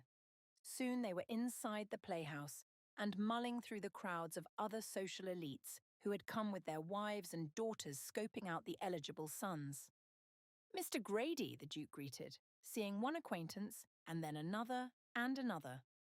Mrs. Tyndale, the Duke began, leaning over to his wife and whispering, You do not need to be nervous. I cannot blame you if you feel so, but please, I urge you not to have any concern. Truly, you are utterly welcome here. The Duke could sense that his wife was aware that she was out of place in the setting with so many noble men and women around her, but he did not wish for her to feel that way and desired her to feel comfortable. Allow me to introduce you to some friends, he said, making his way towards Thomas Baker, the Marquis of Daventbury and his family. Your Grace, the man greeted with enthusiasm. His wife was a rosy-cheeked, matronly-looking figure. The Marquis and Marchioness of Davonbury were not the sort who might intimidate a young woman like his wife. They were well-to-do, but warm and friendly at all times. Lord Davonbury, it is well to see you. And Lady Davonbury, you look ravishing this evening, he greeted happily. Oh, good heavens, is this her? How ever did you manage such a beauty, Your Grace? Lord Davonbury asked, gesturing towards the Duke's wife. Indeed, this is my wife, the Duchess of Sandon, he introduced. As for the rest of your question, I've yet to learn the truth of it myself. His wife blushed, but she smiled politely at the Marquis and Marchioness. It is lovely to meet you, my lord, my lady, she said, giving a small curtsy. And you as well, Your Grace. Oh dear, we truly did worry that the old chap might never marry, Lord Davonbury laughed. The Duke took it in stride, knowing that he was not as old as many men he knew who were as yet unwed. His wife, it seemed, was still feeling out of place, but he did notice that her posture relaxed ever so slightly around these new acquaintances. Just then he saw the Duke of Arbershire and knew he ought to go over and greet his friend. However, there was a slight hesitancy in his mind as far as leaving his wife alone after the accusation made against her. My lord, my lady, might you do me the favour of entertaining my wife for a brief moment? I am afraid that I have a business matter to discuss and she would find it frightfully boring, the Duke said apologetically. Oh, it would be our delight, Lady Davonbury exuded. The Duke noted a brief glare from his wife. It was not from the thought of being left with such lovely people, but he sensed that she disliked him talking of business, on an evening that was meant to be enjoyable. He wondered if she would rather he confessed the truth to her, that it was not business but a matter of her reputation. He thought she would prefer the lie. The Duke of Sandon left the trio and made his way over to the Duke of Arbershire, who had a glass of brandy in hand. Duke, William greeted, bowing at the waist. Duke, came the reply. I see that you have come with your new wife, William remarked. Yes, well, I've little choice in the matter. Were I to come without her, the spies who watch her would note her lack of appearance. You know how it is at these things. All the women have binoculars and none are pointed to the stage, he reasoned. Yes, but have you considered further what it is that I told you? His friend asked rather forcefully. I have indeed, the Duke replied. I have considered, and I have decided that thus far I have seen no evidence to substantiate such a report. I know only that my wife is a cold, distant woman. Can I not struggle with one challenge at a time? If she be unfaithful, would her coldness matter to you in comparison? William asked. Of course it would. I should always like to be aware of what it is that goes on in her thoughts, and yet I fear I shall never be the wiser, the Duke replied. That is the way of suspicious women, his friend warned again. Was there more than you told me? The Duke asked for clarity. No, not as of yet, came the reply. Then I have nothing further to say on the matter. It is not until I have evidence beyond a bit of laughing that I will disbelieve my wife, the Duke of Sandon swore. William cocked an eyebrow. Allow your eyes to provide it for you. Do you see your wife now? He asked. The Duke turned and saw that Lord and Lady Davonbury's eldest son was engaging his wife in conversation. The young man could not have been more than a year older than his wife, but they seemed intent on getting to know one another. The Marquis and Marchioness were still present, and it was not as though there could be any ill words said or done in their presence. However, when he noted his wife's laughter, the free smile she shone, and the way she straightened her back a little more to show her posture, he could not ignore the warning from his friend. You see, William whispered darkly. The Duke of Sandon swallowed. I see only a young man and a young woman enjoying a conversation with one another. I do not suppose this to be any form of impropriety so far as they are simply sharing anecdotes. The lad's parents are standing directly beside them, he noted, listing the reasons it was not suspicious even as his heart sank. I do believe that you have a blind spot for this woman you have married. She has you believing that it is well to do to engage the entertainment of another young man when she is already wed, his friend noted. How many times must I defend her to you? How many times must I point you to the fact that she has done nothing in this moment that begs a question for her loyalty? She is merely having a conversation, the Duke of Sandon defended through gritted teeth. The Duke of Arbershire shook his head. You will never see it so long as you are blind, he muttered before walking away. The Duke watched a moment longer and wondered why he could not converse with his wife so freely. The jealousy came rushing in deeply. Impropriety or no, it was not right that she should be so comfortable engaging the young man when he was the one she had married.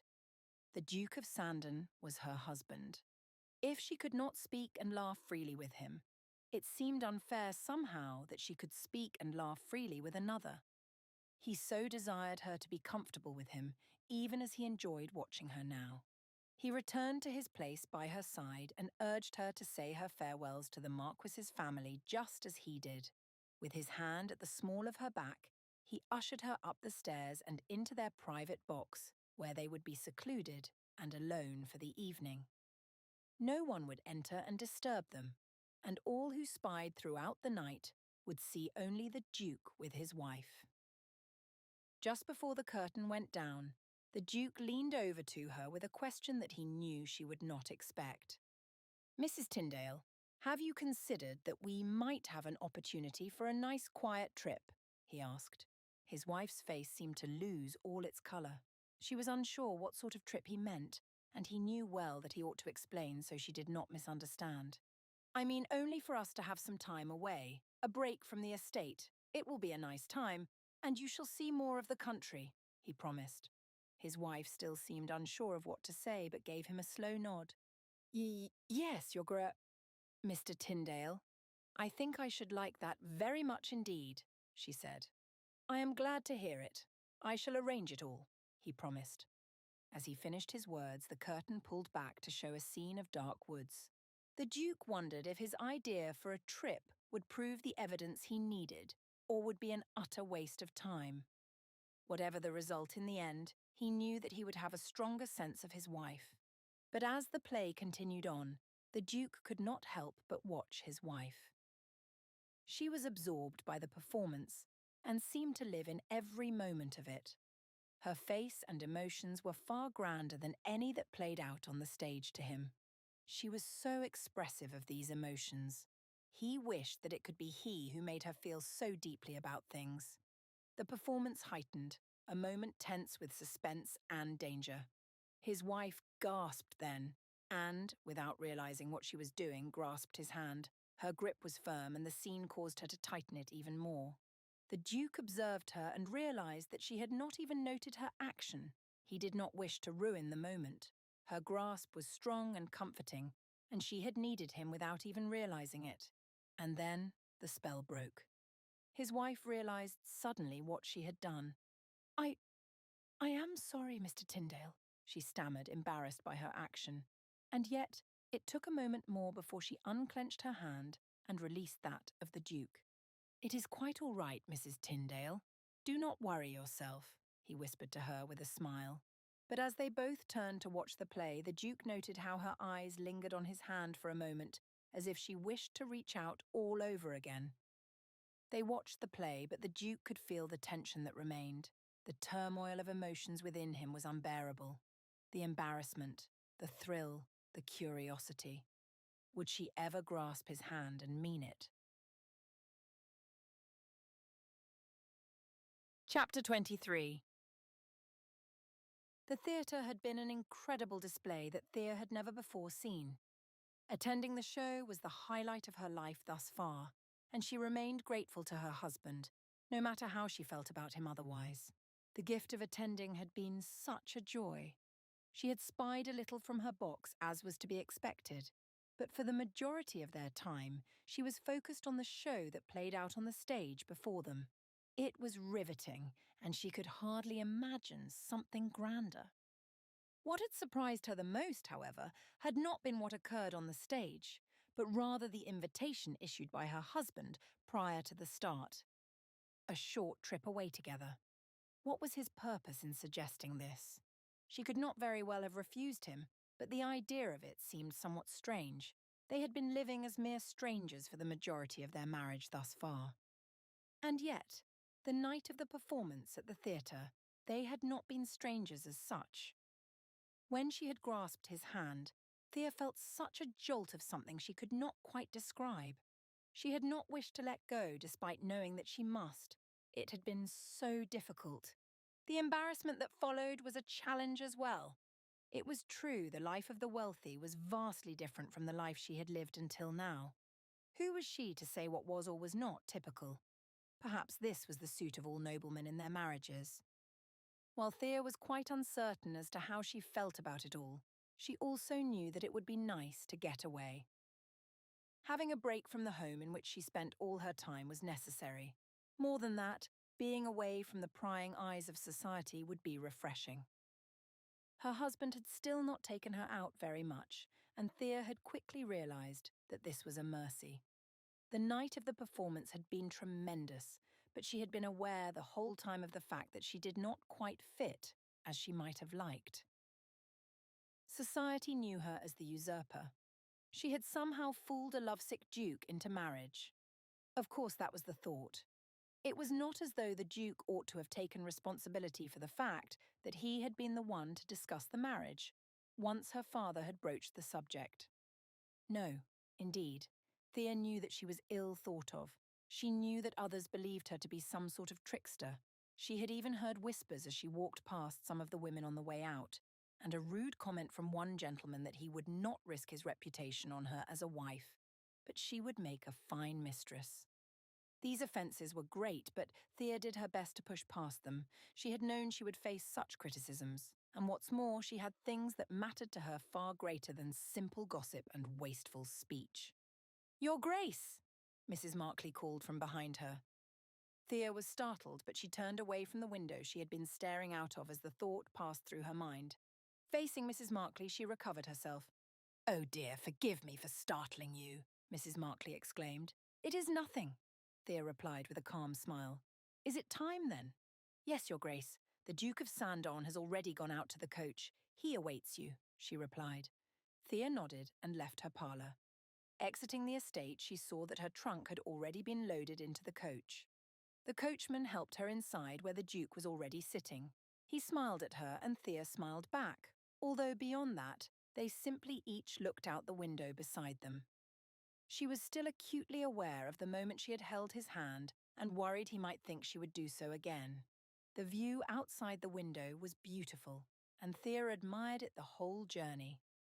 They passed through rolling hills and beyond rivers and trees. There were a great many estates like the Duke's that held such a beauty in their design. Thea could hardly imagine one would ever want to step inside, for gazing on the outside was so exquisite. She had driven through country before while coming to live with the Duke and a few ventures they had had since, but nothing like this. The hours ticked by and they stopped at a small inn to get lunch. Thea was taken by the quaint building made of stone and held together by ivy. "Have a seat," the Duke instructed, choosing a table and pulling out the chair for his wife. Thea did as she was told, and the Duke of Sandon sat across from her with a confidence that she had grown accustomed to from him. "Are you looking forward to the time away?" he asked. "Yes, indeed, Your Grace. I think the air will do me well, and I do like a change of pace now and then. Things appear different out here," she replied. "Yes, we are nearly halfway through our journey, but the place we are going is similar to this town. Only the home in which we will be staying is a little beyond. But you will have every opportunity to walk about in the town and see things as you wish," he explained. "Thank you, Your Grace. I do look forward to it," Thea said again with a smile. "May I ask, how long do we expect to be gone for?" "Not long. Perhaps 5 days? Maybe 6, the Duke replied. To Thea, that seemed a great deal of time. She hoped that she would be able to write to her family and to Margaret so they all understood why she was not inviting them over to visit.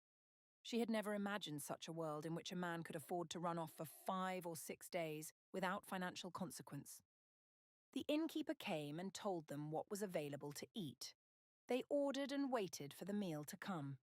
In the meantime, they tried to think of things to discuss. Am I correct in my assumption that you would like to find another performance in town when we return?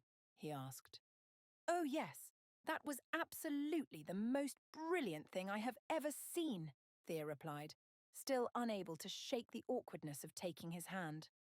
They discussed all manner of aspects of the show and how it had been an excitement, and the Duke promised to take her to another as soon as he was able. Thea was thrilled by the promise, and their conversation left a surprisingly pleasant mark on the rest of the day's trip. Once back in the coach, the Duke of Sandon informed Thea that they would go first to the home the Duke owned in which they would stay before going into town for dinner that evening. The following day, she would be free to roam as she wished. There is an exquisite circulating library that I've no doubt you will love, he told her. I should very much like to see it. Have you been in it before? She inquired. Oh, many times. I never do bring books with me from my home when I come to visit. Rather, I enjoy browsing through the volumes there and choose one work which I might have the pleasure of reading for the week, he answered. Yes, that does sound delightful, Thea said, thinking of the 3 volumes she had packed in her trunk. Had she known about the library, she might have done the same as the Duke suggested. She considered that she might as well anyway. It was not as though the Duke was lacking for anything in his collection, but perhaps she might find a work she had not yet seen at the estate. Light began to grow dimmer, and Thea saw that they had come upon a remarkable meadow. There were flowers throughout the grass in every direction and a small pond where geese were floating peacefully. In the midst of it all lay a small cottage, covered in ivy and rose bushes. Here we are, the Duke announced. Thea turned to him and marvelled. We shall be staying here, she asked in delight. Yes, we shall, he replied. Thea's excitement was quickly cut short when she noticed something about the cottage.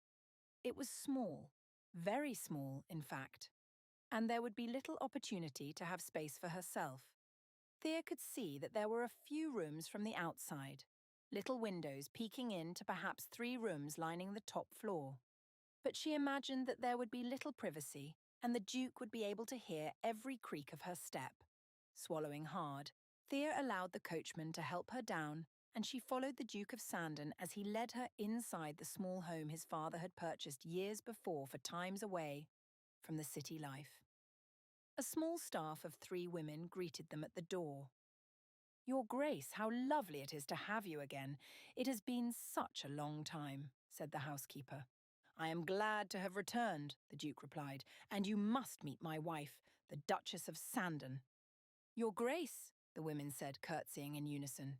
All is ready according to your letter, Your Grace, the housekeeper announced. Thank you, Mrs. Hudson. I shall show my wife to her room first, he said.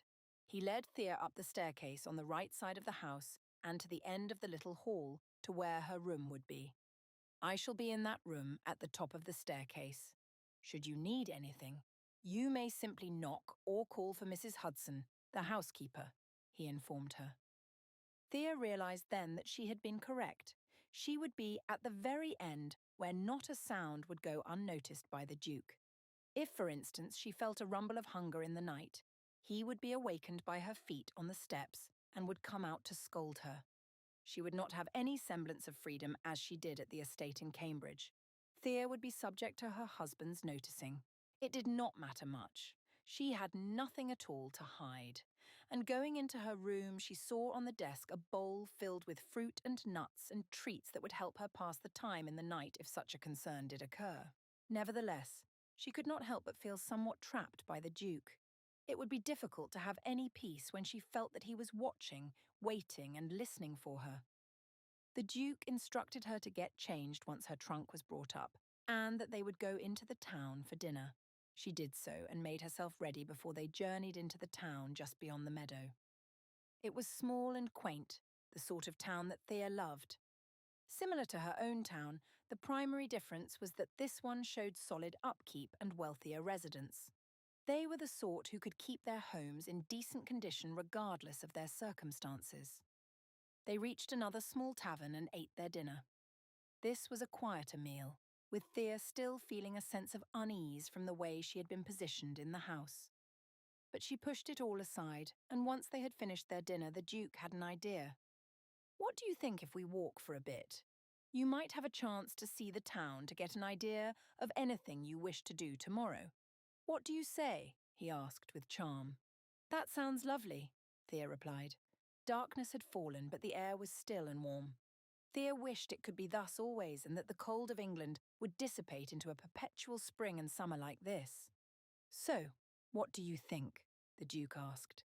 "It is lovely, very lovely," Thea replied politely. "I had thought you would find it so. Indeed, have you seen that shop across the way? They have the most delightful caramels. You ought to take some home for when you see your family or Margaret next," the Duke suggested. Thea thought it was kind of him to offer a thought for her family and agreed. He had promised to give her an allowance for their time away with which she was free to purchase anything she wished. Thea wished only for a little more privacy. Chapter 24. The Duke of Sandon woke early the next morning to the sound of a very nervous Mrs. Hudson unable to contain herself. "What is it?" he asked, opening the door to her anxious face. Your Grace," she said, trembling from what it was that she needed to tell him. The Duke waited, but Mrs. Hudson seemed to be battling her own mind in the struggle to get out the words she needed. He began to grow worried. Soon, as she stammered about the Duchess, he was frightened that something terrible had happened. "What is it, Mrs. Hudson?" he demanded. "Your Grace, she is cooking. She demanded we leave the kitchen and allow her to do the work herself," the woman finally announced in a fit of terror. The Duke was silent for a moment, then sighed heavily, unsure if he found it frustrating or amusing that Mrs. Hudson would be so at odds with this. "Please do not worry, Mrs. Hudson. My new wife has some peculiar ways, you might say. I shall speak with her," he said to the horrified housekeeper. Mrs. Hudson nodded, and the Duke closed the door behind her, so that he might be able to dress himself. After a short time, he descended the stairs and made his way to the kitchen. He found his wife already preparing breakfast with the eggs and bread that he had purchased the day before. He watched as she cooked and finally greeted her. "Good morning," he said carefully, making sure not to startle her. "Oh, hello, good morning," she replied in a rush. "I have breakfast almost ready. Is there anything else you would like to go with it?" "No, it smells and looks lovely," the Duke replied, wishing he had also bought bacon for them to enjoy. He was, however, enjoying watching her so lively and energetic. It was a side he had not seen often. "I certainly hope it tastes as lovely. I am not so good a cook as my mother," she warned him with a small wince. "I very much doubt that," the Duke replied. "I can see that you know exactly what you are doing." It helps that we were never able to afford much help in the home. Now and then my mother would have a lady come, but that was only on special occasions, and has been rare since we were all very young. Of course, when we were very young, she did have a great deal more help, his wife said, speaking freely for once. "From whom?" he inquired. "Well, I had many aunts who lived nearby. My mother is one of 4 girls, and my father has 2 sisters as well. All live very close to our town. Well, some have moved on, but when we were young, they all lived close. Oftentimes, one aunt would take the children of every other for a day to give the rest some time to relax," she said with a laugh.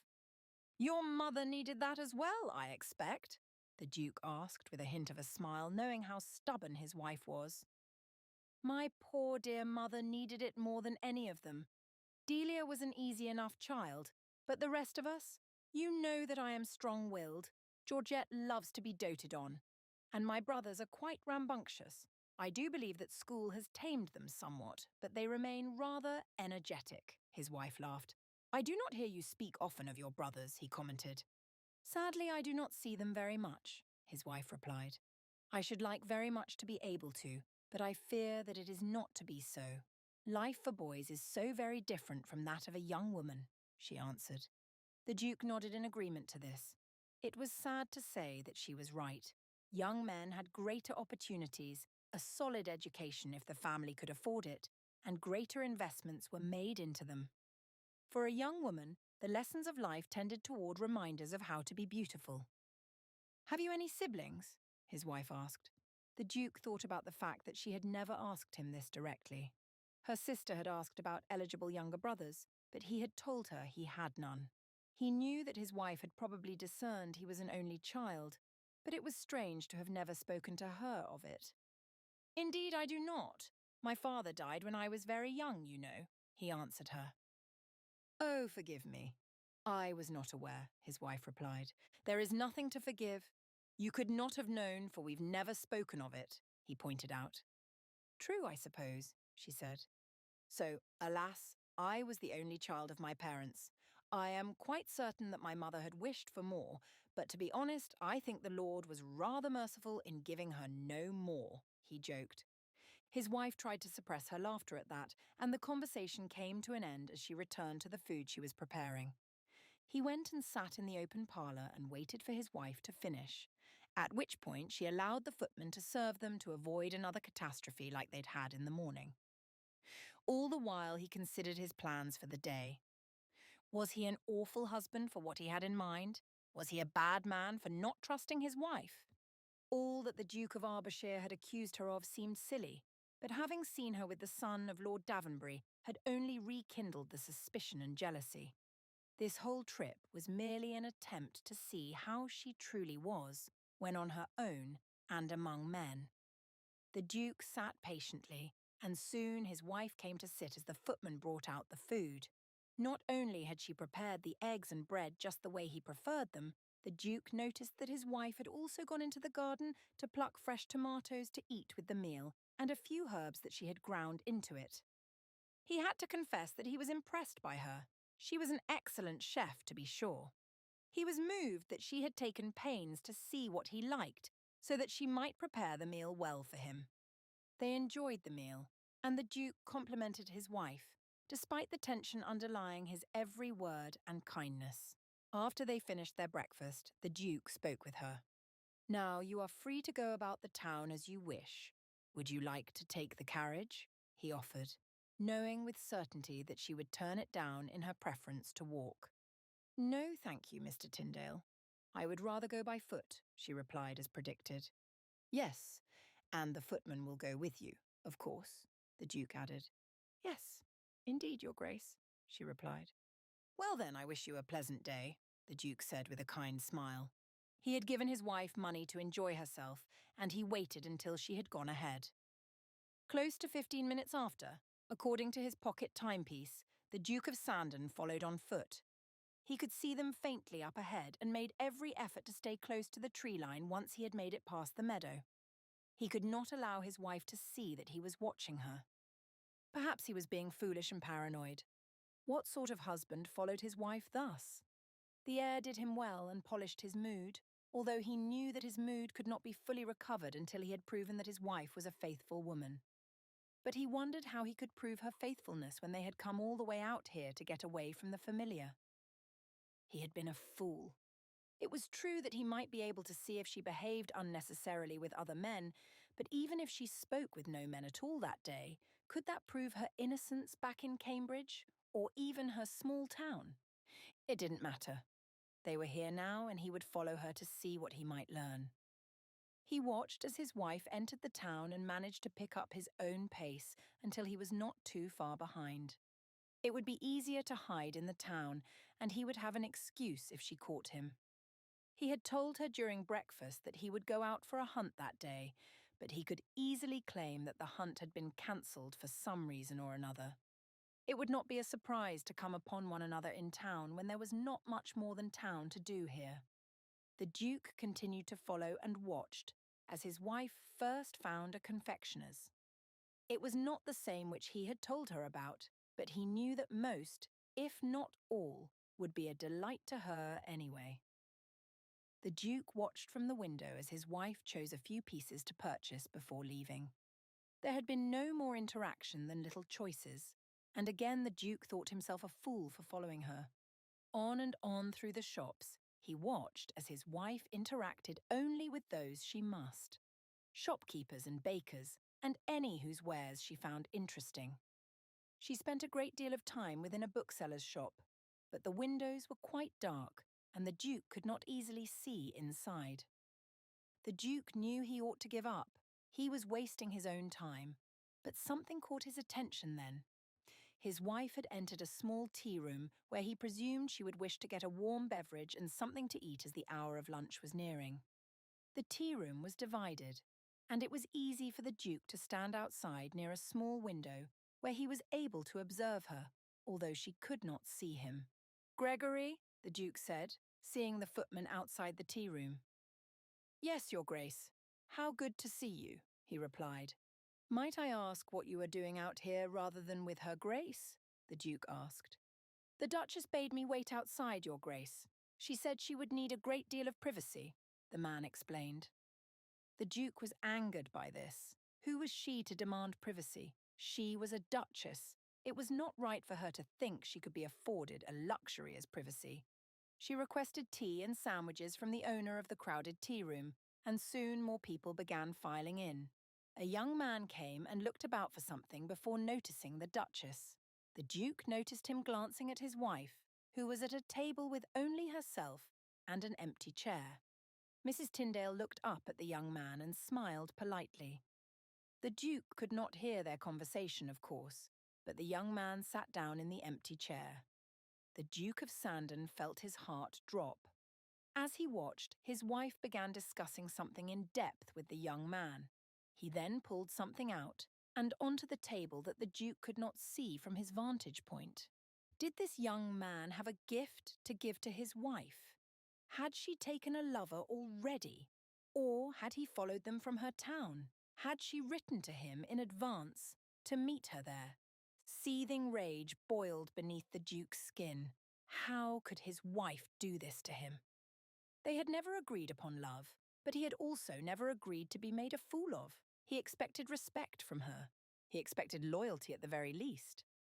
And here she was, exchanging gifts with a lover. He watched her laugh, and the light danced in her eyes as she spoke with the man she had come to meet. There was such a joy in her that the Duke could not comprehend when he knew well that she ought to be cowering in shame for her actions. The flirtation was visible through his wife's carefree nature, a nature he had yet to see her display with himself. The young man spoke with his fluttery hands, and it was an entertainment to his wife. He had no doubt any more. Any woman who met with men they were not married or related to was clearly a woman of ill repute and a woman not to be honoured. The Duke considered all of his options. He could storm inside now and demand that she throw herself at his mercy. He could simply stand outside the window's glass and allow her to see him and feel the terror in her heart at being caught. He could even write to society, his mother and his friends, there and then declaring his wife's infidelity. But the Duke knew he had been rash in following her.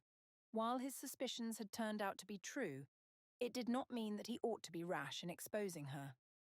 The Duke watched for a while longer before turning on his heel and making his way from the tea room. "Not a word about my presence here, Gregory," he ordered the footman before he left. "Of course, Your Grace," he had promised, bowing his head ever the loyal servant. The Duke of Sandon slowly walked back in the direction of the cottage, knowing that his wife would have to return at some point. Perhaps she might even try to come with her lover, believing her husband to be away at the hunt. The meadow did not seem so pleasant anymore. It seemed bright and harsh and cruel. He arrived at the cottage and decided to send his coachman on an errand to purchase a grand dinner and have it brought to the house. He instructed the man to spare no expense. The Duke sat and waited, knowing the food would arrive first, and then, eventually, his wife. He had everything planned now. He would invite her to dine on a feast before exposing her for what she really was. Chapter 25. Thea was nearly dancing when she returned to the cottage with the package in her hand. The day had gone more brilliantly than she had ever anticipated. The young man had given her exactly what she had hoped for. When she came upon the cottage, she noticed through the window that the Duke had prepared something significant and unique. The table was filled, not just with food, but with stunning silver bowls and lit candles in elaborate candle holders. A smile spread across her face. The Duke had no idea what she had done that day, and here he was, surprising her. She supposed they had both held their plans close to themselves. She walked through the door, and the Duke came out from the dining room to greet her. "Mrs. Tyndale," he said brightly, "how was your day?" She had not seen him appear so delighted before. She thought he must be waiting to surprise her with the dinner, and she would have to act as though she had not seen it upon coming to the cottage. "It was very well, Mr. Tyndale. And how was yours?" she asked in reply. "My day was most illuminating," the Duke replied. Thea smiled, assuming he was referencing something to do with the hunt. She quickly tried to place the package in a nook by the door where he would not see it. Then Thea followed him to the dining room where she pretended to be completely taken by surprise. "Good heavens, Your Grace!" she exclaimed, remembering only after to use the more familiar title. "It is exquisite. I am in shock at all you have done. You must have stayed quite busy after the hunt." "Oh, indeed, I was very busy today," he said, in a way that made Thea feel suddenly on edge. The Duke of Sandon urged Thea to sit, and she did so, quietly, uncertain what he had planned next. The Duke waited for the footmen to fill their plates before speaking. Thea smiled and thanked him, and soon after they bowed their heads. Dutifully praying a short prayer of thanks, the Duke said amen and nodded for Thea to begin. "You are all dismissed," the Duke said, addressing the staff. The 3 women and Gregory, the footman, departed awkwardly. Thea was uncertain why the Duke would send them away, but assumed he had his reasons. Still, it made her nervous to think that they would be alone. The food was beyond what she could have imagined, and she sensed that the Duke had truly spared no expense in having the very best brought to them. She knew not what sort of bird it was that they were eating, but she found herself overwhelmed by the taste. "This is quite a magnificent dinner," she exclaimed. "That was my hope. Are you satisfied with it?" he asked. "Extremely," she answered. Thea then thought about the package she had left by the entrance and how she hoped the Duke did not see it before she had a chance to take it upstairs. A bit of worry crept in that he would find it. "Is it better than what you ate for lunch?" he asked suddenly. Thea tried not to look at him directly when she nodded. "Indeed, this is better than my lunch," she said. "Where did you eat? Somewhere in town?" he asked. "Yes," she replied shortly. "Which place did you go?" he pressed. Thea was not enjoying this sudden line of questioning. She worried that the Duke was searching for something, and she was not yet ready to tell him the truth. "It was a small tea room," she said. "I do not recall the name." "Well, I suppose your thoughts were concerned elsewhere," he growled. Thea looked up at the Duke, astounded by his tone and the way in which he spoke to her. "Whatever is the matter?" she asked in horror. "You think that it is right to make a fool of your husband?" he demanded, smashing a hand on the table. Thea jolted back in her chair and pushed it so she might be able to run quickly. The Duke of Sandon was frightening her, and she did not know what to do. She had nowhere to go and was not from anywhere nearby. The staff would not be able to stand against their master in her defense. "I did no such thing," she insisted. "You did. You met with a man for a meal. You exchanged gifts with him. You flirted and enjoyed your time with him as you have never enjoyed your time with me," he said angrily. "Can you imagine why not? Listen to yourself. How could I enjoy my time with a wealthy, titled man who views me as his property?" Thea yelled, terribly angry that the Duke would suggest something so heinous and untrue against her honour. "You would deny it. I saw you with my own eyes this time. I had not fallen prey to the truth when my friend told me he had seen you once with your sisters flirting with a shopkeeper. Nor did I allow myself to fully believe it when I watched you with Lord Davonbury's son. But sadly, after what I saw today, I simply cannot deny what I now know to be true. You are unfaithful. I have bound myself to a worthless woman who has no respect at all for me." The Duke of Sandon roared in his accusations. Thea seethed from where she stood on the other side of the table from the Duke. "It is such a shame that you do not realize what a fool you are," she said in a quiet tone. She watched his face grow an even deeper crimson at her words. Thea knew well that a duke would never grow accustomed to being called a fool. but that was exactly how she now saw him. "You know nothing of what you speak," she spat in an even tone. "Do I not? Then tell me. Tell me what it is that I do not understand," the Duke ordered. "When I speak with a shopkeeper, it is because I must make a purchase. I know not what your friend thought he saw. I know not when he saw it. If I was with my sisters, then I can guarantee you that I was more entertained than I normally might be. But I have no desire to marry any man, your grace," she said in a viper-like tone. "And for your accusation about Lord Davonbury's son, you should know that I was speaking to him of my youngest sister, Georgette. She is the only one among us who has a strong desire for marriage, and I seek to find a good family for her to marry into. While I cannot expect many men to so debase themselves by marrying a woman of our rank—" "He was kind, and I considered that I might speak about her," Thea continued. "And as for the accusation you hold against me today, you must give me the briefest of moments from which I shall return with an explanation," she said with a glare before storming out of the dining room and grasping hold of the package. Thea returned to the room with a force like thunder. The Duke had not moved even a fraction from the time she had left him, and she knew that he was recognizing his folly. "This, your grace, is what I met with the young man for at lunch.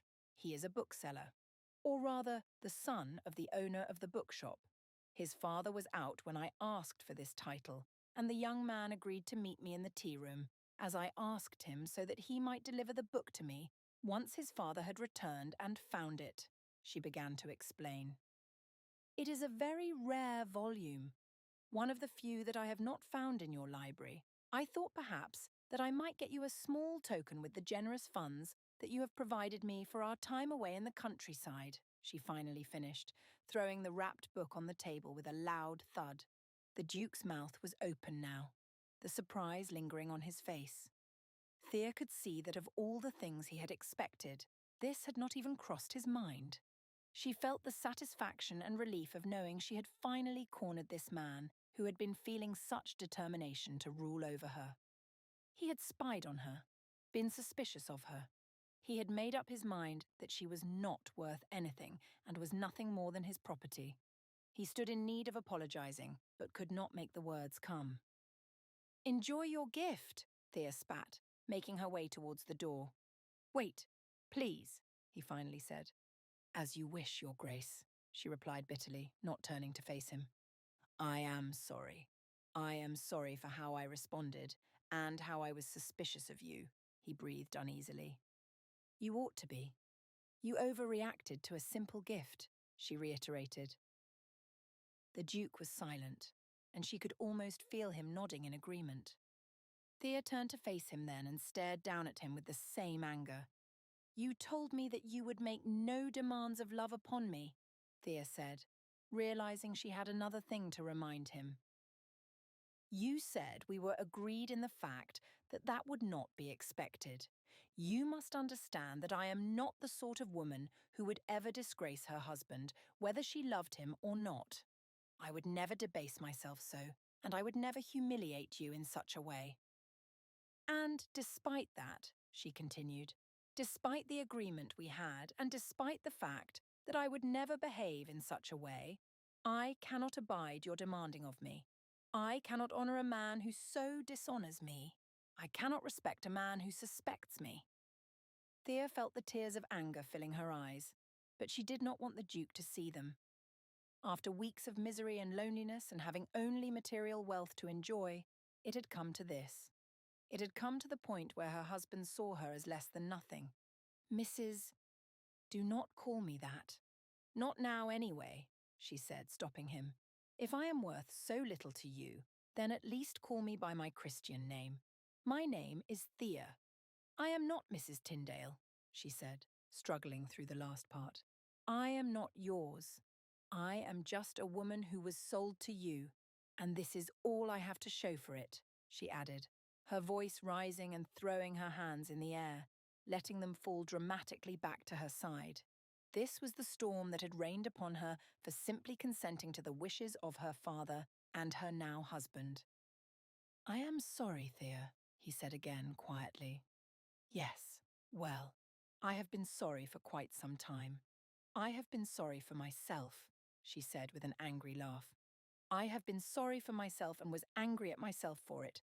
Thank you, Your Grace, for giving me permission to pity my circumstances. Thea curtsied with this last sentiment and left the dining room, making for the bedroom in which she would allow herself to be imprisoned for the night. She collapsed on her bed and allowed the silent tears to flow freely. After an hour or so, she heard the footsteps of the Duke retiring to his room with all the freedom afforded to men.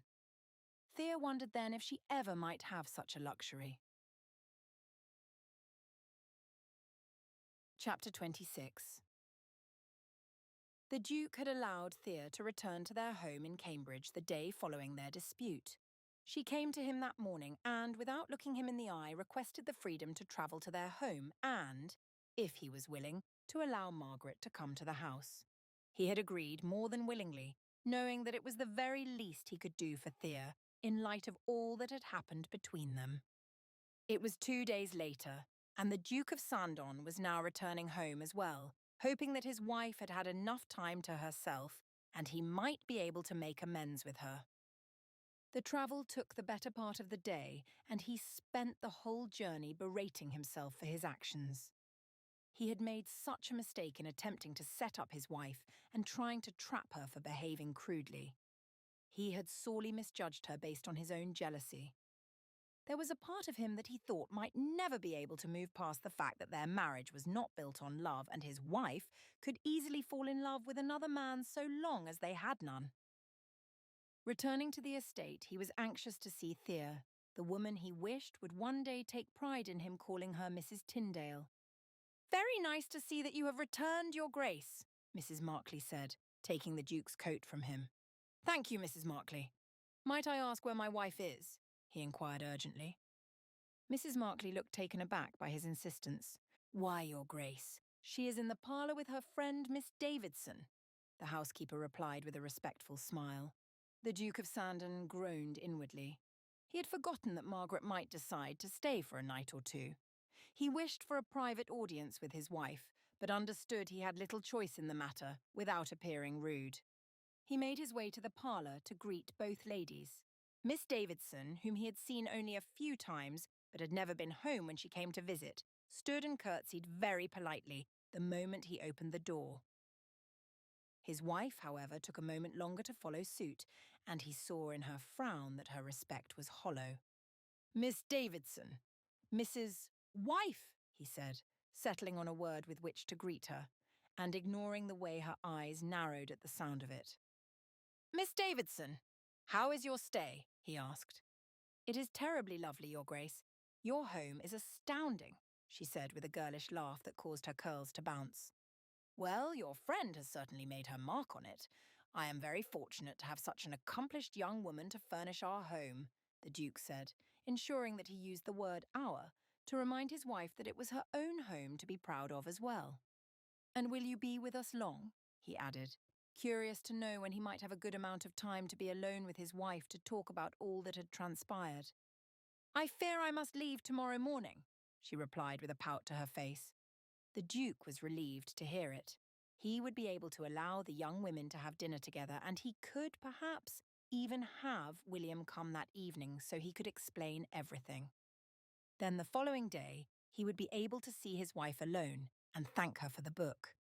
"We shall be sad to see you go," he lied. Again he saw a look from his wife, telling him that she read through everything he said and would not believe a word from him for as long as she might have the displeasure of knowing him. "Well, then, I must leave you to it. I do not wish to interrupt the time you have with one another, but it is a pleasure, Miss Davidson. Enjoy your evening," he said, bowing and taking his leave. Once he was out the door, he ordered his card to be sent to the Duke of Argyllshire as quickly as possible. The Duke waited in his study, and within the hour his friend arrived. "I was surprised to hear from you. Were you not due back at the weekend?" William questioned, shaking the Duke of Sandon's hand. "Indeed, but we were rushed back early on rather pressing business," he replied, gesturing for his friend to take a seat. The men made themselves comfortable and, as usual, brandy was poured. "I see there is a change in your appearance," William noted, watching him. Indeed. So, you've come to see the truth. You are a man with a look of disappointment, a man who has been broken because he believed a lie, he extracted. Oh, it was quite a falsehood, the Duke of Sandon replied. Tell me, how bad was it? Did you catch her with a young man, or did she simply confess? The man said in disgust. Duke, the falsehood which I believed was of your own making, the Duke of Sandon said, having heard enough of the accusations and assumptions. William looked at him curiously, as if this was not what he had expected to hear from him. Must I say it again? You were wrong. You were wrong. And yet I allowed myself to believe you for a time. I allowed myself to grow suspicious of my wife and think the worst of her. The Duke of Sandon explained, struggling through angry breaths. I followed her. I attempted to set up a trap, and all I did was reveal my own horrible nature. I caused her to hurt. I accused her to her face, and when she came at me with every logical explanation I had been too blind to see, I simply gave up. The Duke's friend looked at him, open-mouthed and concerned. What exactly do you mean by her logical explanations? He inquired, unconvinced. The lad you saw her with when she was shopping with her sisters. It was just as I had assumed. He was a shopkeeper. It was his duty to entertain young women who came in seeking gowns. There is no harm in that. How is she to make a purchase if she be not allowed to speak to the merchant? And Lord Daventry's son? It was not for her own sake that she spoke with him, but that of her youngest sister. A sister for whom she is seeking an adequate marriage with a good family. There are few families as good and prestigious as the Marquis of Daventry's. And the most foolish of all my suspicions was the one I brought upon myself when I found her speaking with a young man in a tea-room. I saw him give her a present. The present, as it happened, was for me. He was a bookseller. She had purchased for me a rare volume that must be worth nearly every penny I gave her to spend during her time in town. After this, the Duke allowed himself a moment. Recounting the tale all over again was bringing back the same agony and guilt that he had felt from the beginning of his wife's explanations. She had been a good woman, and he had not seen it. Do you believe all this to be factual? William asked, his resolve weakening. I know it to be. In truth, I think I have perhaps found a woman who is better than many others. A woman kind enough to, despite not liking me very much, try and purchase a gift for me out of respect. A woman who has often been cold and aloof, but remains willing to try when she can bring herself to trust me. I have betrayed that trust in every manner, the Duke confessed. You speak highly of her so suddenly. Did you not before believe her to be the same as any other young woman seeking a fortune? His friend asked. I must confess that it has not taken me so long as it ought to have to understand how wrong I was in that. She never agreed to marry for my fortune. She agreed to marry me because it was what her father insisted upon. Here I have seen her coldness in not wanting to be my wife, when I ought to have seen her submission in marrying me anyway. She is a young woman of a great many qualities. I wish only that I had confessed them to myself sooner, the Duke of Sandon admitted. You sound dangerously close to a man who has actually begun to care about his wife, William warned with a slight grin. I confess it. The truth is, I have feared so greatly that she was disrespecting me. I feared that she had found another man and would taint my good name. But what I had not admitted was the fact that disrespect has been far from my only fear, he said. Oh, and what is the rest of your fear? His friend prodded in a tone that did not denote serious conversation. The Duke brushed aside his friend's callousness. I fear that she will truly fall in love with another man. I fear that I am terribly jealous. I fear that I do, indeed, care for her, the Duke of Sandon finally said. His friend leaned back and watched him intently, not entirely believing what he was hearing. The Duke no longer cared. He had come to realize that he was noticing his wife as a wife and no longer as merely a matter of convenience. He wished his mother could see the reality of that. He wished he could express it to his friends and to society. But most importantly, he wished he could express this to his dark-haired wife. He thought she might never believe him, even if he tried. but it would not matter in the end. He would have to tell her at some point. He would not tell her when they discussed things the following day. The Duke would bide his time. He would wait until she was ready. "I cannot quite express how I feel about your revelations," William admitted.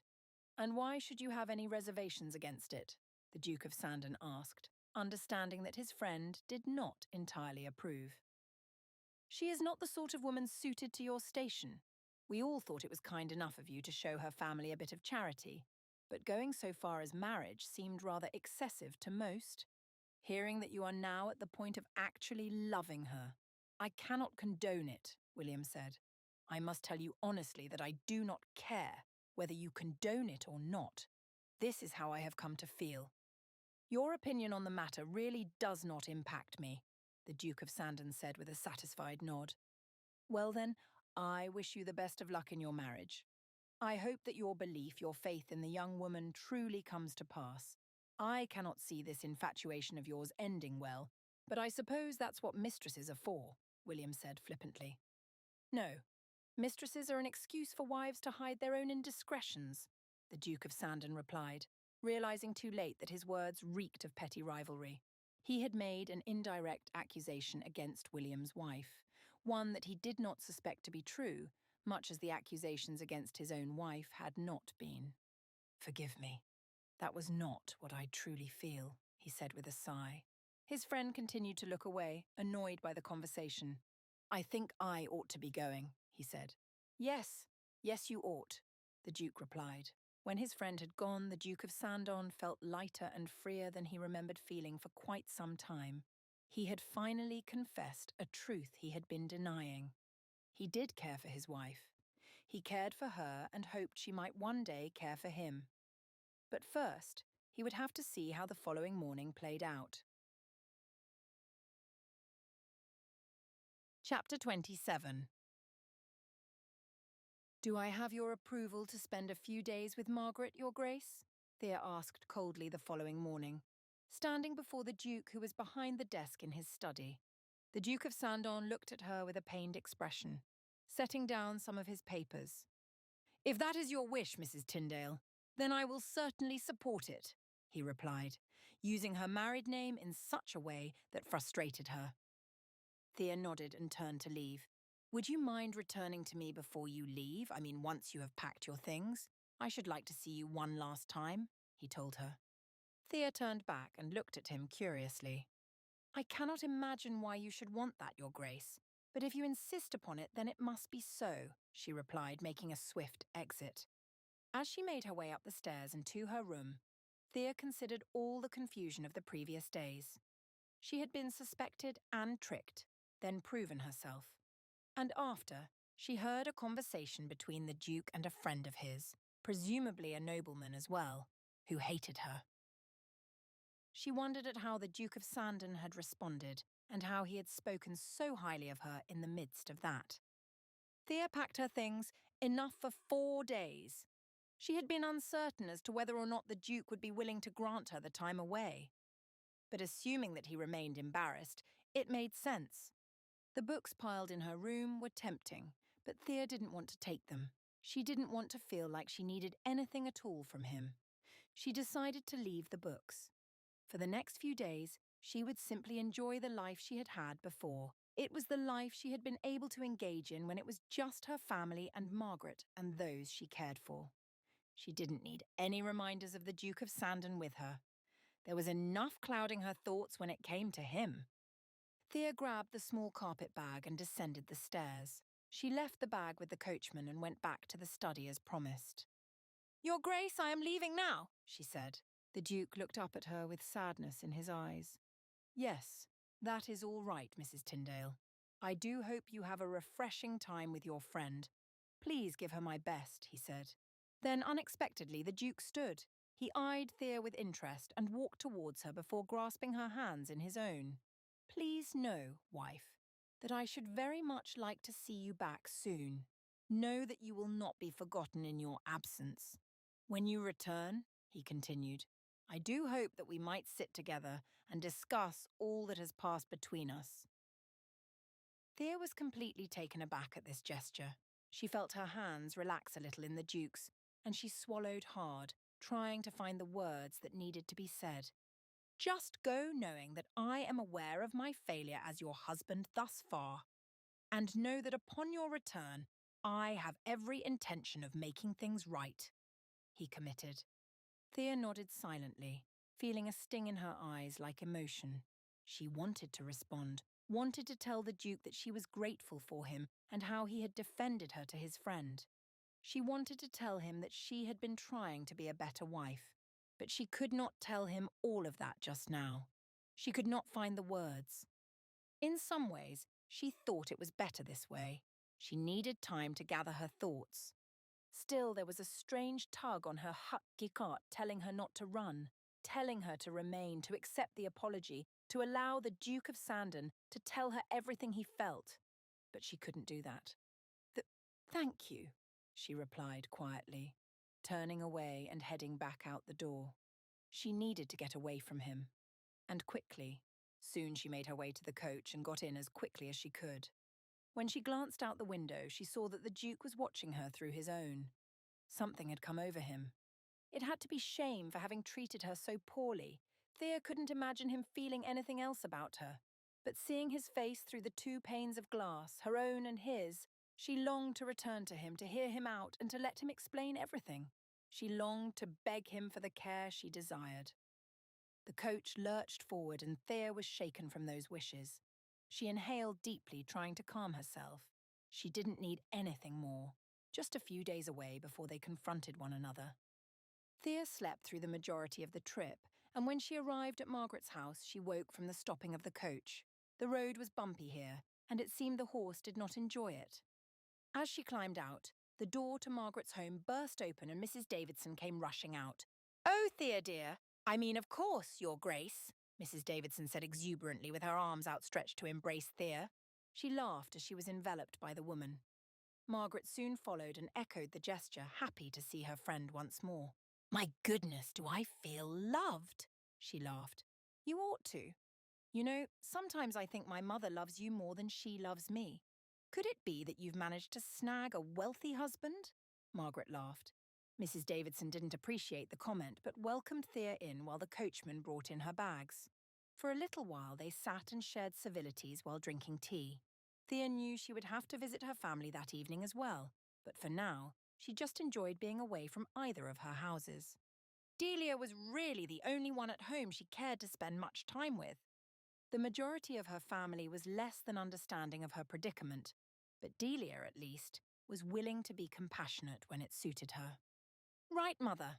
Thank you for your time, but I should very much like for Thea to come to my room for a bit so we can spend time just the 2 of us," Margaret said politely. "Oh, of course, dear. Thea, my darling, I mean Your Grace. If you need anything at all, don't hesitate to ask. My goodness, can you believe that I am hosting a Duchess in my very own home?" she asked, delighted. Thea's smile faltered a bit, realizing that Mrs. Davidson's joy of hosting her had little to do with the Thea she had been. It was entirely about the Duchess she was now and the fact that she had new bragging rights with the neighbours. Apparently, the woman hadn't considered the very fact that some of those neighbours were Thea's own family. "So, do tell me, how has it been?" Margaret asked cautiously once they were alone in her room. It was a small room, but she had it to herself. Thea had always shared with her sisters, but Margaret's family had more money than the Caulfields, and it did show in areas like this. "It has been quite a challenge, to be honest," Thea confessed. "Tell me more about all that happened, Thea. I can't understand why you seem so conflicted. I mean, with what he did to you, I understand the anger, but there is something changed in you," Margaret noted. "Yes, I suppose there is," Thea replied. She sighed deeply and waited until Margaret was more settled. "So, you know that he had set up the little trap for me. But what you aren't aware of is what I heard last evening. It was quite a surprise, I must say," Thea confessed. "Oh? What happened? How is it that I don't know this?" Margaret asked. "You don't know because you left hardly before I did," Thea replied, stating the obvious. "Right, so what about it?" she prodded. "Well, you know my husband obviously has some very wealthy friends, and men of position like his own," Thea began.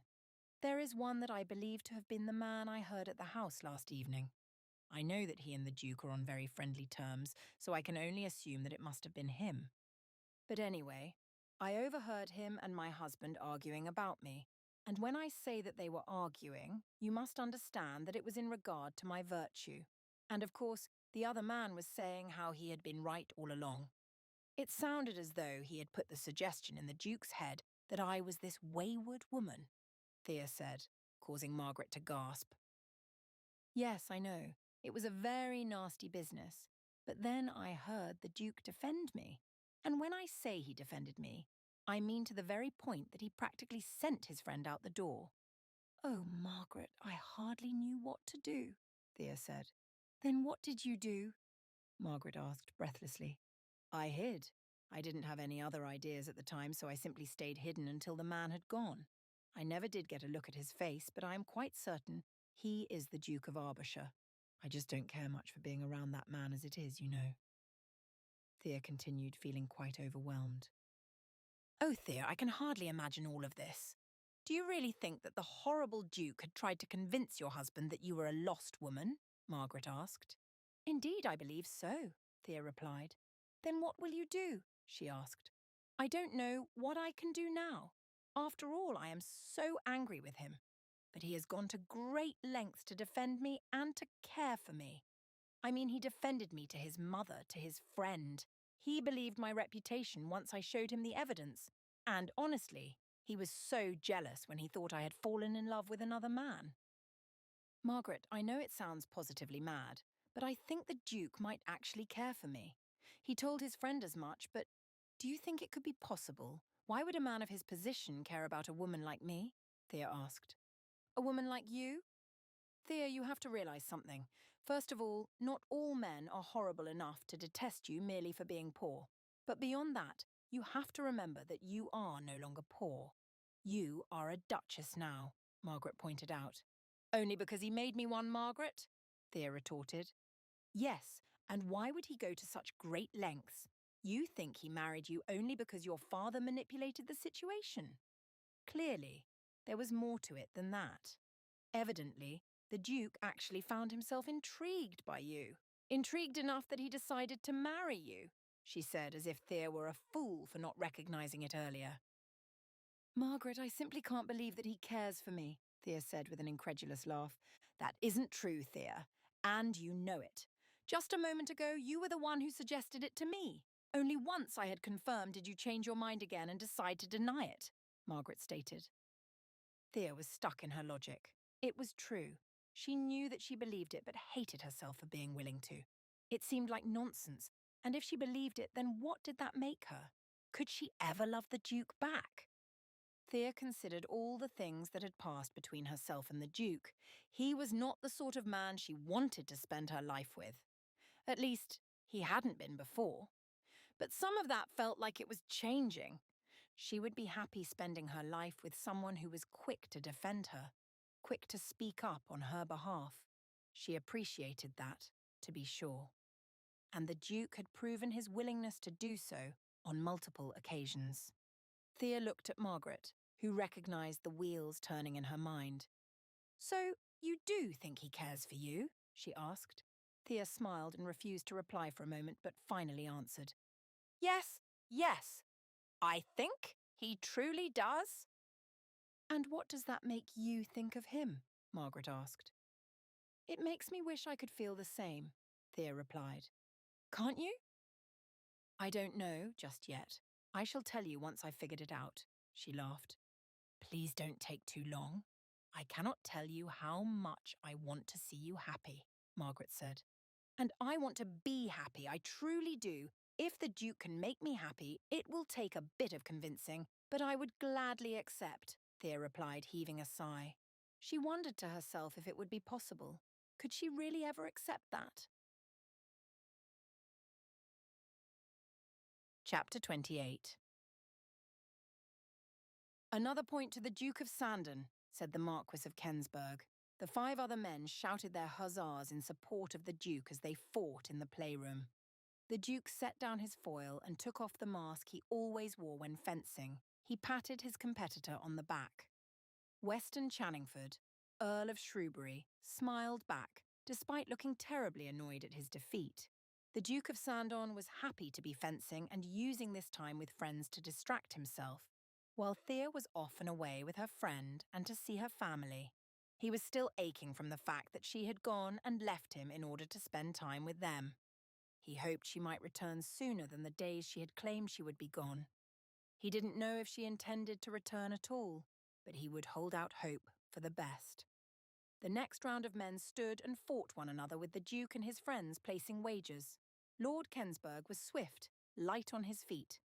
He would be a real difficult match, but the Duke of Richmond was strong and had force behind his jabs that clearly helped him maintain the upper hand of causing fear in his opponents.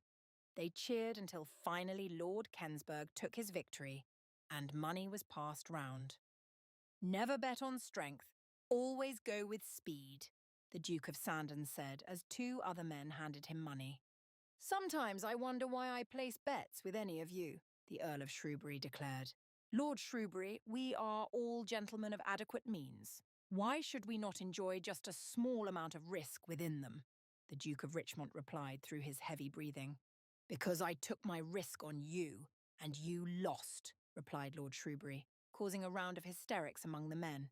The laughter was a delight to the Duke of Sandon, who needed such a distraction. Being among his own friends was doing him well. "Speaking of risks, we have heard about these great new investments being made by our good friend here," Lord Kensburg said, resting a hand on the Duke's shoulder. "Yes. Tell us, Your Grace. Have you seen great returns on your investment yet?" Lord Shrewsbury asked. "Indeed I have. I think you would all be wise to get involved with such trade opportunities. You see, it is very easy to call it an investment, but it is, in fact, a business partially owned by myself. It is not merely putting my money to its name. I have put in my efforts to track it," he explained. "It still sounds like great returns for very little work to me," laughed Lord Kensburg. "I suppose you're not too far off," the Duke laughed in reply. The butler for the Duke of Richmond poured a glass of brandy for each of the men. The Duke's estate was quite grand, but the Duke of Sandon knew that his was still superior. Part of him was bothered that he noticed it so easily as that. "Tell us more about all of this. Who is your man on the inside?" Lord Kensburg asked. The Duke could see that Lord Kensburg was deeply interested. Some of the men were merely humouring them, but a few showed they wanted in. "Well, I have a gentleman by the name of Mr. Cotswold. He seems like a scummy man from the start, as I've warned others, but he comes to show you with time that he is indeed an expert in his craft. I have seen a great number of men grow wealthy through their work with him," the Duke added. "A great number of men? I've heard you turned your new father-in-law to it. You're even introducing tramps to the system, are you?" Lord Shrewsbury laughed. The Duke turned to him with a stern look on his face. The room quieted. There was no reason for the man to be so crass as to call the father of his wife a tramp. "You believe my new extended family to be of the tramp variety, do you, Lord Shrewsbury?" he challenged. "It was only a joke. No need to get angry," Lord Shrewsbury replied. When the room stayed quiet, he laughed in embarrassment. "Oh, come on, no one thought it was funny," he asked, trying to defend himself. "I think it was very rude and small-minded," replied Lord Kensburg. Lord Shrewsbury was outnumbered in his estimation of what might be appropriate and how far he could push the Duke of Sandon. "Well, Your Grace, my apologies," he said, although it seemed to be rather disingenuous. "Sit down and remain quiet," Lord Kensburg instructed. He was the oldest among the men and commanded the most respect. While all observed that Lord Shrewsbury was unaccustomed to being ordered about, even he would do what he was told by the great Lord Kensburg. "Anyway, please continue, Your Grace," Lord Kensburg instructed. "Yes. Well, Mr. Cotswold is a fine man to do business with, and I am grateful to have struck up with him," he said, having nothing more than that to add. "That is good to know. I should very much like to meet with him," Lord Kensburg said decidedly. "I believe I have his card. I shall be sure to get it to you," the Duke promised. The men decided to move on to another round of drinks. The Duke of Sandon wanted to fence more, but it seemed the majority of the men were too tired out by this point and had little interest in continuing the games. After a time while they had been discussing books and literature, Lord Shrewsbury made his way quietly to the Duke of Sandon. He was searching for one book recommendation that might be on the shelves that lined the walls of the sports room. "Will you forgive me for what I've said before?" Lord Shrewsbury asked. "I can, but I would much prefer it if you ceased to allow yourself to believe such things about your fellow man. You must understand that there is nothing about my new family that makes them tramps," he said, defending them. "I understand, but you yourself must admit that they are rather poor. And it is unlike men of our stature to marry among people like that," Lord Shrewsbury replied callously. "Did you come here to apologise, or to continue your insult?" the Duke asked, turning to the man and staring at him, eye level. Lord Shrewsbury inhaled and held his head high. "I simply cannot understand it. No one can. Just because they are not so vocal as I does not mean they do not think the very same thing," he told the Duke. "And what else? Lord Shrewsbury, please tell me what else had you so disappointed in my marriage that it distracts you from simply focusing on your own?" the Duke asked. "I do wonder why you were willing to marry a woman who so evidently has no interest in you. I mean, there is truly nothing about you that she cares for. Most of us are in loveless marriages, but at least our wives like our money. Yours doesn't even have a desire for that," Lord Shrewsbury reminded him. "It bothers you that my wife is not using me for my finances, as yours uses you." The Duke laughed, wondering at the idiocy of such a comment. "Absolutely. It's not natural for a woman to be married to a man and care about absolutely nothing for him. It makes me wonder about what could keep her coming back to you. Or do you think she might come home when she has no intention to?" Lord Shrewsbury asked rudely. "What are you implying?" the Duke seethed, putting his face directly in the other man's. He clenched his fists in disgust at Lord Shrewsbury, wondering how such a horrible man could have a position like he did in society. It was unfair that a man like that would be born into wealth, and a woman like Thea would be born into poverty. He simply could not reconcile it in his mind.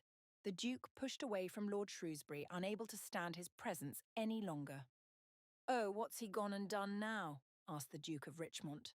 "It doesn't matter. I should be going," the Duke said, grumbling under his breath. "The poor little Duke," Lord Shrewsbury mocked. "He can't accept the truth even when it's right in front of his face." "How much have you had to drink?" Lord Kensburg asked the man. The whole room was annoyed by his antics. He was known for being brash, but never quite like this. "Not quite enough," Lord Shrewsbury said in reply. "You had best leave. We don't want you here if you're going to behave this way," the Duke of Richmond warned. "Send him away. He's leaving after all, isn't he? He's just angry because his wife doesn't love him, and everybody knows it. He's stuck in a loveless marriage, worse than the rest of our loveless marriages," the man continued to tease. By this point, his state of drunkenness had become more apparent, and the Duke of Richmond called for his butler and a few others to escort the man out of his home. The Duke of Sandon appreciated that his friends were choosing to defend him, but he was still entirely embarrassed by the whole ordeal. It was shameful that his marriage should bring this sorry state of embarrassment because of his decisions. It was shameful that he and Thea should have to deal with this nonsense, and that her lack of love for him would be a point of humiliation. Lord Shrewsbury was led out of the house laughing on his way. "We are utterly sorry that you had to deal with such a display," Lord Kensburg apologised. "It's all right. I had best be on my way," the Duke said. "You do know why he said it, don't you?" asked the Duke of Richmond. "I can only think that he considers ill of me for being married to her." "He would hardly be the first to think poorly of me," the Duke replied. No, it's because he's just gone and lost all his own money. He doesn't care about investing and being involved in business, but he's lost his own," Lord Kensburg explained. The Duke rubbed his forehead. He didn't care about all this. Earlier they had been having a grand time fencing, and now all of a sudden the man had decided to come after him. He had shown no signs before of being upset or anxious in any way, So why was he suddenly behaving thus? The Duke sighed and nodded his head to all the men. Well, thank you all for a lovely afternoon. Lord Kensburg, I shall send you a card for Mr. Cotswold. Enjoy the rest of your day, he said, leaving the room quickly and going to his coach. It was horrible to know that everyone was aware of his loveless marriage, and the Duke could not allow anyone to see how desperately sad he was about that. He wanted Thea to love him, he truly did. And while he knew he was growing to care for her, he didn't love her either. He wanted that as well. He wanted to be the sort of husband that didn't just notice his wife's beauty, but deeply loved her. In many ways, the Duke felt that he was growing towards that, but he was not there yet. It would be a great deal of time before the two of them could ever reach a consensus nearing love. He trusted that it could, indeed, happen, but not any time soon. Thea was away at her friend's home, away for at least 3 more days. It would be so difficult to wait for her return before he could speak to her about it all. But he made a firm decision that he would not make it easy for her to refuse him when he tried to woo her once more. No, this time, he would follow the advice of the Reverend Augustus Rogers. He would make every effort to love his wife. And eventually, he prayed, it might come to be real. With that, knowing he had a few more days to put his plan into motion, the Duke began to consider all that he might do to win her over. And with each idea he grew more and more satisfied that he had made the right decision in marrying Thea. The people of society could think whatever they wanted. He didn't need to know anymore. He needed only to consider his wife and how he might go about proving to her that he was a better man than she ever thought him to be. For the next 2 days, he readied the home, and on the 3rd, the Duke of Sandon went out for a meeting. He could hardly wait to return. Chapter 29. Thea sat in the coach feeling refreshed but also overwhelmed. She was returning to the Duke's estate and was not quite certain what might come of it. Knowing that he wanted to talk with her, to discuss everything, she considered how their conversation might go. It was not going to be easy, that was for sure. She would have to tell him that her time away had been good for her, that it had been better than her time at the estate ever was. Thea didn't wish to hurt the Duke, but she could not lie to him if he wanted to know what was really in her heart. If he wanted honesty between them, she would have to give him honesty. The coach came to a stop in front of the estate and Thea got out, this time feeling like she was back in a place that was supposed to be home, despite the cold loneliness. She was not looking forward to the quiet. But Thea tried to make do. The coachman offered to take her bag in ahead of her, so that she would not be disturbed once she got in the house. Thea considered this a strange thing for him to offer, but accepted, and he bolted ahead of her. Alone in the yard as darkness was beginning to descend over the sky, Thea stepped forward and made her way to the entrance. The door had closed behind the coachman, and she threw her weight into the heaviness of it to open it wide. Behind the door was a sight to behold, a sight that Thea could never have imagined. All along the walls and up the stairwell were roses of every colour, red, yellow, orange, the sort that looked like wallpaper grown old and cracked, each one giving off an aroma of exquisite delight. Along with the roses, a row of books and candles lined each side of the staircase. The candles lit the path, and the books were all titles that she had never before seen in the library. The whole display must have cost the Duke quite a fortune. Breathless, Thea followed it all up the stairs and to the wing where her room was. The books and roses continued in a trail that led to her door. Thea reached her door and opened it to reveal at least a dozen gowns. They were a variety of colours and fabrics, but all of them had something unique or different to make her stand out when she wore them. On one, there was a cabbage rose made of velvet at the waist. Another had a strand of intricate lace along the neck. The gowns were the epitome of richness. The luxurious feel of each of them captivated Thea. She had never thought herself so drawn in by the things of fashion, but what she had here at her disposal was more stunning than any garment she had seen before. "Forgive me for intruding, Your Grace," Mrs. Markley said, standing at the door. Thea turned to her. unable to hide the smile that had spread over her entire face. "His Grace asked me to give you this letter upon your return. I think he should very much like for you to read it as soon as possible," Mrs. Markley said. "I will be up again shortly with an assortment of desserts the Duke requested we make available to you." Thea nodded silently, still unable to speak. "He also wished me to tell you that the books are yours.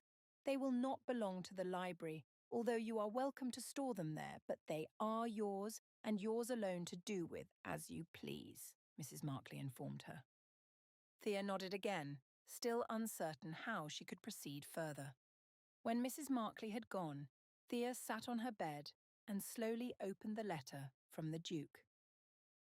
"My dearest Mrs. Tyndale, I understand that I have been the bearer of a great many mistakes of late. I understand that I have wounded you in ways I cannot undo. But I also wish for you to know that I shall make every effort to spend the rest of our time together, proving that I was wrong and that I am well aware of my error. On the day of our wedding, the Reverend Mr. Rogers gave me a good deal of guidance. He assured me that if I committed one small act of my own inconvenience per day on your behalf, I would be certain to see our love grow and flourish. You can imagine that as we did not have anything akin to love between us at that point, I thought him mad and ignored his advice.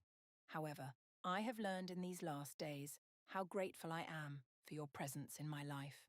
While our marriage may not be what either of us had anticipated for years of hearing of the importance of matrimony, I should like it to be something new. I should like for us to care about one another. And as I have done no small inconveniences for you as yet, allow this to make up for all the days I ignored. Allow this grand gesture to be my promise for what lies ahead for us. Know that I will not reject you or be suspicious of you again. Enjoy the books. Each one of them was selected by myself. There are no others in the library like them. They are yours. Enjoy the roses. Smell them as often as you are able.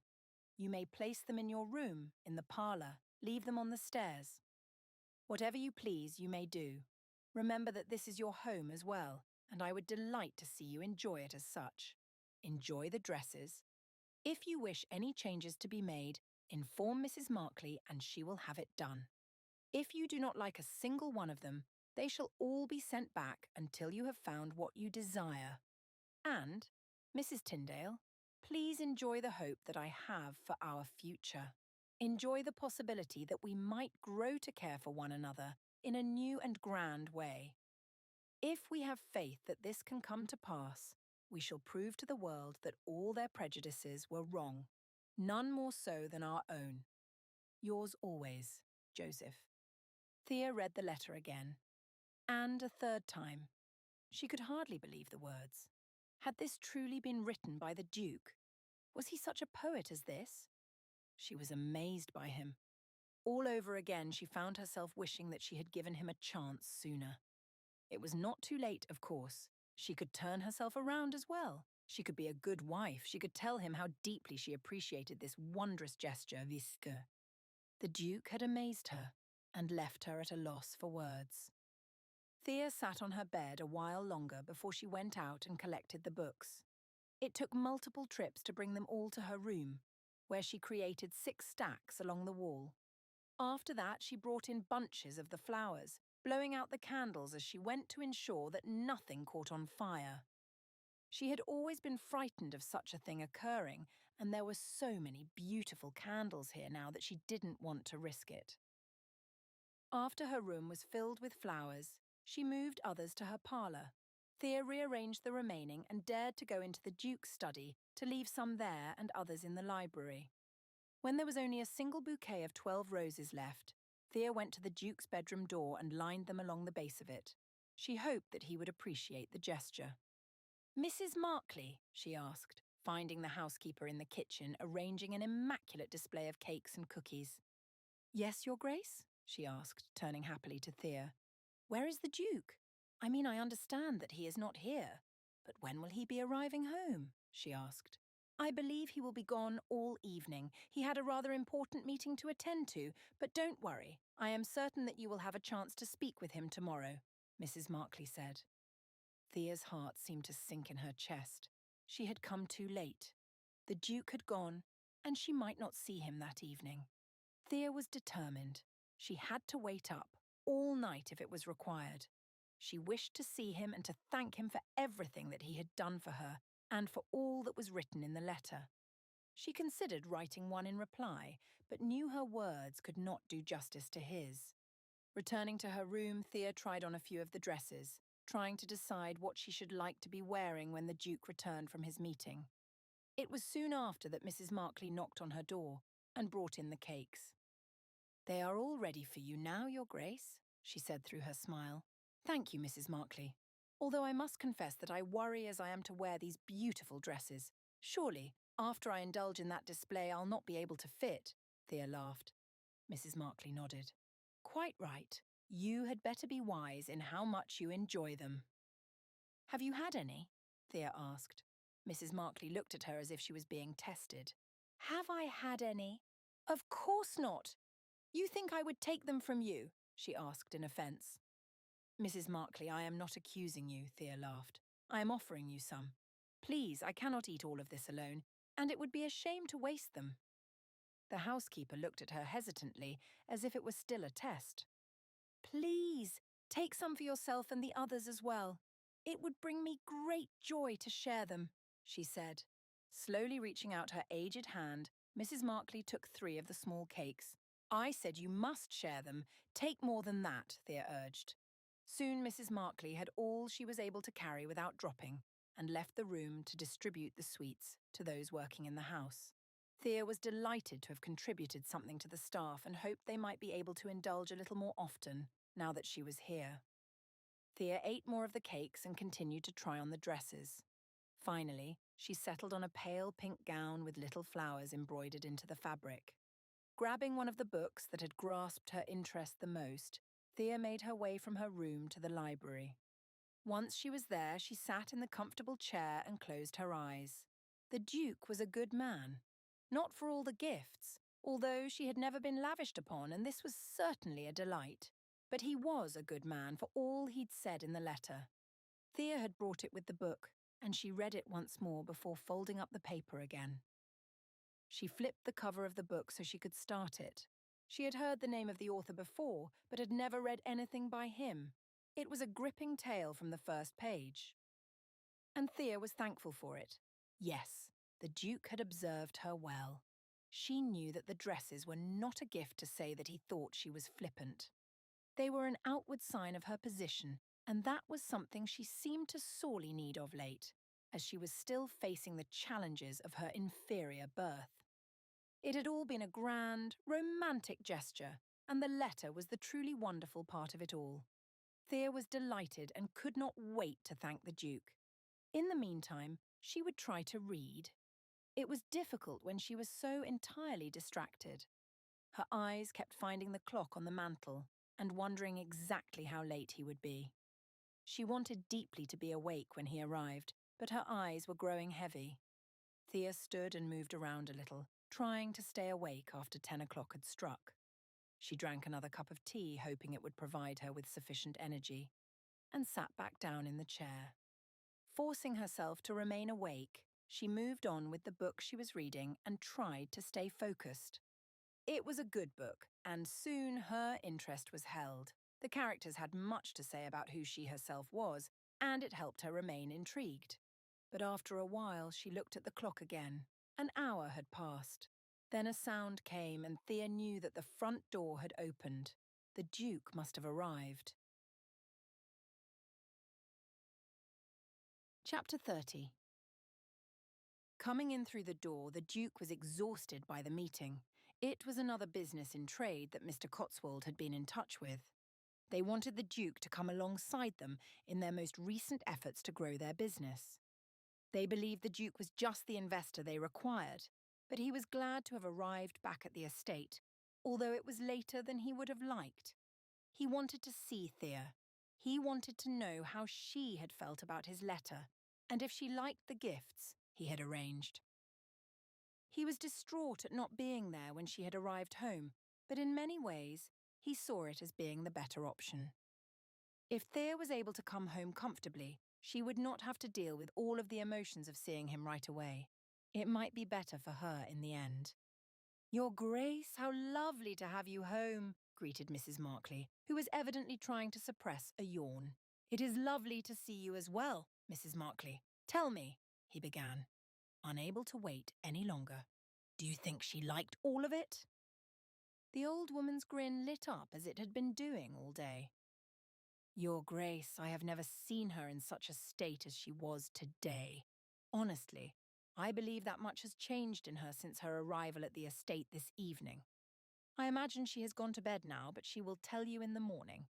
My words cannot describe it to your satisfaction, I am sure," she replied.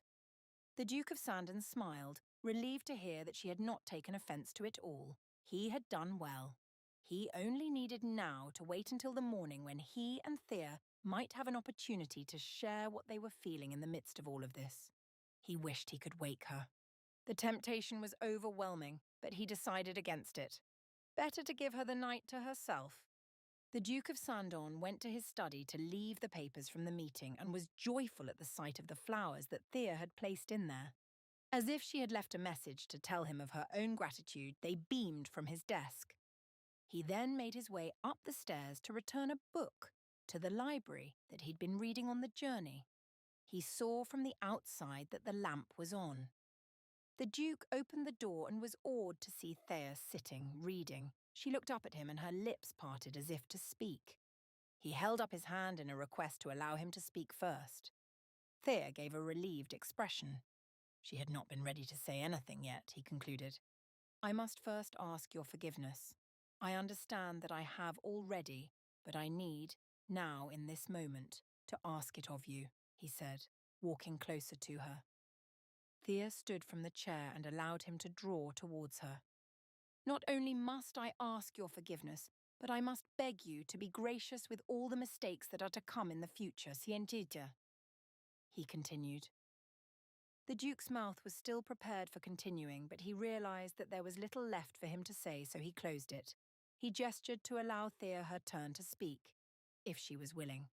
"You have my forgiveness.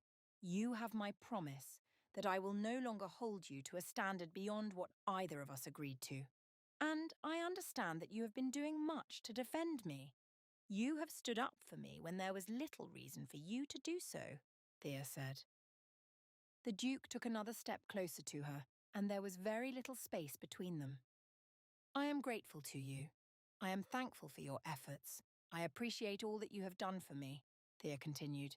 "Thank you for the books and the flowers, the candles and gowns, but most of all, thank you for your letter." He had noticed that she was wearing one of the gowns and it fit her exquisitely. She looked perfect. The Duke was overjoyed by her appearance and thankful that she was appreciative of his efforts. "You read the letter?" he asked. "I did, and your words were more beautiful than any other gift I've received in my life, even more than the other gifts you gave me this evening. Thank you for working to improve this marriage, so that we can live peacefully," she said. The Duke smiled. He knew that this was awkward for them. Two people who had never really promised to love one another, expressing that something had developed between them, whatever that might be. "I wish I could write something in response that equated my own feelings, but Mr. Tyndale, I am afraid that words fail me. I can only tell you that I wish for the same development that you do. And I wish for you to know that I have felt a shift in my heart," she said, adding the last part shyly. The Duke gasped a little at that. She had felt a shift in her heart in the same way he had. Could it be true? "Forgive me if that was too forward," Thea said. "It was not. You are my wife, are you not?" he asked. "Yes, but I do not think either of us have felt as husband and wife thus far. I do wish to feel more for you, and you have certainly made a very strong case for it," Thea remarked. The Duke listened to her words, feeling that he himself was coming undone by them. His letter had told her what Mr. Rogers had wanted of him, and had hinted towards what he felt changed in his heart. But her words held a rawness and anxiety. She was not ready for him to know her meaning fully. "Mrs. Tyndale, I do hope that I have made it clear to you that my heart has shifted likewise," he said. Indeed, Mr. Tyndale, you have made it clear, she replied. The Duke held Thea's gaze for a moment, and they were drawn to one another. But in the same instant, both became embarrassed by the suddenness of their expression and pulled back before they could grow any closer. Well then, I ought to bid you good night, Thea said. Yes, and I wish you the same, the Duke replied. I am certain I shall sleep well, she told him with a smile. Surrounded by the smell of roses, what woman could not? She went out the door, making for a stunning figure in the gown, and the Duke watched every motion. He had been a fool not to tell her how beautiful she was, but there would be time for that, he felt confident. The Duke exited the library and made his way to his room, where he was humbled to find a row of roses beneath the door. Thea had gone out of her way as he had gone out of his. Indeed, a great deal had changed between them. He hoped that it would only grow deeper. But for the time being, the Duke would go to his room and sleep.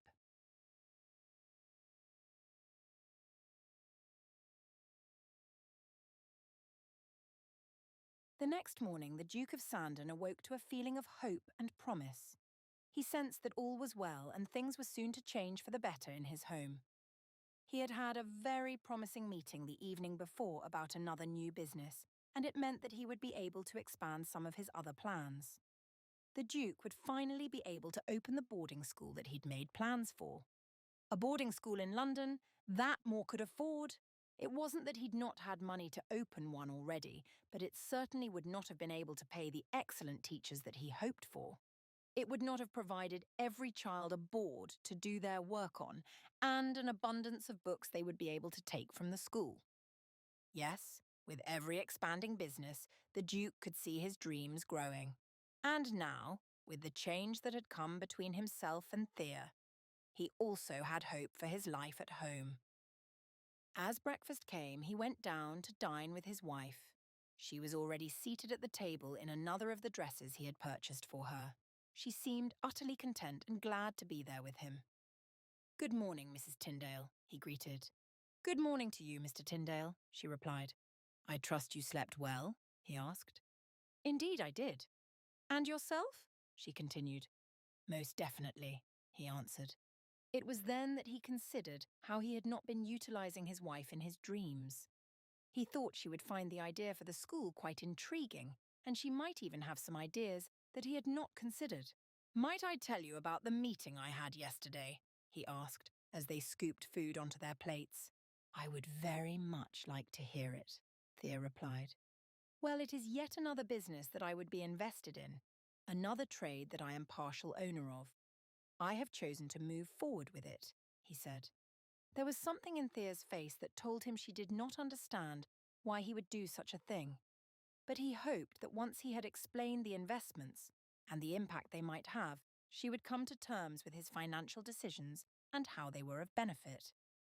As you know, I have wealth from my title and inheritance, and now from 3 businesses. I do not intend, however, for all of the wealth to go to waste, the Duke said. I am sure that you have seen this grand home, and wondered why I need it, or why it is necessary. In many ways, it is not, other than the fact that it is expected of me. As well, I very much wished for my mother to have her estate to herself, he said with a laugh. I mean no disrespect to her in that, believe me. She prefers it, he added. I imagine she does, Thea said, stifling a laugh of her own. But I do have another intention. Quite a grand one, actually, and I still do not know if it will come to pass as I wish for it to, but I think that with this newest business I am close. I hope so, at least. I am closer than I was before, he said, rectifying his initial statement. What is this intention? Thea asked. I must confess, Mr. Tyndale, that I do not understand how a man can stand to gain so much money when he is spending it all on expanding businesses. Your question and your confession require vastly different answers. I shall respond to the latter first, he said, realizing he had been using his formal business voice. For a moment, he paused, trying to think how he might be more comfortable in explaining it all to his wife. When I invest in ownership of a business, I also reap a portion of the profits. I am helping them to expand or even start the business. In the end, I stand to gain a percentage of the profit, he said. Thea's cheeks reddened. That makes sense. Forgive me my ignorance, Mr. Tyndale, she said. I would never consider you ignorant, Mrs. Tyndale, he replied, feeling frustrated by the very fact that she could think that of herself. You are an incredibly intelligent woman. The fact that you've not been trained in business, as few women have, does not make you ignorant. I do not expect any man or woman to be an expert in all things. His wife looked at him wide-eyed, nodding in relief at his words. He could see that she still felt ashamed and sensed that it wasn't so much her intellect as her upbringing that embarrassed her. She had never been exposed much to business beyond her father's. While Mr. Caulfield worked with other vendors, he had hardly been involved in real investments. There was no reason that Thea ought to have known about it. For your question, I would love your input, the Duke said, perking up Thea's face with the knowledge that he desired her assistance. How so? She asked. Well, because I think you are a very intelligent woman. I think you might have some grand ideas. I am hoping to build a school, the Duke announced. Thea looked thoroughly taken aback by this declaration. A school? She questioned. Yes, in London, he said. Like a university? She prodded, trying to understand. Oh, no, not at all like a university. I want to open it for those unable to afford a full education. A small boarding school for children to receive a better education, he said. That sounds like a much-needed idea, Mr. Tyndale. I think my brothers could have benefited from such a thing, Thea said in compassionate reply. So I should like to build a school which hires very qualified men as professors, but only the most intelligent. Of course, we will also provide breakfast and lunch for the students, as many of them do not get much in their homes, he said, feeling excited as he told her the details. We will have a grand library and the children will be allowed to take books out, so long as they return one before taking another. And they will get an education the likes of which has never been offered them before, he concluded. Mr. Tyndale, I am utterly pleased with this idea, Thea replied excitedly. You mean it? He asked. Most definitely. I believe it is exactly what the city needs, she said. Then I must ask you to come alongside me and make it happen, he said. It would be a great honour for me, Thea replied with a grin on her face. The Duke was pleased with her answer and grateful for her support. All was coming along. He felt that nothing could bring him down now. Chapter 31. Thrilled that Delia was able to come visit, on another break from her employer, Thea and Margaret waited at the estate for her arrival a few days following. Just wait until she sees the cakes, Margaret said, delighted to share this time with Delia. Thea knew that she was already anxious for Mrs. Markley to bring them, and wondered if they were the only reason Margaret ever came to visit. The sound of a coach sounded outside, and Thea rushed to the window. She's here, she exclaimed excitedly. The two sat on the couch looking exceedingly proper. They had decided that when Delia arrived, they ought to pretend as though they were now prim women of high society. But the moment Mrs. Markley knocked on the door, Thea abandoned all pretense and rushed to open it and envelop Delia in a hug. Good heavens! You might think I've been gone for 3 years rather than simply off as a governess for a month, Delia said, trying to breathe through the embrace. Margaret joined the hug, and soon the two led Delia to the couch so that they could all enjoy one another's company. Before long, the sweets that had become a legend in the letters that Thea and Margaret had written to Delia were brought for her. Her eyes widened in delight. So how is it? How are the children? Do you like your position? Thea asked. The children are certainly some of the best I could have got. I am very fortunate, as I have heard of such little terrors from other governesses. You must understand, I did not expect to be so delighted by my charges, Delia answered with genuine honesty and relief. I am glad to hear it, Thea said.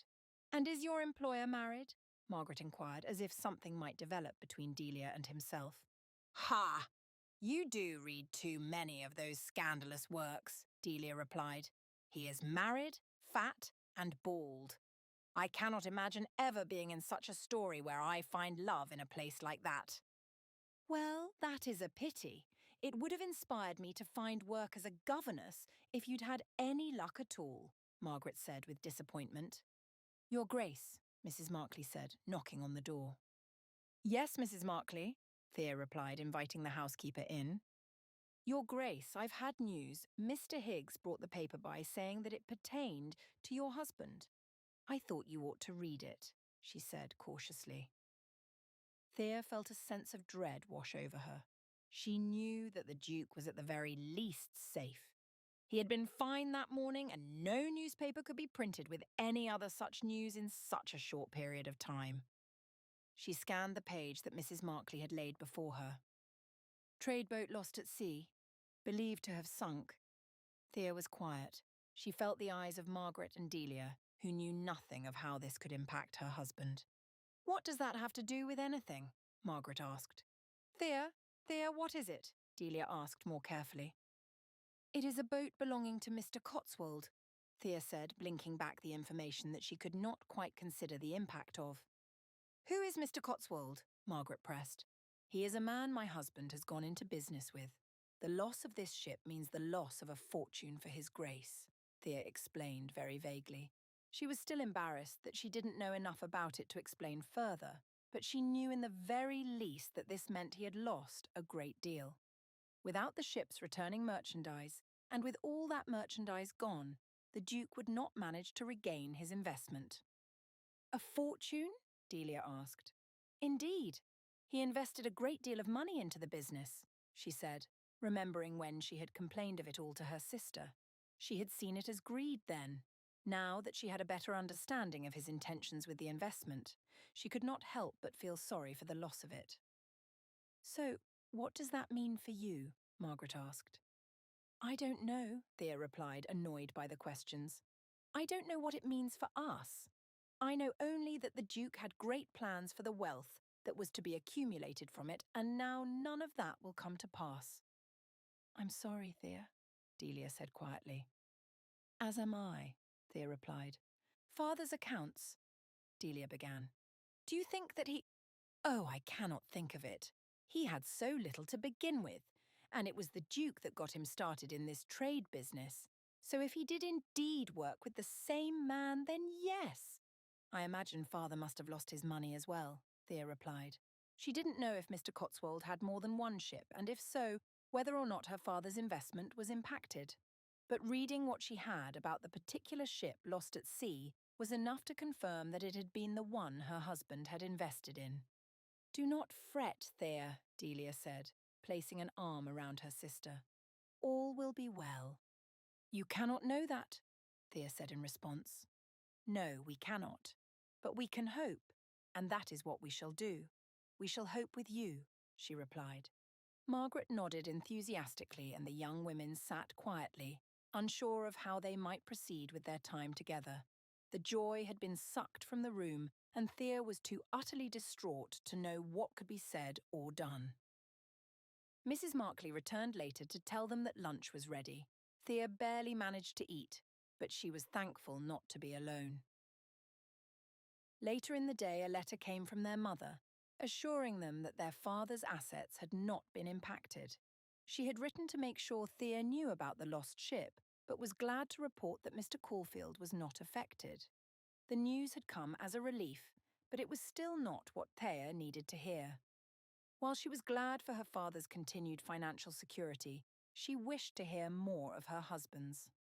She needed to know that he would be able to build the school he had told her about.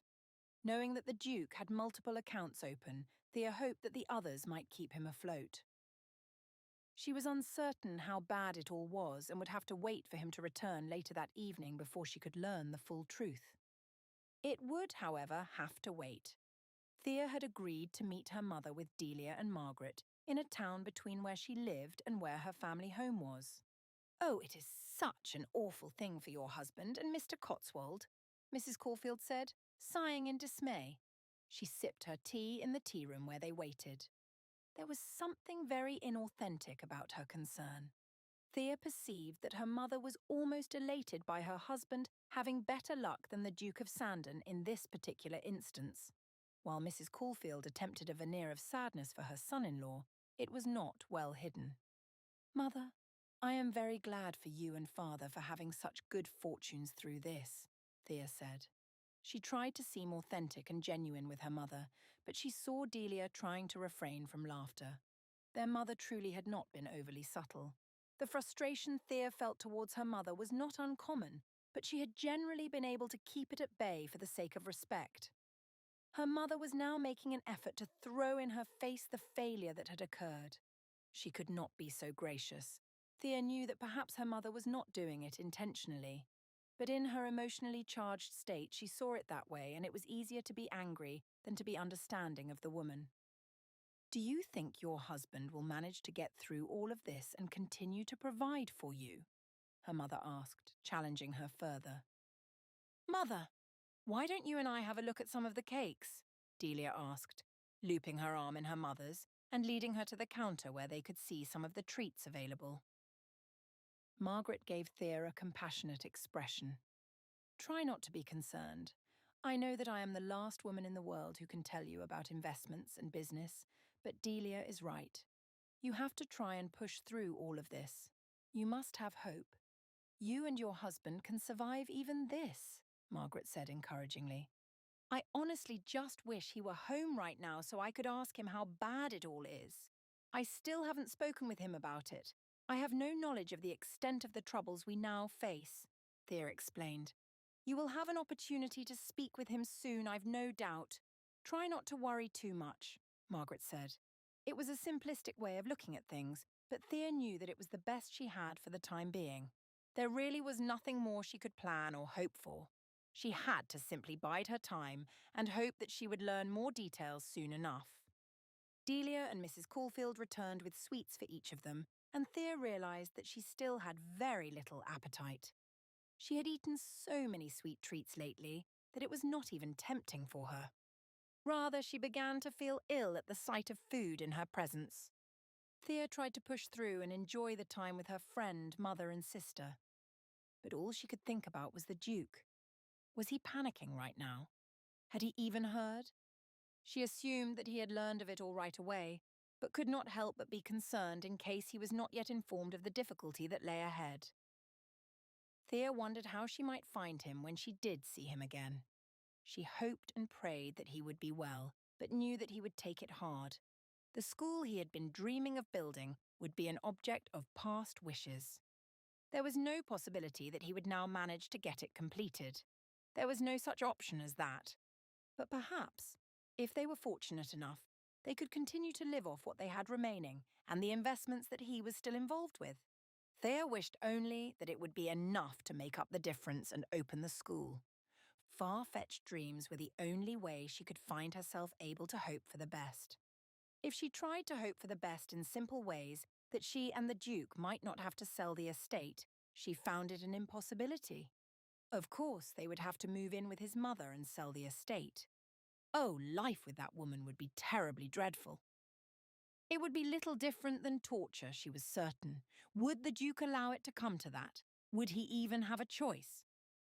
Thea felt utterly selfish for worrying about the things. What mattered was the children in London who needed a better education. How could she have become so accustomed to wealth that she felt sorry for herself above those in need? Was this not the very antithesis of what she had always prescribed her character to be? You know, began Mrs. Caulfield, your father has done quite well. Yes, quite well indeed. I am certain he would be willing to loan you and your husband a small sum. Of course, there would be interest upon repayment. She spoke the words through bites of the pie she had ordered for herself and had a small drip of cherry jam at the corner of her mouth. Thea held her rage in check as best she could. It was unfathomable to her that her mother would be so callous as to say something like that to her.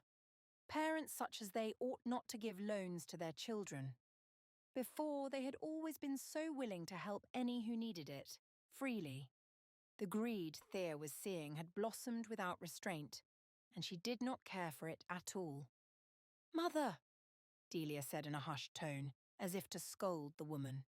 What? Is it not generous of me to be willing to share our wealth? She asked. Thea kept quiet about the fact that her allowance from her husband was covering the costs. of this time out for the ladies. Even with a good portion of his finances gone, he was still better off than her family, she imagined. The Caulfields were attempting to move from their little town and into London, in an area that was well respected. They were doing so for no other reason than to prove that they could. Thea saw it as a poor investment, but she had no say in the matter. Trying to show their newfound wealth was brave of them when it was still so unsteady. The turbulence of trade could always be counted on, as Thea was seeing now. She imagined that her parents might not be so thrilled with their decisions at some point in the future. But for now, she would allow her mother to behave as she wished. She could treat her daughter this way, and even the young man who had given her father the opportunity to make money. But nothing they said or did would stop her from defending him. Mother, you must understand that however you view my husband, he is the reason yours has come into society as something more than a mere merchant. My husband has brought our family out of the muck we were in. He married a pauper, a tramp. And you dare to speak of him like this? She challenged through angry emotions. Her mother sat slack-jawed at such a display of disrespect. Delia and Margaret remained silent. There was no communication like this that they had ever observed. That is how you would speak to me, Mrs. Caulfield asked, incredulous. Mother, I have never spoken to you thus, but the Duke of Sandon has done so much for you, Thea said desperately. I am ashamed that you should speak of him so. I am astounded by your words that show him disrespect. Mrs. Caulfield clammed up. She was a blend of pride and shame. Thea had come to realise how easily the two came together. Well then, forgive me for speaking ill. I am quite distraught about all of this, but you cannot blame me for being pleased with my husband, Mrs. Caulfield said in her own defence. Nor can you blame me for being pleased with mine. It was not he who lost the ship, but it is lost. And yet I trust that he will steer our home through this storm, Thea replied. And in her heart she meant it. She trusted the Duke completely. Chapter 32. The Duke of Sandon sat in Mr. Cotswold's office in anguish. How could this have happened? He asked. It is rare, Your Grace, but there are risks in business, and this is a risk of trade, Mr. Cotswold said, looking defeated himself. Yes, but I don't understand how a ship could possibly go missing. Are there no means put in place to prevent such a thing? He asked. Our ships are outfitted with the best equipment there is for navigating. But if a ship is sunk, then no, Your Grace. There is nothing, Mr. Cotswold said. Sometimes it is a rival company seeking to destroy product and profit. Or it could even be sea pirates. You never really know, Your Grace. Ha! You never really know? The Duke asked, shocked and confused. No, I suppose you don't ever really know. One day you believe that you are making a great deal of money, and the next you come to find out that you've lost it all thanks to poor dealings. What a fool I have been. You have not been a fool. That is the general strategy. Besides, Your Grace, you will make it up in no time. You have other dealings, do you not? And you and I will work on another ship together. I have lost money on this one as well. A great deal. But there are more opportunities ahead, Mr. Cotswold said. I will not so easily reap what I lost, Mr. Cotswold. You know, I joined the other businesses that I might diversify my finances in an effort to decrease risks. But you know how much I put in with you. You know how significant a portion of my own finances that was, the Duke seethed, standing and pacing about the room. Your Grace, all will be well in time, Mr. Cotswold said, trying to calm him. But the Duke could not be so easily soothed, and each time Mr. Cotswold tried to give him such a comment, he only grew angrier. Please, Mr. Cotswold, I urge you to stop saying these things. Right now, all is not well. That is what I know and understand. Whatever you say about the future, I cannot see it now. I see only what I have lost, what my family has lost. My wife and my mother, the Duke expressed. He held back about the school he had been dreaming of providing. To a man like Mr. Cotswold, it would make little sense for a nobleman to make such an effort for poorer children. The sort of behaviour seen in these services was rarely carried out by the wealthy. It was clergymen who did that work, not dukes. But the Duke of Sandon had wished to be different. He cared about these issues and the lives of those children. He would have no way of showing it now, but it did not mean that he was any less passionate about it all. As Mr. Cotswold sat in his chair, wishing the Duke would leave him in peace, the Duke of Sandon continued to pace. "What is our next move?" he asked. "Our next move?" Mr. Cotswold echoed. "Yes. Do we send another ship to try and track it?" he wondered aloud.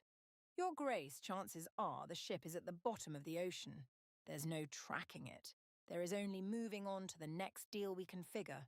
We will need another investor. One who is willing to take a risk despite this tragedy. And that investor will get us back on our feet," Mr. Cotswold explained. The Duke scoffed again. "Back on our feet from the bottom of the ocean floor?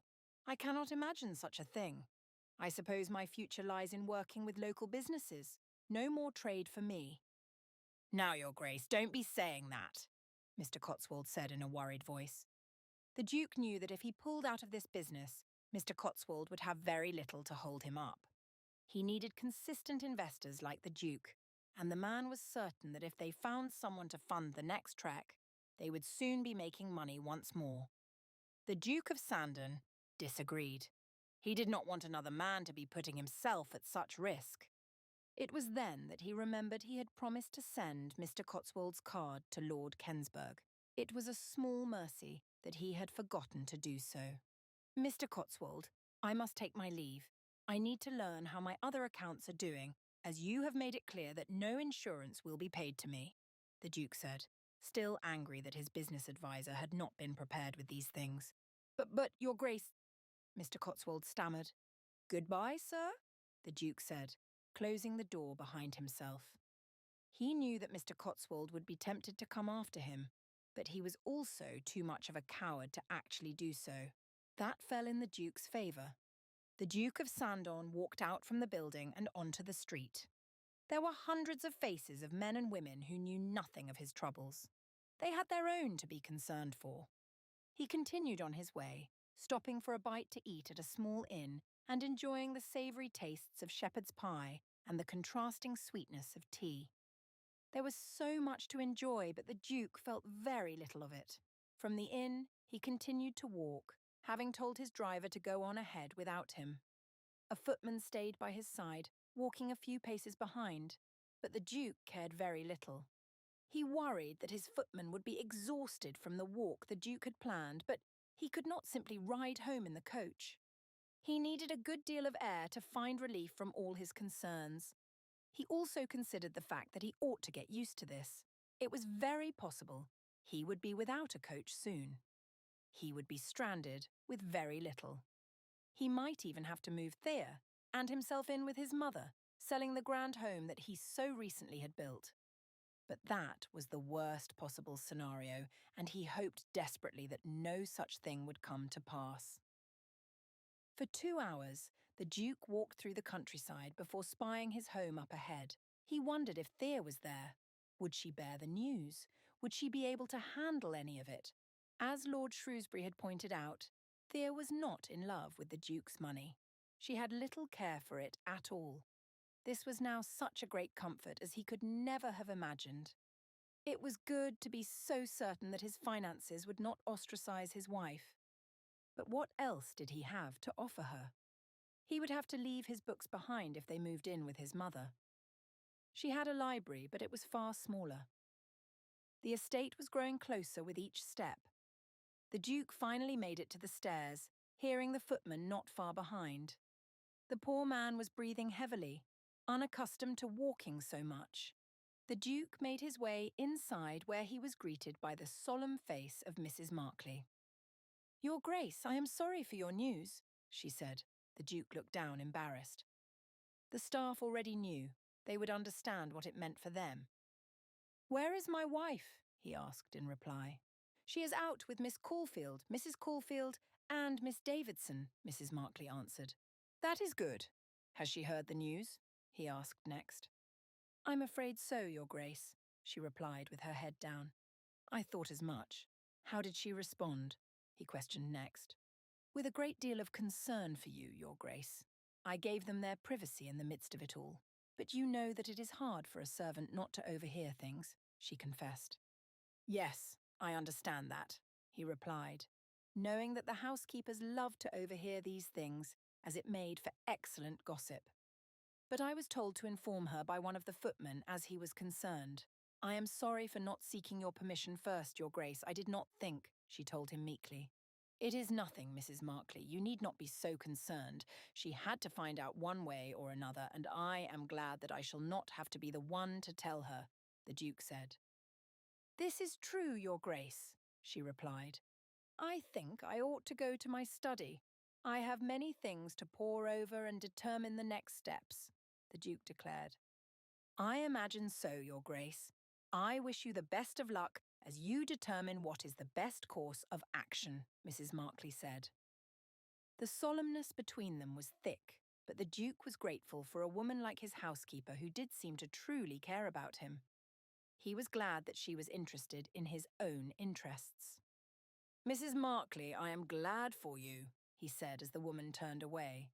It is rare to find a housekeeper so loyal as yourself. You have done a tremendous job in the keeping of my affairs, he complimented her. Oh, Your Grace, you are too kind, she exclaimed in feigned embarrassment. The Duke smiled at her but thought she might not understand how deeply he meant it, especially now when he was dealing with such a horrible crisis in his home. He wanted Mrs. Markley and all the others among his staff to know just how thankful he was for them. The housekeeper turned away and the Duke made his way to his study where he set down a new series of papers. Before long, he was digging through older ones, trying to figure out his plan to move forward and determine exactly how much money he had in his accounts. It was quite clear to him that things were devastating. They had very little to their names, and it would be difficult for Thea now that she had finally begun to appreciate some of the gifts the Duke had set before her. But he remained confident that they would push through it. They had options.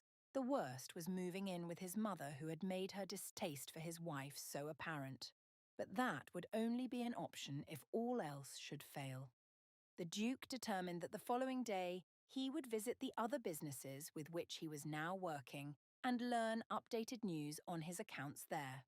If he was fortunate enough to have made a profit yet, they would show. Then he would have a better idea of how long he could sustain himself and Thea in their home. In the meantime, however, the Duke went through his files, his income, his investments, his business-related profits, and the donations he was so fond of making. Each file was important, and each one would give him clarity on what he had to prioritize. While he would certainly have to cut spending within the home, he thought he might actually be able to manage to continue some of his charitable donations. It would be a challenge, a dream even, but he would continue to try. Each paper felt like a weight in his hands, each one a seal of his failure in trying to work in the trade industry. But the Duke knew that he could move forward. With the help of his wife and the support of his friends, he would not have to be alone. For now, he simply had to wait until his wife arrived. That was when he might be able to make sense of what to do next. Chapter 33. Walking through the door to the estate, Thea was anxious. She had seen the coach outside and knew that the Duke of Sandon was home now. They would have to speak about all of it, but she was prepared for his reluctance. Coming inside, she was offered tea by Mrs. Markley. Yes, that would be lovely, she replied to the woman. I shall bring it to you in his Grace's study. He is in there and asked me to have you join him upon your arrival back home, Mrs. Markley told her. Thank you, Mrs. Markley, I shall go presently, Thea promised, handing over her capelet and walking towards the Duke's study. When she reached the door, she knocked lightly. Come in, he called, sounding defeated. Thea entered and was saddened to find her husband looking so utterly dishevelled. She had never seen him like this, but his anxiety was palpable in the room. Moved with compassion, she rushed to his side. Mr. Tyndale, she said in a worried voice. Yes, forgive me for my appearance, he said, trying to shuffle papers and make his desk look more organized. Thea had been having moments of judgment towards her husband. While she was beginning to understand that he was taking these risks to do great things, she still couldn't understand having given so much of his money to these investments. But as she stood and watched him shuffle the papers, Thea realized he had been doing much more than that. The Duke of Sandon wasn't only trying to build a boarding school. She saw that he had donated large sums of money to an orphanage not far from where they lived. It must have been enough to last the home for an entire year. Another sheet of paper documented a charity for poor widows. Once again, the sum written was greater than Thea would ever have predicted. The Duke was doing wondrous things with his finances. It was such a great shame to know that he would not be able to continue in all of this. He had certainly been making a difference in many lives. Thea was awestruck by the Duke's generosity and the way he had chosen to live his life. She was amazed that he had given so much away and still sought to do more. "Mr. Tyndale," she said softly, "we will be certain to find ways to get your fortune back. We do not need it for ourselves, but for those you help so selflessly. We will find a way." Thea's commitment was all she had. She knew well that they needed to come up with a plan to ensure that the Duke was able to continue. "Mrs. Tyndale, Thea, please sit," the Duke instructed. She was not used to him calling her by her Christian name, but took it as a sign that they were due to have a very serious discussion. "As you wish," she replied, getting comfortable in the chair.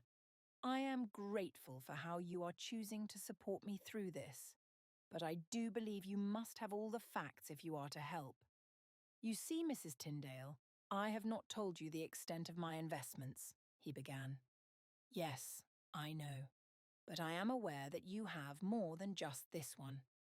That is good, yes? That means your other businesses will make up for what you have lost," she reasoned. Thea was trying very hard to understand the concepts, even though they remained fairly lost on her. She tugged on a curl at her neck. She was not prone to nervous habits, but now, when so much was uncertain, it seemed the natural thing to do. "I do have investments elsewhere, but they are quite small. My business with Mr. Cotswold was a portion of my resources that I was entirely unwise to place in the hands of one man and one ship," the Duke confessed. "How much was it, Mr. Tyndale?" she asked him, not certain that she would like the answer. "It was 2/3 of all my wealth," he sighed. Thea sat up, her eyes wide in astonishment. The Duke had given 2/3 of his wealth to this investment? "My mother believed that it would triple whatever amount I placed, and I had heard similar tales from other men. So, I decided that the more I invested, the more I would see in returns," the Duke reasoned. "Except that this tragedy happened," Thea replied, as if the Duke ought to have considered it beforehand. "Yes, indeed. I was not prepared for the likes of this happening," he confessed again. "And what will we do now, Mr. Tyndale?" Thea asked, her face softening again. There was no judgment in her eyes, although a little piece of her thought him mad for making such a decision as to have placed that amount of money with Mr. Cotswold. "I have gone over my accounts and am continuing to do so. Tomorrow I will go and speak with my other colleagues from the trades that are still safe. We will figure out an option, Mrs. Tyndale. I promise you. We have many options. We will just have to choose the right path," he said reassuringly. Thea wondered again if one of those options was living with the Dowager Duchess. She didn't think she could bear such a life, but knew that it could be the only thing they had left for them. If her husband required it, she would go alongside him, so long as the Dowager Duchess was willing to accept her, which would have been a great debate. Thea wondered if the woman would ever be willing to accept such a thing. "I do not wish for you to be concerned, Mrs. Tyndale. I only have to ensure that you are aware of our situation," the Duke of Sandon said to her. Thea remembered how comforting the moment had been at the theatre when all was dire and frightening. The characters on stage were uncertain of the future, and it seemed that tragedy was imminent. She had taken the Duke's hand then. Not realizing how she needed him, she grasped hold of him, and she would do so again now. Thea stood and returned to the Duke's side of the desk. She clasped a hand around his and held on tightly, trying to reassure him as he had so often done for her. The feeling of his warm palm within hers gave her a sense of peace. The Duke looked up at her in surprise, and she was glad for having had the courage to act when she knew that it was the right thing to do. He then did something she had not expected in return. The Duke took Thea's hand and held it to his cheek. He closed his eyes and allowed the warmth of her to comfort him.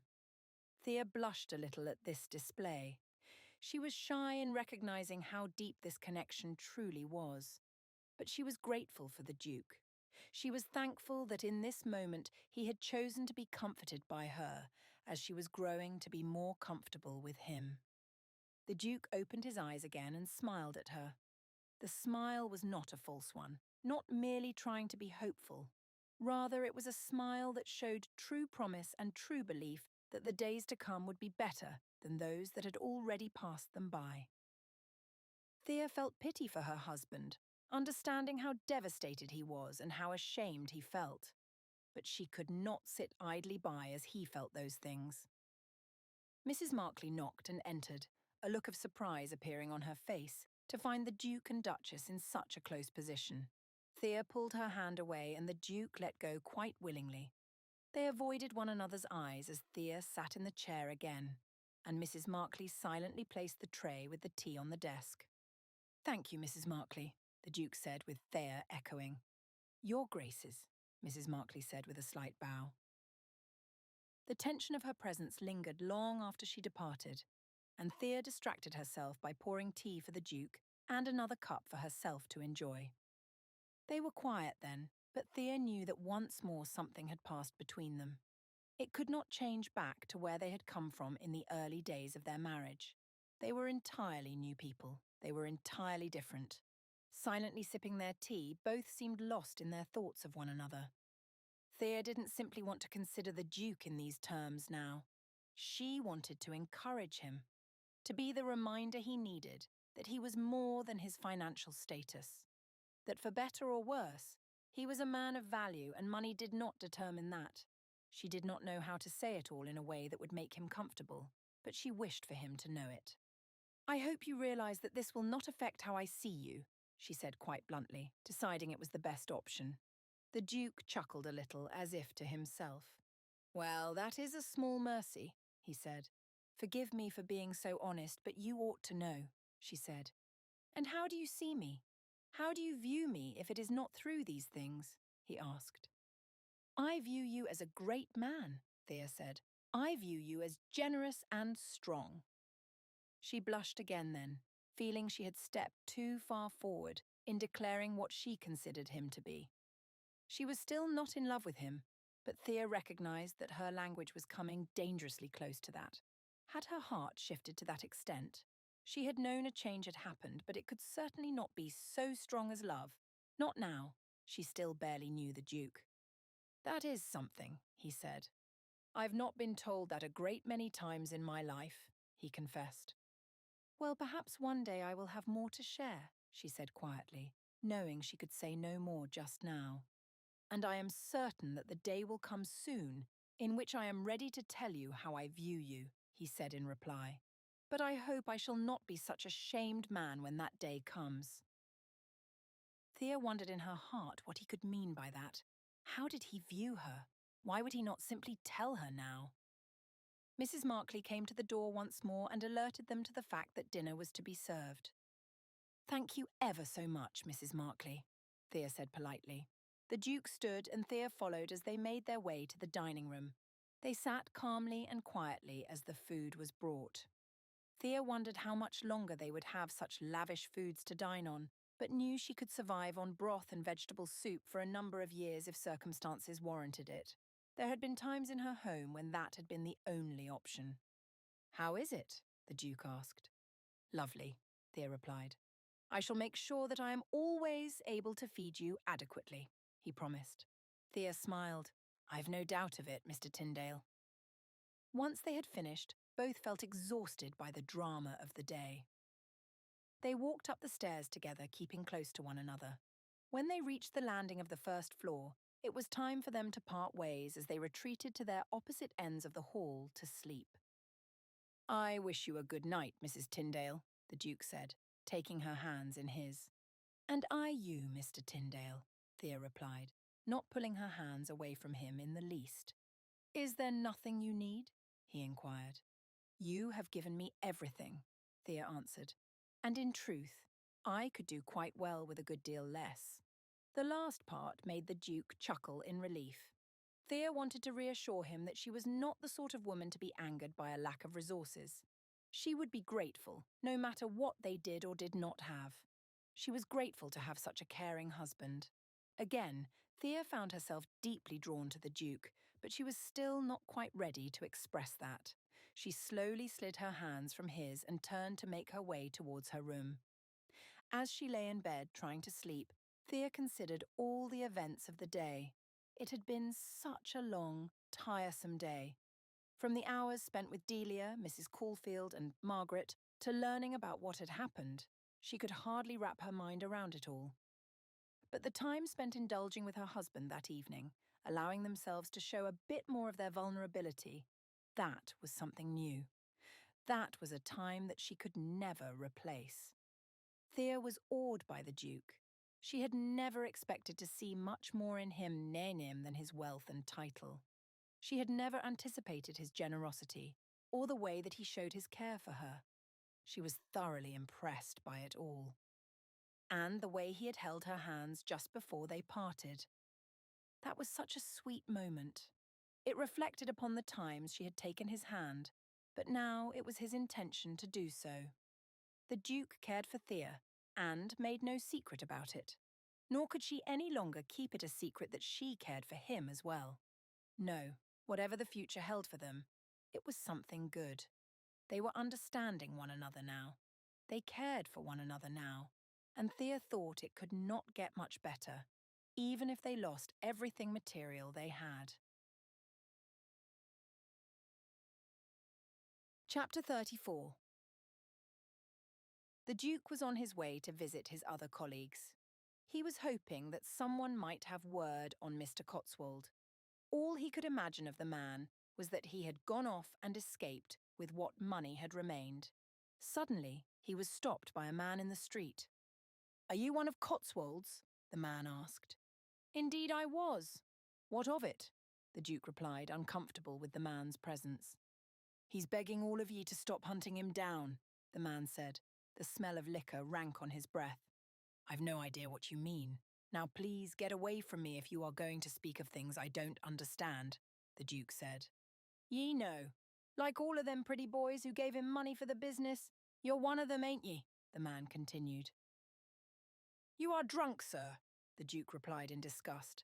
The man laughed. "Boy, I am at that, but what's it to ye? I'm here for Cotswold, and he's insisting that you all stop trying to get him killed," the man continued. "I have done nothing at all to get Mr. Cotswold killed. I would much prefer if he would simply return a portion of my money that I invested with him," the Duke explained. "Right. Well, that's not what he's saying. He's certain that one of ye is trying to kill him," the vagabond continued. "Well, it's not me. I'll just be on my way, thank you," the Duke said, continuing his pace. The man was instantly before him once again. "Ye ain't hearing me. Listen, will ye? If it isn't ye who's doing it, then who is?" he asked. "I truly have no idea. Perhaps Mr. Cotswold can think of other men he has ruined. They might have an idea," the Duke said, frustrated by not managing to get away from the man. "You know, he was accosted last night in the streets. A man held a broken bottle to his neck, so you can see that he's pretty concerned," the man continued. "Then he had best learn who is truly behind it, for I can assure you that it was not me," the Duke said, growing terribly impatient. He looked the man up and down and noted the old clothing, the unshaved face and wild hair. He was a drunkard, likely one that Mr. Cotswold had hired to find the source of threats against him. The Duke had wanted to see Mr. Cotswold punished for being unwilling to return any of the money. However, he also knew that he had no legal evidence that he was deserving of it. Nevertheless, as much as he now detested the man, he couldn't imagine hating him to the point of trying to hurt him. "Please get out of my way. I am not the man that you're looking for," the Duke reaffirmed. "I'll be watching ye. Ye can count on it. Don't go too far," the man called after him in warning. The Duke of Sandon was deeply disturbed by this interaction. He didn't understand how it had all come to this. Threats on the street from drunks? He had done nothing to warrant it. But if he did come upon Mr. Cotswold, he would be certain to tell the man he was making a mistake by using vagabonds like that one. The Duke made it a little farther until he found the road where his next investment was. "Good day, Your Grace," greeted Mr. Finks, another of his business partners. "Mr. Finks, good day to you as well," the Duke replied. "How might I help you today?" Mr. Finks inquired. "Well, have you heard about the incident with the ship lost at sea?" he asked. "Indeed. Nasty business, that is. He may be a competitor of mine, but I am very sorry for Mr. Cotswold and all his associates," Mr. Finks said with concern. "Yes, well, I was one of those associates. You see, Mr. Finks, I did not wish to deal in only one company for just such a reason as this. I see greater rewards in spreading my investments across a number of various corporations," he explained. "That is wise, Your Grace, and I am sorry for you. I was not aware that you were associated with Mr. Cotswold and were affected by this ship," he said. "Indeed, it was rather unexpected. But Mr. Finks, the reason I am here today is to see if I could have a look at the current status of my accounts with you," he inquired. "Why, of course you may, Your Grace. It would only be right," Mr. Finks replied. "And once you recuperate your losses, please do not forget about us. We would love to have you on with us as a greater partner." The Duke had anticipated this sort of comment and knew he would receive it everywhere he went. No one trusted Mr. Cotswold now that he had disappeared as swiftly as the ship. So, for a man like the Duke to be looking for another company to invest in, it was a prime opportunity. But the Duke was not, at this point, hoping for another company to join. He had just lost so much, and there was no chance of regaining it for a great deal of time. Perhaps once he managed to regain his assets, he would continue to invest, but for now, it was simply not an option for him. "Right, here are the accounts," Mr. Finks said, having found the file for the Duke. He looked through and wrote down the numbers he needed, thinking it might help him when he returned home to decide his next steps. What the Duke knew immediately, however, was that the amount was nowhere near enough to keep him in the home that he had built. The home that now housed his wife as well. He would have to check his other accounts still, but if this one gave any indication at all, there was little hope to be had. "Thank you, Mr. Finks. That will be all for today," he said, handing the folder back to the gentleman. "A pleasure to see you, Your Grace, and please do come again. You know that we will take good care of you," he promised. The Duke left and went to both the other places he had started working alongside. While the most recent venture looked as though it was the most promising, he knew that none of them had hoped to dig him out of the mess he was now in. The Duke had to accept the difficult truth that he could not afford the life he had previously. He decided that he had little other choice then but to visit his mother and tell her what had happened. The coach arrived and the Duke stepped out looking at the estate and wondering how soon he would have to move in with his wife. He was greeted by the skittish staff, always eager to please and frightened to fail. They took his hat and jacket while telling him that his mother was in the drawing room and he could take tea in there with her. The Duke knocked on the door of the Dowager Duchess's favourite room and she called for the servant to enter. When she saw that it was, in fact, her son, the Dowager Duchess was astounded. "Good heavens, I haven't seen you in an age," she said, acting as though she was deeply offended by it. "Yes, well, if you recall, you were less than kind to my wife," he retorted. "Oh, that little thing. She's not much, Joseph. You don't have to worry about her at all," his mother declared. "Mother, I worry for her, not about her. I am deeply concerned for her, and that is why I have come to you now," he said. "Oh, what's all this about then?" the Dowager Duchess asked. "Mother, have you heard about the ship that was lost at sea?" he asked. "Of course, who hasn't?" she asked. "They say the company has lost an incalculable amount of money, and the little creature who ran it has gone and disappeared." "Yes, Mother, he has. But are you not aware?" he inquired. "Aware of what?" she pushed. This is the very company that I had invested in. Mother, I am a partial owner, which of course means that we all are. Your money, mine, my wife's. All of it is tied up in my accounts. And now my accounts are gravely depleted, he explained. Are you quite certain? She asked, as if calm before a storm. I am afraid so, Mother, the Duke replied. The Dowager Duchess clutched at her chest dramatically. The Duke thought it would be a far more effective gesture if her chest was not also dripping with rubies. I can hardly imagine it so, my son, she exclaimed. Do you mean to tell me that we are destitute? No, Mother. It is not so dramatic as that, but we are significantly endangered in our financial matters. There is a chance that I shall have to sell our new estate, Mother. I do not know for certain yet, but it is possible, he finally informed her. What then? Will you and your little tramp come and live with me then? She asked rudely. The Duke was angered that she would so quickly resort to such a word. He had been so infuriated by the use of it by Lord Shrewsbury. Now that his own mother was using it, he thought he might rush at her in fury. But the Duke simply clenched his fists and tried to breathe through the rage. I think not, Mother, he decided then. He could never subject Thea to such treatment on a daily basis. Then what will you do? She asked. If we must, we can rent an apartment for a time while we get back on our feet, he suggested. An apartment? The Dowager Duchess asked in horror. The Duke ought to have expected this response from his mother. Dukes did not stay in apartments. Dukes flitted between their homes in the city and their homes in the countryside. But the Duke of Sandon no longer had any such option. He had only the option of ensuring that his wife had a place to sleep. He would find a place that was clean and comfortable. He truly was not yet destitute. It only seemed that way for the life he had been living before all of this occurred. The Duke's dreams of starting a school were now put on hold, but his hopes for being a good husband were strong as ever. He wanted desperately to remain close to Thea, and he would try whatever it took to make that happen.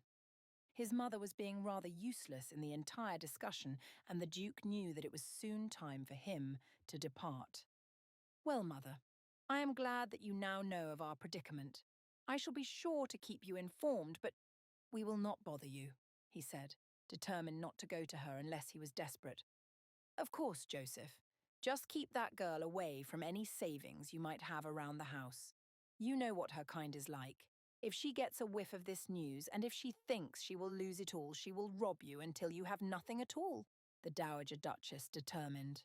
The Duke remained silent, knowing how little his mother knew or understood his wife. If she had been aware of how wrong she was, she might have been humiliated. It would likely have been the first time in her life, for the Duke had never seen her embarrassed by any of her behaviours. Having left his mother's home, the Duke decided he ought to check in on the Duke of Argyllshire. They had not spoken since the disagreement about Thea, but the Duke of Sandon knew that it was now time. As the staff welcomed him in, the Duke was uncertain how he would be received by his former friend. But soon after he arrived and was seated in the parlour, the Duke of Argyllshire came in. Duke, a surprise, I must say, he said, greeting the Duke of Sandon. I hope that I have not disappointed you too much by coming, he replied. You've not. I am glad to see you again, truly. I know we did not part well previously, and that has been of great sadness to me, he said. The Duke nodded. How is your wife? William inquired, as if hoping that all was well. Truly better than I ever would have thought. I must say that things have changed entirely. We still are not what most would expect of a husband and wife. Love has not been uttered, but a great change has taken place, and it gives me hope for the future, he confessed. I am glad to hear it, William replied. I am here to ask about your affairs with Mr. Cotswold, the Duke of Sandon said, getting to the point of his visit. Yes. I thought that might be why you had come. And indeed, I have been hit by this. It is a very great loss. Mercifully, I had 2 separate accounts with the man, which ensures that I am liable for only the one. Our other ship is en route. The only problem is that no one knows where Mr. Cotswold has run off to. I may never see the money that I am still legally entitled to, William explained, irritated. That is quite a loss, the Duke of Sandon sighed. Indeed, but for now, I am trying to keep up my spirits. There is still hope yet. And I did not invest nearly so much as you. I imagine you are struggling quite a bit with the loss, he astutely inquired. Indeed, it is a great loss to all of my family. I have hope for the future as well, but it is a distant one. It shall take a great deal of time and effort to regain what I have lost, the Duke confessed. But it will come. And if your wife is being so supportive as you say, then I am certain she will encourage you along the way, William observed. Yes, I believe she shall. I am thoroughly glad for her, Duke. I am glad that we were so wrong. She is beyond my imaginings, he said with a smile. And with that, the Duke of Sandon could not wait to return home to see his wife. Chapter 35. Thea tried to make herself comfortable in the brocade chair that sat across from her father's desk. He had assured her that it was the finest of furniture, but she knew that he meant it was the most expensive he was able to buy. For a man who had worked in furnishings for as long as Thea could remember, she was surprised at how poor his taste had become since gaining wealth. Now he was simply choosing the most expensive items rather than those that boasted beauty. But having just finished lunch with her family, she was ready to get to work with her father. The lunch had been a quiet one. There were unspoken accusations and things that she had no desire to relive. The very sense that she was viewed as the wife of a failure was palpable. It did not matter to Thea, who had grown up being viewed as the daughter of one. Why should she mind what her family thought of her now simply because they had a little money? It is very well to see you, Thea, Mr. Caulfield greeted. And you as well, father, she replied, watching him take his seat on the other side of the desk from her. How was your time with your mother and sister? He inquired, referencing when they had met a few days before. It was interesting, I suppose. And how are things with you and the business? Are you looking forward to the new home? Mother says that you will be moving in within a month's time, Thea said, addressing what her mother had written in a letter the day before. Yes, indeed. We are very much looking forward to it. You know we shall be closer to your own home. Perhaps we might be able to visit more often, he suggested. I should like that very much, Thea replied. I do miss you all, and I wish that Delia could be closer. Indeed, but she's made the right decision going out on her own. You know, I do not expect any of my children to remain here for all time, expecting me to feed them, Mr. Caulfield stated. Thea felt instantly embarrassed. She had not come seeking a handout from her father, but worried it might be viewed as one. Even the Duke was not aware that she had come to seek help from him. It was a precarious position, to be sure. Yes, father. I know that we all wish to be independent and not burden you, Thea continued. So, now that we've gotten that out of the way, what is it that brings you here, my dear? He asked. Thea smiled uncomfortably. Well, father, as you have pointed out, none of your children ought to expect you to feed them forever, she began. I assume you have heard of the troubles that have befallen my husband's business. Indeed, a pity and a shame. It is too bad that he chose to work alongside such a dreadful man as that Cotswold, Mr. Caulfield replied.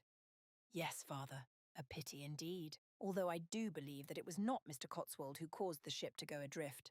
However, it has caused a great struggle for the Duke of Sandon and myself, she said, treading carefully. Thea's anxiety was full as she prepared to ask her father for a small favour. Well, you are both strong. You will survive this struggle. I'm sure of it, he replied nonchalantly. I do hope so, father. But as you are moving, I thought I might ask what your intentions are with our family home, Thea inquired. Our family home? Why, I'm going to sell it, of course. For half again as much as I paid for it. We've made it lovely enough, and if you put a value on something, people will be willing to pay, he said as if educating her. Thea was surprised by this response, but tried to overcome it. All right then, father, but would you consider holding off for a time? The truth is, The Duke and I might need a place to settle for a short while. It is not certain, but it is a possibility. And if we find ourselves in need of a place, I thought that perhaps we might be allowed to stay here, she asked. Stay here? Her father scoffed. And how much do you intend to pay me in rent? In rent? Thea asked, taken aback that her father would suggest it. I thought that if it were only for a few months while my husband works to regain his finances, you might allow us to stay without rent, as you have now come into such abundance. Mr. Caulfield looked at his daughter as if she had gone mad. Thea, dear, do you really expect this? Is it right for you to even ask it of me? Your husband is a man of enormous wealth. His brief loss will be quickly remade, and it's hardly right for you to ask your newly rich father for help when he ought to have made better decisions for himself, Mr. Caulfield lectured. But you do not know how he has used his money so generously, father, Thea implored. And that is none of my business. My business is to ensure that trade is thriving and my customers are satisfied. Your husband's decisions are his own, and he must accept them, for better or worse. Don't be so foolish as to think that you can simply ask me for money, Thea, he scolded. Thea was utterly downcast. She had not anticipated this from her father at all. She had expected that he would treat them generously, that he would be glad to help, but instead his greed seemed to have grown more powerful than Thea ever would have thought. You have to understand, I cannot help you, Mr. Caulfield reiterated. Thea nodded, accepting that this was her father's decision. She could not argue with him about it. After all, it was his money and it was new to him.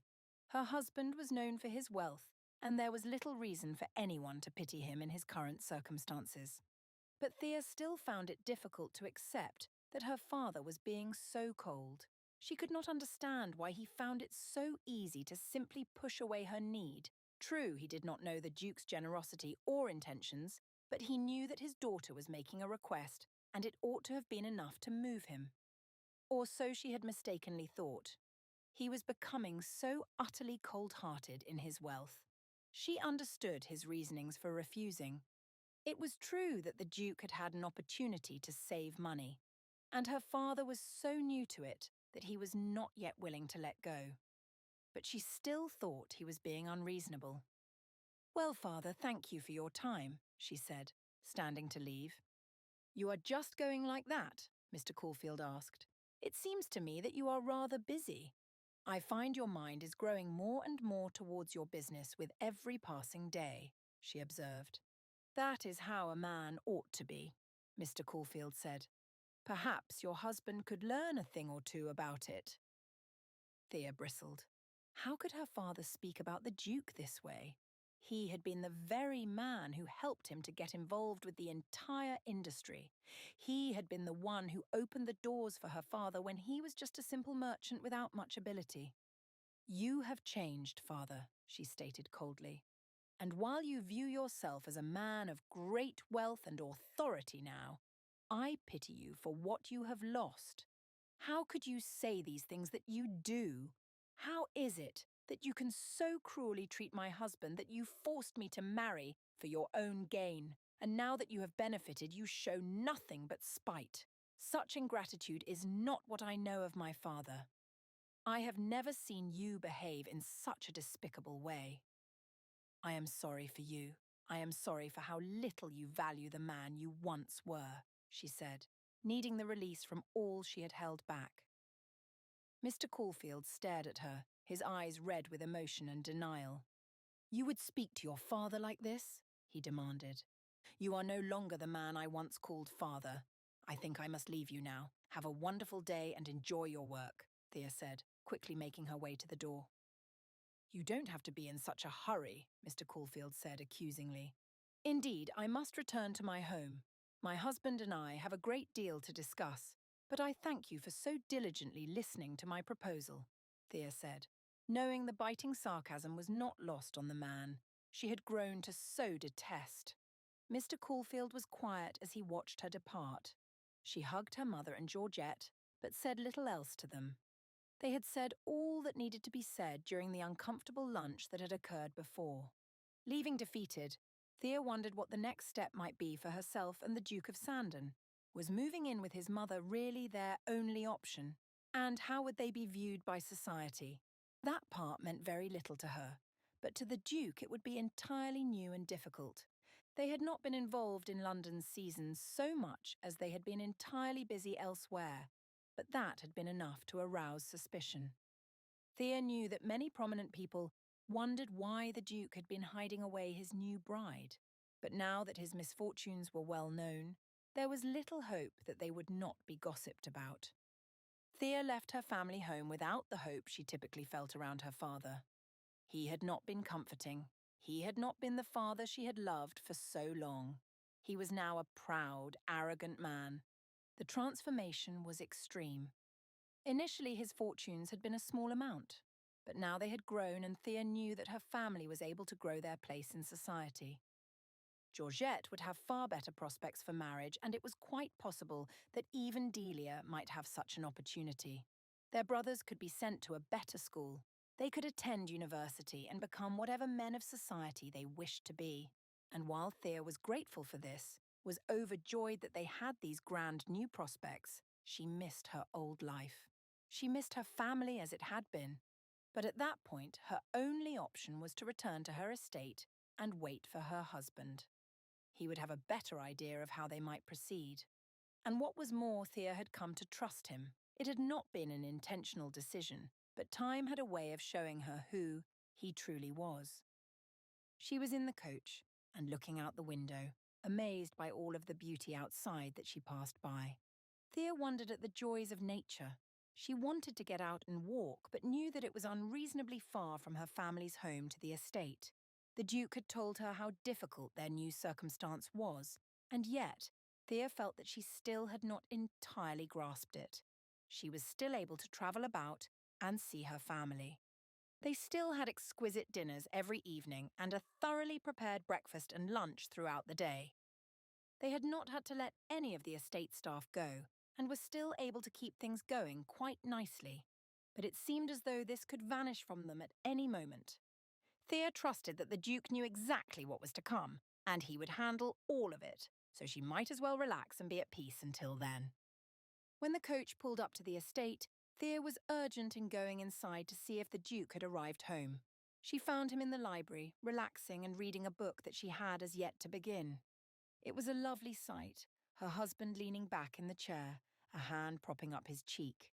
His eyes lifted from the page to her face, and a smile widened across it. "Mr. Tyndale," she greeted with a curtsy. "Mrs. Tyndale," he replied with a bow of his head. And with those brief words, Thea was comfortable enough to sit beside him and grab a book of her own to read. Chapter 36. The Duke of Sandon looked up from his book. His wife had been home for nearly half an hour, according to the clock on the wall. Still, they hadn't spoken. They had simply enjoyed one another's presence as they read their books. "How was your day?" he asked, knowing that a conversation needed to be had. His wife looked up at him, slightly startled by his voice when she had been so devoted to the work before her eyes. "Forgive me, I did not mean to frighten you," he said. "Oh no, it's nothing, sorry. You know how I can get when I am reading," she told him with a laugh. "Indeed. I quite enjoy that about you," he said. She smiled shyly but waited for him to continue. "How was your day?" he asked again. Thea's smile faltered a little. "It was not quite what I had expected, to be honest," she confessed. "Oh, were you not planning to see your family?" the Duke inquired. "Yes, I did. And perhaps that was the part that was so different for me. You see, my family is no longer the same as they once were," she said bitterly. The Duke nodded, understanding a little, although he had not heard the full extent of it yet. "My father has changed, Mr. Tyndale. He is not the same kind, humble, honourable man that he once was. I never imagined such a change to overtake him as much as this," she said with a heavy sigh. "It can be rather difficult," the Duke replied. "When a man finds wealth for the first time in his life, it consumes him. I have seen it time and again. I had hoped it would not happen to your father. He was such a good man that it is a great shame for him to be so overtaken. Indeed, and I do fear that he has been. I hardly recognize the man that he is now. I mean... She paused, and the Duke sensed that she was hesitant to say what she needed to. I understand that perhaps this was not what you would have wanted, she continued. But I did ask my father about the possibility of us living in their home for a short time once they have moved to the new one. She clenched her lips at the confession, waiting for the Duke's response. He eyed her, uncomfortable that she should have done that, but also understanding it. I am sorry if that angers you, Thea blurted out, immediately returning to her close-lipped expression. It does not anger me, he began with difficulty. I appreciate that you have chosen to try as you might to see us in a better state. I am thankful for that even, the Duke said. But I've disappointed you, she pressed. I am only confused, that is all. Why would you believe that you must do this? Have I frightened you so with our current situation that you believed we must live off the charity of your family? He asked. If I have made you feel thus insecure, Mrs. Tyndale, then I have done a very grave thing indeed. My duty as a husband is to provide for my wife, and that is my goal, more than any other, he added passionately. His wife nodded, barely glancing him in the eye. I mean it, truly, he said. I wish only for you to know that I will make every effort I am able to ensure that you have a good life with me here. I will provide for us. I will do what is necessary to get us back on our feet in a place where you need not worry about these things. Thea smiled in satisfaction at his words. He did not know if she believed him or not, but he needed her to understand that he was going to do all he could to be what she needed. And yet, he had poor news for her as well. He had much from that day which would cause Thea grave disappointment. What is it? She asked, observing his expression. Well, my dear, he began, while all that I have said is true, it does not change that I have had word today about my accounts. Thea watched him, curious what he might have to say on the matter. I do not believe that we will be able to afford this life for a great deal longer. You know, it is not exactly one of frugality, and we will not be able to continue indulging as much as I have enjoyed, and as much as I have come to enjoy indulging you as my wife, he confessed. His wife was quiet for a moment, taking in the news. She turned to him and asked with curious eyes, how then might I help? The Duke felt the corners of his mouth lift in relief that she cared so much. How might you help? He asked. Indeed, I cannot allow you to suffer this alone. What would you have me do to enable you the freedom you need to get back on your feet? She asked, offering him whatever he might need. My dear, you are a duchess. The very presence of my wife is more than enough for her to be doing, he said, taking her hand in his again. But you know I could work. I am quite capable of that. The Duke let out a bellow of laughter. Forgive me, my dear, it is not you that I am laughing at. I know well that you are a hard worker and are capable of a great many things, but rather I am laughing at the notion of a duchess working and what society might say in reply. Mrs. Tyndale, you can do no such thing, he told her with a jovial air. He sensed that his wife was embarrassed, which had not been his intention. He now felt quite sorry for having laughed so much. But the image in his mind of Thea wearing one of his mother's dresses, jewels around her neck and ears, while scrubbing the floor of some earl's estate was too great to contain. I truly am sorry if you thought I was laughing at you, he said, trying to regain his composure. I understand, she replied quietly, trying to hold her head higher. The Duke of Sandon knew he had wounded her pride. I must tell you that if I thought society would accept it, I would love nothing more than to see you doing things which you loved and receiving a profit for them. But you know that we do not have such luxuries as that, he explained. Yes, I am quite aware, Thea replied. He looked at her again and saw that she was still red-cheeked. He had not meant to embarrass her, but he trusted she would understand with time. My dear, it is I who must provide for you, and I shall. You have my promise. I will do whatever is necessary. Truly, I believe this setback will be only for a short time, he said. But a setback for a short time can be quite devastating. Think about it, Mr. Tyndale. It is not merely you and I having to move from this estate that worries my mind. It is the staff who will be out of a job should the next tenant have others in mind for employment. It is the children who will not benefit from the school you so desired to build. It is the chef who makes your dinner and the man who drives your coach. It is your mother. So, Mr. Tyndale, a short time can create a very bad thing, she explained. The Duke was sobered by this thought. His wife was right. There was much more to this than just the things he had been thinking. He was quiet for a moment, sighing and considering it all. How would he manage to do all the things he had hoped to accomplish? How would he be able to succeed? Mr. Tyndale, husband, she said, standing from her chair and moving to sit on the arm of his.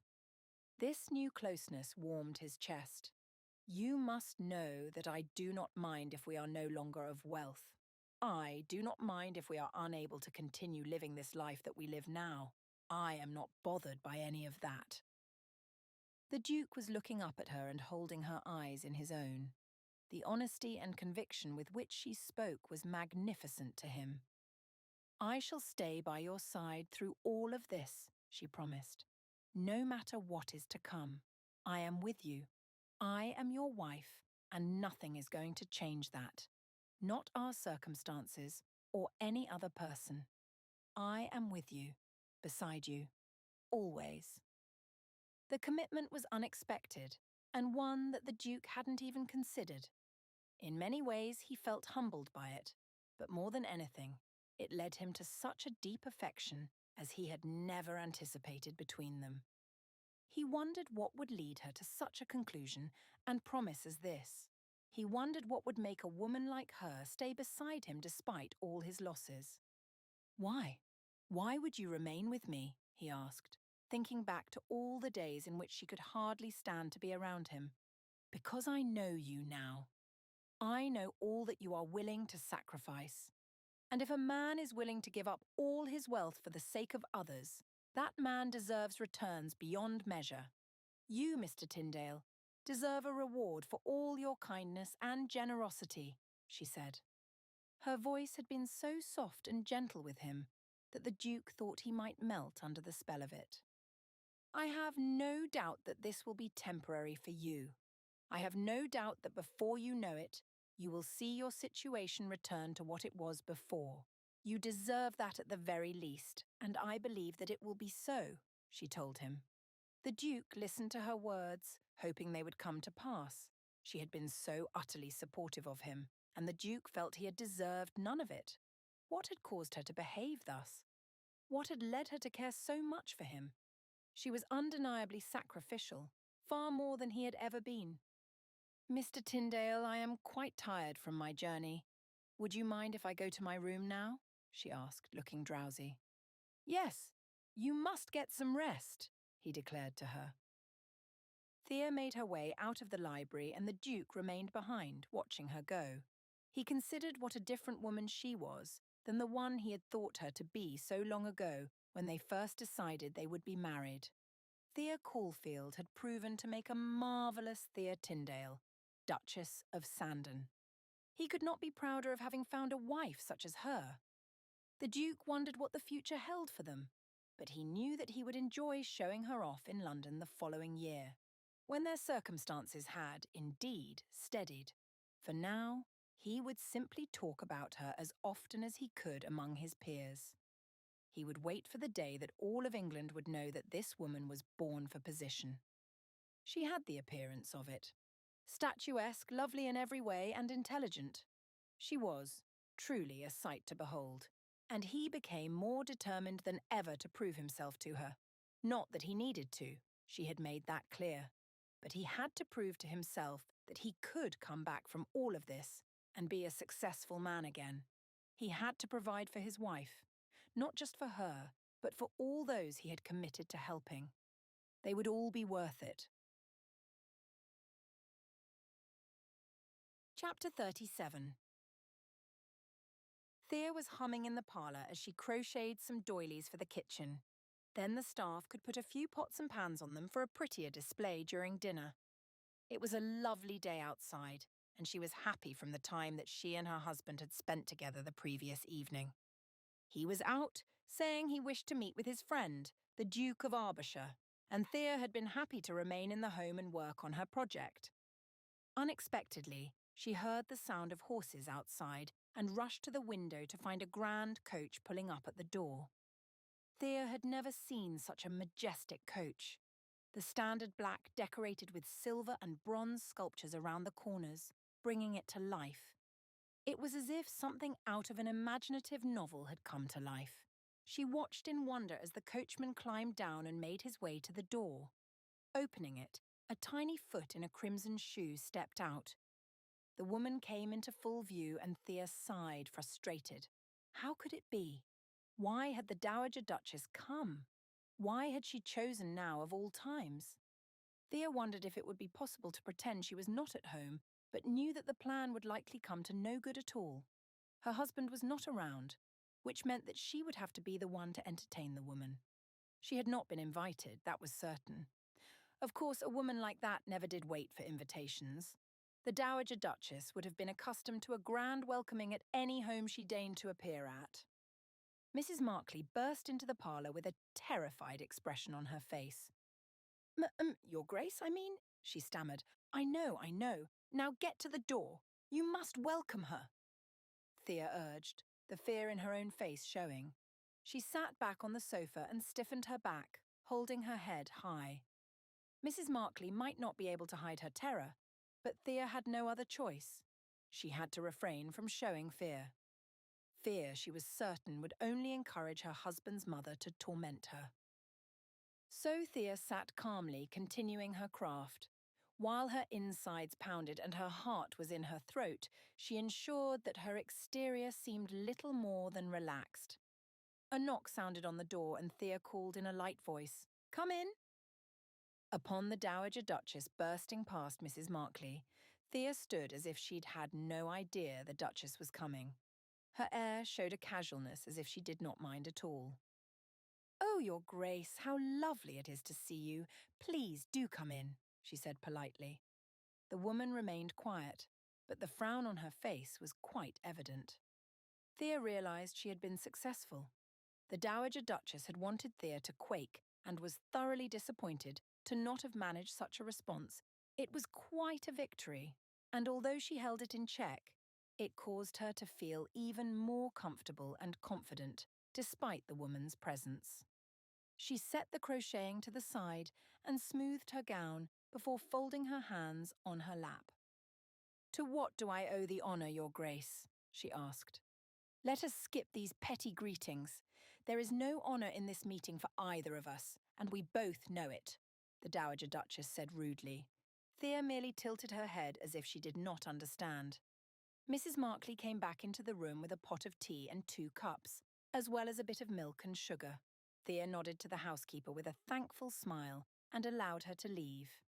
She noted then that upon leaving, Mrs. Markley had not closed the door all the way. She knew well that this was a fine strategy for staff who wished to know all the gossip that occurred within the walls of a home. "Please do continue, Your Grace," Thea said, as if she had not just been insulted. She poured the tea slowly and elegantly, adding a lump of sugar for the Dowager Duchess, who frowned and nodded for another to be added. Thea handed her the small cup, and she took it with a grimace. "Oh my, is that all the milk you've added? Do you wish for my chest to burn with pain?" the older woman accused. "I wish for no such thing, Your Grace. I am simply aware that many women of your age and societal standing are conscious of their figures. If you should like more milk and sugar, I would be delighted to add them for you." The veiled insult was still polite enough for the Dowager Duchess to simply open her mouth in irritation before closing it again and pretending she had heard nothing. "As I said, we need not pretend that either of us are happy to see the other," she continued. "And might you be willing to tell me how it is that you feel, instead?" Thea suggested calmly. "I wish for you to know that I give you leave to go," the Dowager Duchess said hastily. "Forgive me, Your Grace, but I do not understand," Thea replied. It was perhaps the first genuine response she had given since the Dowager Duchess had arrived. "What is it you don't understand?" the woman demanded. "What leave have I to go?" "To go where, Your Grace?" she inquired. Why, anywhere, you little child. My son is bringing nothing to your family, and nothing to you. Or has he not told you? The two of you are soon to be destitute, don't you know? She asked harshly. Thea responded with a gentle smile. Your Grace, I am well aware of the significant impact of my husband's loss, but I am also aware that he is quite an amazing man. He has great intelligence. I have no concern for what we have lost. I worry only about encouraging him towards the future, she said reasonably. Ha! The Dowager Duchess scoffed. Do not be such a fool. You might as well get out of all of this before things get any worse. Has my son truly deceived you to this extent that you believe he can get back on his feet without help? No, Your Grace. In fact, your son has assured me time and again that he would greatly desire my help in proceeding forward, Thea replied. The woman scoffed once more. You? You are just a pauper masquerading as royalty. What help could you give him? She asked forcefully. Very little, in truth. But I can give him something you have clearly neglected, Your Grace, and that is support. Your son does not need more wealth and strategizing at the moment. The time for that will come. But now, he is in dire need of encouragement and support. That is what I intend to give him, she explained. The Dowager Duchess looked at her hatefully, and Thea swallowed against the look. She knew that she was nervous, but she had to contain it all and pretend to be all right. She wished only that the Duke was with her now and she might be able to draw strength from him. I find it maddening to know that you believe you are enough for my son, the Dowager Duchess continued. Yes, Your Grace, you have made that quite clear, Thea replied. And why should I not? My son is doing nothing more for you. Have you not heard that? He is doing nothing, and you had best get on your way and find another heir to trick into marriage. Leave my son alone, the woman commanded as if she had forgotten the depth of a commitment before God and man. Thea thought to herself about the ridiculousness of the woman's demand. Even if she were the sort to accept this, it could not be done without a court-approved annulment. Something Thea would never consider. She had made a vow, a promise, and she intended to keep it. Your son chose me, Your Grace. Perhaps you did not know this, but it is the truth. He and my father arranged this marriage without my say, and your son wished to marry me for no other reason than to appease you. The fact that we now care for one another has little to do with how it all began, Thea said. I simply do not understand why you must continue in this charade, the Dowager Duchess demanded, standing as she yelled. Get out! Do you not understand? You must get out of my son's life. You don't need him anymore. Your family doesn't need him anymore. He can do nothing for you. But I can do something for him, Your Grace. You seem not to hear me as I say this. I am not leaving your son. Now more than ever I must remain at his side. I am his wife. It is my duty. I shall stand beside him in all times, Thea said just as passionately, standing to meet the height of her foe. In that moment, when the very air seethed between the two of them, Thea realized how deeply she meant the words she had said. She truly cared for the Duke of Sandon enough to remain by his side through anything, all times, no matter what. She would not abandon him. Not for the sake of poverty, not for health or anything. They were together, and it would remain so until one or both of them died. You are a foolish child, the Dowager Duchess insulted again. But I am the one he chose, and I will choose him in return.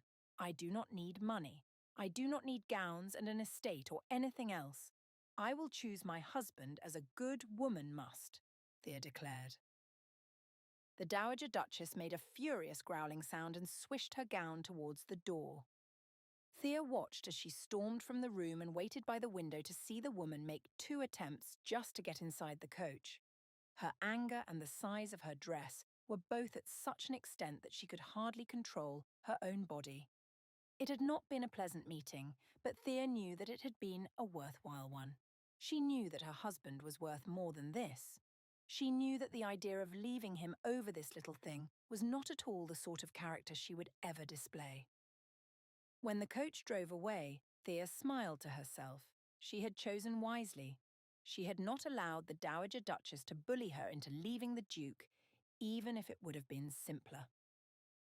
A knock came to the door and Mrs. Markley came in quietly. "Thank you for the tea, Mrs. Markley," Thea said. "You're welcome, Your Grace, and might I say that the staff here is terribly glad that His Grace, the Duke of Sandon, married a woman like you," she commented quietly. Thea smiled. She knew that in most estates, the staff would never make such a personal comment to the estate owner or his wife. But they were comfortable enough with her to be honest. They were comfortable enough with her to not even hide the fact that they had listened to the commotion. Although, in truth, it would have been difficult for them to avoid the sound of yelling that had spilled from the room.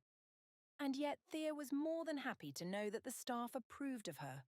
They appreciated her. They recognized that she was eternally devoted to her husband and would remain so. A small part of her knew that even in this conversation with the Dowager Duchess, she was coming to realize that her heart had shifted further still. The Duke was not just a good man whom she respected. She thought that perhaps the awareness of her devotion to him told her something more. Was it possible that she had grown so deep in her affections? Was it possible that perhaps she loved the Duke of Sandon? Chapter 38. The Duke handed his hat and jacket to Mrs. Markley with a sigh. He had had a tiring day. "Thank you, Mrs. Markley," he said, allowing the woman to go off and take care of things around the home. It had been a nice time spent with the Duke of Argyllshire, but it did not mean that he was in any way rested. No, indeed, he was more exhausted than ever. They had discussed some of the things which might occur over the following months and strategies to mitigate the impact of the lost ship on his finances. Then the Duke of Argyllshire helped him make a new plan for the regrowth of his finances. It looked as though they might be all right in the end. Although a great deal had been lost, it could still be recuperated through hard work. It had been a productive time, and he had hope once more. The Duke asked one of the cleaning staff where he might find his wife, and the young maid told him that last she knew, the Duchess had been in the parlour. There was something in her demeanour that worried the Duke. It was as if the maid was frightened or concerned to tell him the truth. It made no sense to him why she would be so skittish about it, but he brushed it off and made his way to the parlour. His wife was there, sitting and working on one of her crochet pieces. She had been making many of them, and he was quite fond of the pieces. It was nice to admire her skill. "Good evening, my dear," he greeted. "Good evening, darling," she replied with another smile. "How was your day?" he asked. "It was lovely, thank you," Thea replied. "Have you spent it all crocheting?" he questioned. "Most of it," she replied. Once more the Duke sensed there was something else. He could not place his finger on the mystery. "Oh, your mother did stop by," Thea said. "It was only a brief visit, but I thought I had best mention it to you as the staff might, and I did not wish for you to think I had forgotten her or was opposed to the visit." The Duke squinted his eyes, seeing his wife's discomfort. "Right. My mother came?" he asked. "Yes, darling. But as I said, it was a brief visit. I think she will likely come another time when you are home." There was not much to say, she told him. He worried, knowing what his mother could be like. But if his wife was being honest, then there was little more to it than a simple visit, and he would let it go. "Well, I am glad that you only had to endure her for a short time," he said. She laughed lightly. "Oh, darling, there is no reason to be of concern." This alerted him even more to the fact that she was not telling him everything. With his mother, there was always reason to be of concern. "And how was your day?" she asked, changing the subject entirely. The Duke leaned back in his chair and rested his head against the cushion. "My day went well. I do believe that there is promise ahead. My friend, the Duke of Argyllshire, was quite certain that things will come together. The two of you are both encouraging me in a way I've never expected," he said, honestly. His wife looked up from her crocheting and smiled at him. "I mean it. I am entirely grateful to you for all that you have done to ensure that I am looked after and cared for, and being productive in all the things I must do," he told her. "It is my joy, husband. I do quite like being able to support you," she replied. Yes, I know that you do. You make no secret of it, he said to her. They spoke a little longer, but the Duke knew he had a few final things to finish in his study. Have a good night, my dear, Thea said. And you as well, darling, he replied. The Duke went into the room and placed yet more documents on the desk that he would have to sort through. It would not take long, but he was tired and considered the possibility of leaving it to the morning. But then, unexpectedly, came a knock on his door. He wondered who it might be, as he preferred not to be bothered when he was so busy, but did not wish to turn anyone away just now. Yes? He asked, allowing the sound of exhaustion to permeate his voice. Forgive me, Your Grace, for interrupting, said the young man who worked as the cook's assistant. Oh, Daniel, I'm not in the mood for dinner tonight. But thank you, the Duke said with a wave of his hand. Forgive me again, Your Grace, but that is not why I've come, he said nervously. Oh, the Duke asked, intrigued. I understand and confess that this is not my place, Your Grace, but there is something I must tell you, Daniel began. Yes, please, out with it, the Duke urged. As I am loyal to you, I think it ought to be said anyway. Your wife, Your Grace, you know that she was here today, yes? He asked. Of course, Daniel.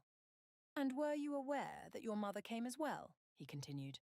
My wife mentioned something to that effect, he replied, wondering if perhaps he might now learn what passed between the two of them.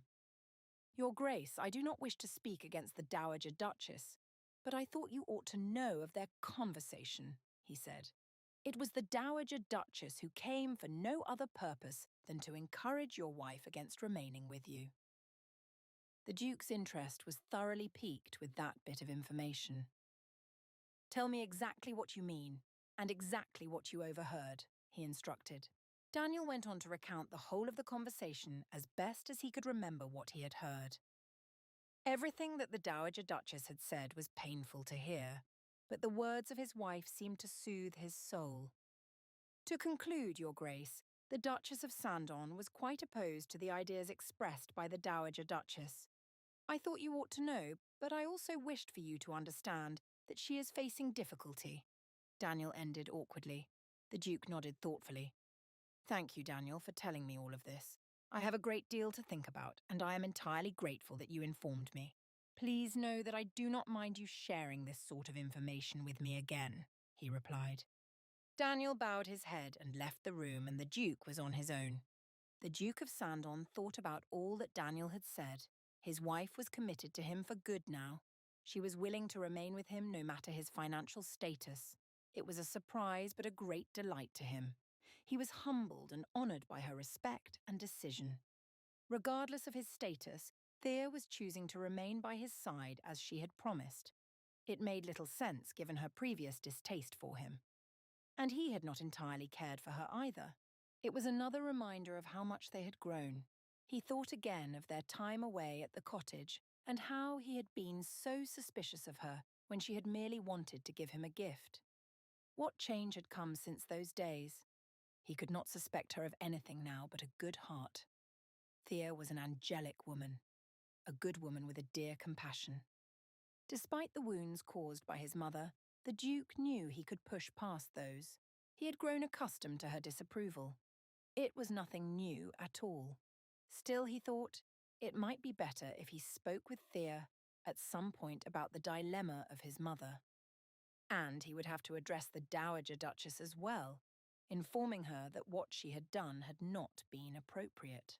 But the Duke, exhausted as he was, felt more content than he had been in a long time. He was relieved and delighted by the news of his wife's commitment. He considered what small thing he might do that evening, an inconvenience to himself. At the time, he was so tired that anything felt to be an inconvenience, but he decided to settle on going into the kitchen and finding one large slice of banana bread. He had observed that she liked it often during their breakfasts, and at times when it was served as dessert. So the Duke put it on a plate for her and made his way back to the parlour. He knocked quietly, and she called for him to enter. "Oh, Mr. Tyndale, I did not expect you again," she said in surprise. He held the plate behind his back and walked close to her. "I have just had a conversation," Mrs. Tyndale, about the incident with my mother this afternoon," he said. His wife's face fell and she looked ashamed. "I wish you had not known about that," she replied. "I am glad that I learnt of it, and you and I shall speak further about it tomorrow. But until then, I have a small token of gratitude for you. I wish that it was something greater, but, well, I am a man of little means just now," he said with a smile and suppressed laugh. The Duke exposed the bread from behind his back and watched the grin spread over his wife's face. "Thank you, Mr. Tyndale. Thank you utterly," she said with a giggle. "I do know how fond you are of sweets," he said. "Indeed, it is a great weakness of mine," she answered him. "Well, that is all right. You have proven that you have very few of those," he said comfortingly. Thea took the plate from him and he gave her one final bow before taking his exit. It had been a small act, but one that he knew she would appreciate. Perhaps he didn't need money after all. He made his way to his room, needing to finally sleep, and as he lay, he could not get his wife out of his thoughts. She was precious to him. He wondered if what he felt for her had moved beyond the things he had been trying to feel about her. He no longer had to try so hard to trust her. He no longer had to work to spend time with her, or appreciate her for anything more than her face and figure. He rather enjoyed their discussions, although they remained shy with one another even now. He believed that the advice that had been given to them by Mr. Rogers was being practiced more thoroughly, although they could always stand to improve. And hadn't Mr. Rogers told him that these were the elements of love? Was it possible that with all that had occurred between them, and all that the Duke had tried to think and feel, he had finally crossed into the feelings of love? He was committed, as was she. He was determined to make their marriage a success, as was she. He was willing to make sacrifices, and Thea had made it painfully clear that she didn't mind sacrifices so much now. And if the two of them were both showing these expressions to one another, it was quite possible that what he was feeling was also being felt by her. It was possible that it was finally true between them. Yes, he thought. Yes, this thing keeping him up was indeed love. Chapter 39. Thea waited in the dining room for her husband to arrive. He'd had a morning appointment and she'd not been able to see him before he had gone out. But the Duke had left a message assuring her he would return by lunch and would have an opportunity to spend time together for the rest of the day from there. She looked forward to his arrival and spending that time with him. She was anxious for his arrival and her stomach groaned in protest of her waiting to eat until he had come. The staff in the kitchen was ready to bring out the food the moment the Duke made his appearance. "Mrs. Markley," Thea called, bringing the woman into the dining area. "Yes, Your Grace?" she asked. "Another cup of tea, please," Thea requested. Mrs. Markley nodded and disappeared into the kitchen again, coming back moments later with more tea. Finally, Thea heard the sound of the Duke coming into the house at the same moment that Mrs. Markley was rushing through the dining room. She had to go and greet him and take his outerwear from him. Thea waited another few minutes before the Duke came in and looked at her. "Forgive me. I was later than expected," he said, taking his seat. "It's nothing, Duke," Thea replied. The kitchen staff brought out the rest of the food and the footmen served both their plates with tremendous food. Thea wondered how much longer they might be able to indulge like this. She could do just fine without. But having grown accustomed to the luxuries, she hoped that she would be able to continue eating like this for a good deal longer. Not that she would ever tell the Duke that. He was trying so hard to bring his fortunes back together. It would demean him for her to tell him she wished that he would work hard enough to feed her rich foods. The last thing she wished for was to treat him thus. Their meal began quietly, but finally, Thea started with questions about his day. "It was quite a pleasant meeting, actually. There was a great deal of promise," he said, looking more pleased than he had seemed in a very long time. "I am glad to hear that," she replied. "And you?" he asked, before she could continue with her questions. "I am very well. I had a grand enough day. I thought about many things surrounding our current circumstances, and I had a thought," she began. Thea had no idea how the Duke might think of her plan, as it was the sort that she had used often during her youth. It was unlikely that a titled man would consider it.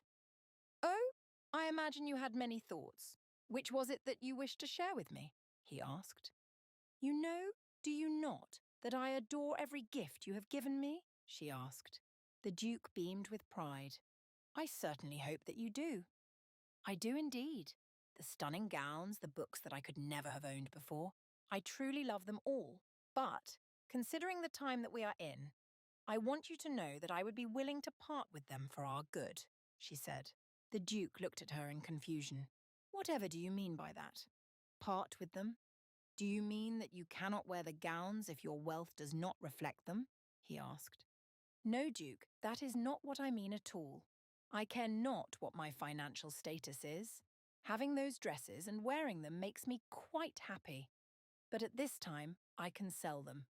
It would be a great source of income, for I know them to be rather expensive."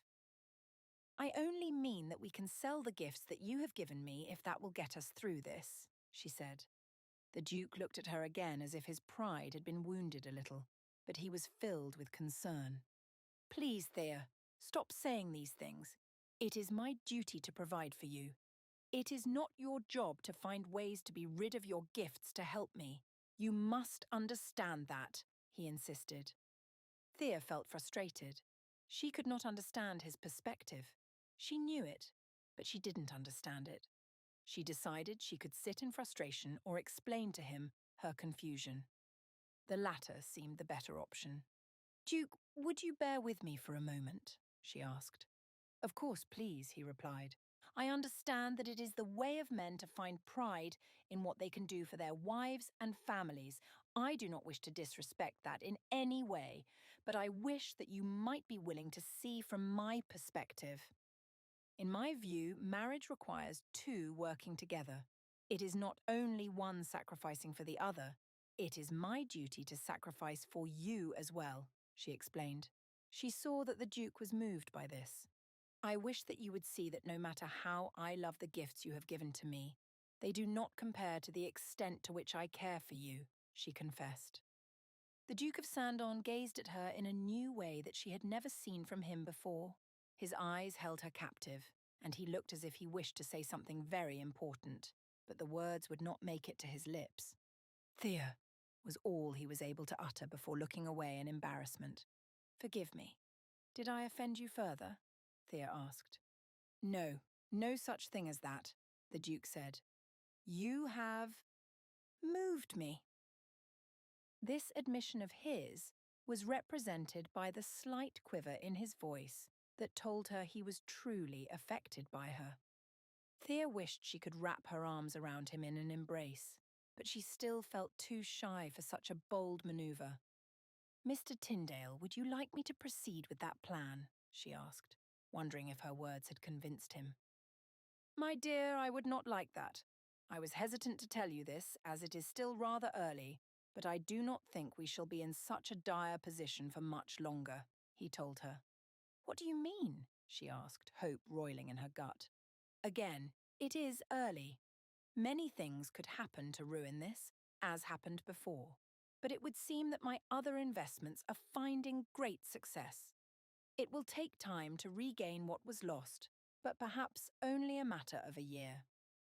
Before, I would have wondered at ever regaining my fortune, or at the very least requiring 10 or 20 years to match it.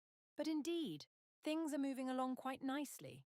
It is true that trade can triple a man's fortunes, and I am simply trying to triple those which I have invested to make up for what I had lost," he explained. "Mr. Tyndale, this is such wonderful news," Thea exclaimed. "Indeed, wife, it is. Unexpected and wonderful. I could never have done this, rebuilt it, without your encouragement. I would have withdrawn everything in order to not risk more. I would have returned to my mother's home in disgrace," he confessed. "I cannot imagine such a thing from you," Thea said. "Oh, it is true. There were a number of times I had considered as much, and it was only you that caused me to take pause and not continue in that thought," he said. "Truly?" she asked. "Yes, truly. You were the strength that I required to continue moving forward and trying. I am grateful to you.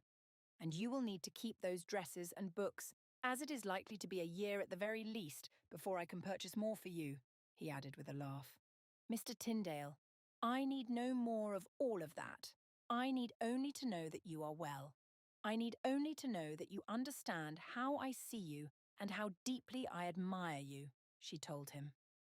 The two sat a bit longer, quiet and content, enjoying the rest of their food. Thea had known he wished to discuss his mother, the Dowager Duchess, but Thea was not yet ready to speak of it and was grateful that he had not brought it up just now. She was also glad that they had come to terms on their finances and that he had hope for the days ahead. This sort of news and promise was very much what they both needed to hear. There was so much peace now settled on them from this news. Again, I must remind you that it is not guaranteed. I do have hope, but things could still get in the way, the Duke said urgently. Please, Mr. Tyndale, stop being so concerned. I do believe that all will be well for us. I do trust that what you believe will come to pass is exactly what we shall see, she said again. It was difficult to see the Duke so concerned. She saw a great deal more hope in him than before, but it was still not the same as he had been prior to all of this. She wished only that he might continue to feel better with each passing day, and she would make it her mission to see it happen. After finishing their lunch, Thea and the Duke set out for a walk around the grounds. The sky is exquisite today, Thea declared. Indeed it is. A nice dry air with the most perfect breeze, the Duke noted. We ought to have walks more often, she said. I do like that idea, he replied. Thea was quiet, not knowing what else to say. No matter how she and the Duke tried, they still had moments of little conversation and awkwardness. The awkwardness had shifted, but it was still there. Before it had been a matter of their not caring for one another and not wishing to be in this marriage, but now it consisted of the very opposite. Neither was comfortable sharing exactly what had come of their feelings and what it was they were thinking. Thea hoped she might learn to tell him, find a way to express it. But it was not now, no matter how she wished it might be. The Duke looked at her and she returned his attention. He was silent as well, but she saw it in his eyes. He was thinking the very same thing that she had been. He remained quiet, but shifted himself closer to her, keeping the same pace. Thea smiled nervously. She could not look at him for fear that her expression might give away everything she felt inside. Something was building up within her, and she felt as though it was all going to burst out. As if she couldn't contain it any longer, she worried that she might simply fall apart or cry or laugh or exhibit a number of emotions. There was nothing to hold her back. Thea tried to breathe, to steady herself in some way and be contained. But how could she contain such joy as she felt through her love for her husband? How could she suppress the feelings that were deep inside and so strong they wished for release? How could she continue to resist? But when Thea thought she could not handle the spark between them any longer, she felt the warmth of the Duke's hand embracing her own. It was soothing and peaceful the way he brushed a thumb along the back of hers as if to remind her that he was there and would not let go.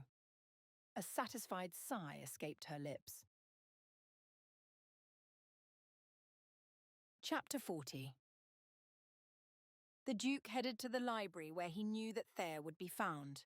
Entering, she looked up at him, having grown more alert to his presence than any book which intrigued her. He watched her stand from her seat and curtsy to him, and the Duke bowed slightly to her as well. She looked stunning in a pale blue gown, with lace decorating much of it.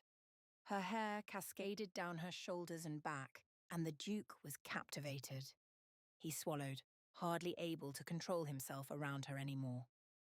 "What are you reading?" he asked. She held up the cover for him to see, and he smiled. It was another of his favourites. He had told her that once and was certain that was why she had chosen it now. "Might I sit with you?" he asked. "I should love nothing more," Thea replied. The Duke sat in the chair beside her and observed the way she waited patiently for him to speak. "Mrs. Tyndale, you are not the woman I had once expected," he told her. "Nor you the man I had," she replied. The Duke knew that to be true, but he had been practicing this, thinking of what he might say to finally confess his heart to her. "Indeed, I had thought you to be shallow and dim-witted," he said, grimacing at his own assumptions. He saw the expression on Thea's face and knew she did not appreciate such an assumption. "I know now how wrong I was, but you must understand that my mother frequently paraded young women around me in the hopes that I might marry quickly. A great many of them were beautiful as you are, but none had any intellect. Few had substance of any sort at all," he continued.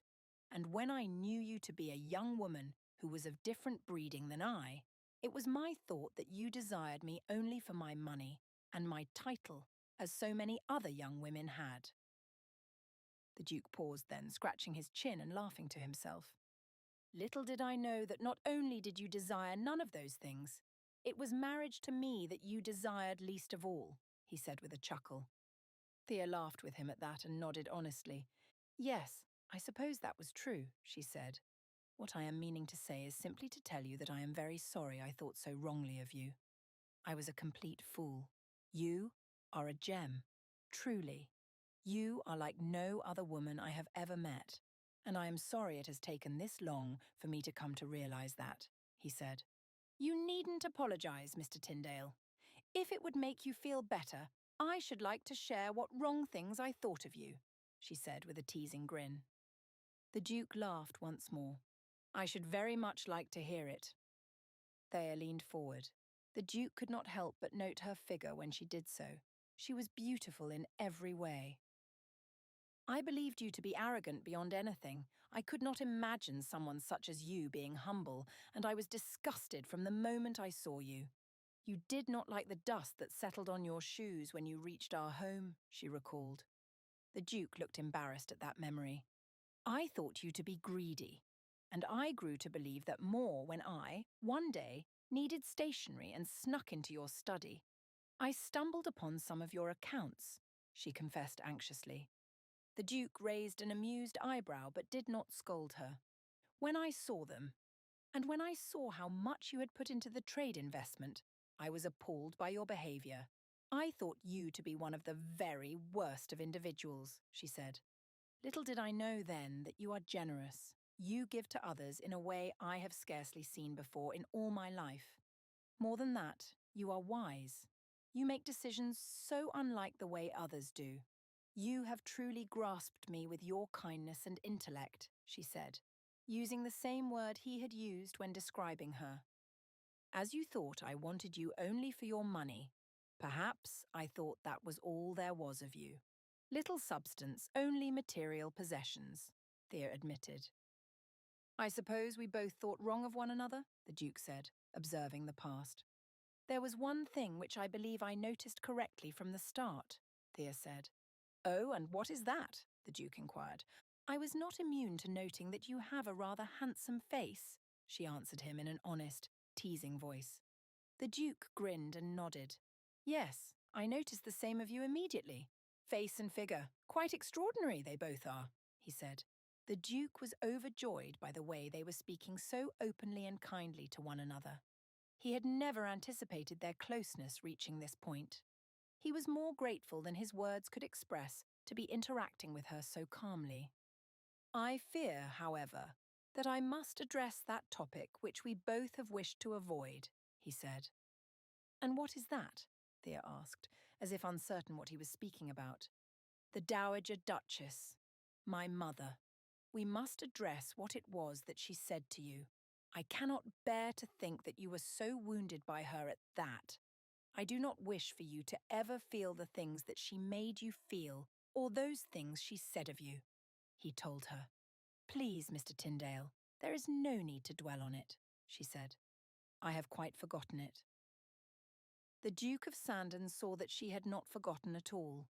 She was still pained by the memory, but her pride and stubborn desire to overcome it were holding her together in spite of the pain that his mother had caused. "Mrs. Thea, please, listen to me. I will speak with my mother. I cannot allow her to make you feel that way. I will not stand for it, not in my home or any other. I know she is unlikely to change her course of thought, but you are my wife and a duchess. You are of the same societal standing now as she once was when married to my father. Your past position, the birth you came into, none of that speaks of who you are now. There was no shame in any of it, as it was before, the Duke said, hoping she did not take offence to her birth.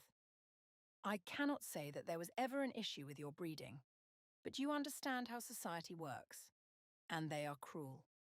My mother is cruel. She does not see people for who they really are. She is blinded by her own pride. So, my wife, please know that I have every intention of speaking with her and addressing the incident, not with any intention of embarrassing you, but through my desire to strengthen our marriage, he committed. Thank you, Thea replied with a sigh. The Duke knew that she was simultaneously uncomfortable and also relieved by his decision. It is the very least I can do for my wife, the Duke said. She is deserving of the best I have to offer. Her husband is deserving of more than I could offer, Thea retorted. The Duke of Sandon considered the rest of the discussion that he was longing to have. He had not finished all he wanted to tell her. He didn't know if he could find the courage, but knew he must. Mrs. Tyndale, there is more that I have to say to you, the Duke said, breathing deeply. She looked at him once more, still seeming anxious. I wish for you to never feel unwelcome by my mother because it is my greatest wish to have you as my wife. Now and forever, he said. Mr. Tyndale, I have to confess to you that this is exactly what I wish for as well, she said through eyes that seemed rife with tears. You wish it? He asked. I do indeed, she replied. I must tell you exactly why I wish it, the Duke said, fiddling with his hands. He was unaccustomed to being so nervous, but for what he was to tell her, there was little that might settle him. Please tell me, she replied. I wish it, because I have fallen quite in love with you, he confessed. Thea was stunned into silence, but her mouth opened to reply. The Duke waited, allowing her time to gather her thoughts before she was forced to respond. Mr. Tyndale, I must tell you that I feel the same. I, myself, have fallen in love with you. I had not expected something like this would ever come to pass between us, she admitted. And yet, here we are, she added with a laugh. Yes, indeed. Here we are, the Duke said in reply. He looked on her with great interest and admiration. This woman who he had grown to love, despite not believing it to be possible, loved him in return. She was all he could think about. And even as he sat with her, the Duke's thoughts were consumed by Thea. He was imagining what their future would look like. He considered the time they would have and all the days ahead. He wondered if she would be as happy as he was, or if she was simply content. But no, those words she had spoken, they had clarified everything. Thea had told him all he needed to know. Thea loved him as he loved her, and their future was sealed. Mr. Tyndale, are you going to be home tomorrow? Thea asked him suddenly. He thought for a moment. I have a meeting in the afternoon, but I shall be home for dinner, he replied, remembering that he had to visit with Mr. Finch yet again. All right then, she said. I shall look forward to having dinner with you. The Duke noted a hint of sadness in her voice, but it at once made him sorry and also overjoyed to know that she cared so deeply as to regret time not spent with him. The Duke was glad for his wife. She took his hand as they had begun to do now and again. Nothing more had yet passed between them, but he was thankful for this at the very least. He had her hand, and now he also knew that he had her heart. Chapter 41. Thea stood at the top of the staircase, watching and waiting. Soon the Duke came through the door looking fine in his coat-tails, his hat still on his head. She waited as Mrs. Markley took his outerwear, and immediately the Duke turned and noted what was on the stairs. She found it funny that he hadn't noticed all of it when first entering, but it seemed that he was distracted. The Duke had given his things to Mrs. Markley swiftly, as if he had much else on his mind, and he did not need to be distracted any longer. Thea continued to watch, but soon she had to retreat. From her position, she gazed at him, and with each step he took, she noted his smile. Yes, she had given him a new distraction. Whatever had occurred in his day that left him with any sort of stress, he could forget it now. Now he was home, and now he would find the gift that she had prepared for him. Along the stairs, she had done just what he had on that day that now seemed so long ago. An abundance of roses lined the staircase, alongside them a candle on each step with the flame burning brightly. And beside each candle sat a book. They were all books already from his library. Thea had not the resources nor the capacity to have purchased brand new ones as he had so thoughtfully done for her. But she made every effort to replicate the image of what he had done for her those days before. She had ensured that each book was one that they had discussed. Some were favourites of both, or even just one of them. Some had been debated between them. Thea had realised during her search for the books just how much they had taken a part of the few conversations that she and the Duke had had. The Duke treaded up the steps and Thea rushed and turned down the hallway. The Duke had not seen her yet, just as she had hoped. She entered his room and made her way to the balcony. Cautiously watching through the door she had left cracked open, Thea observed the Duke entering the room. The grin on his face was exquisite, more beautiful than any she had seen in all her life. Understanding his joy, understanding his excitement for her devotion, was thrilling. It was an elixir just to watch him desire her and enjoy the gift that she had prepared for him. The roses did not end at the Duke's door. They continued through his room and led to the balcony. He allowed his eyes to follow them, and Thea watched him still, hiding in place for him to follow the path. As the Duke exited through the door, he avoided the candles that could so easily burn him.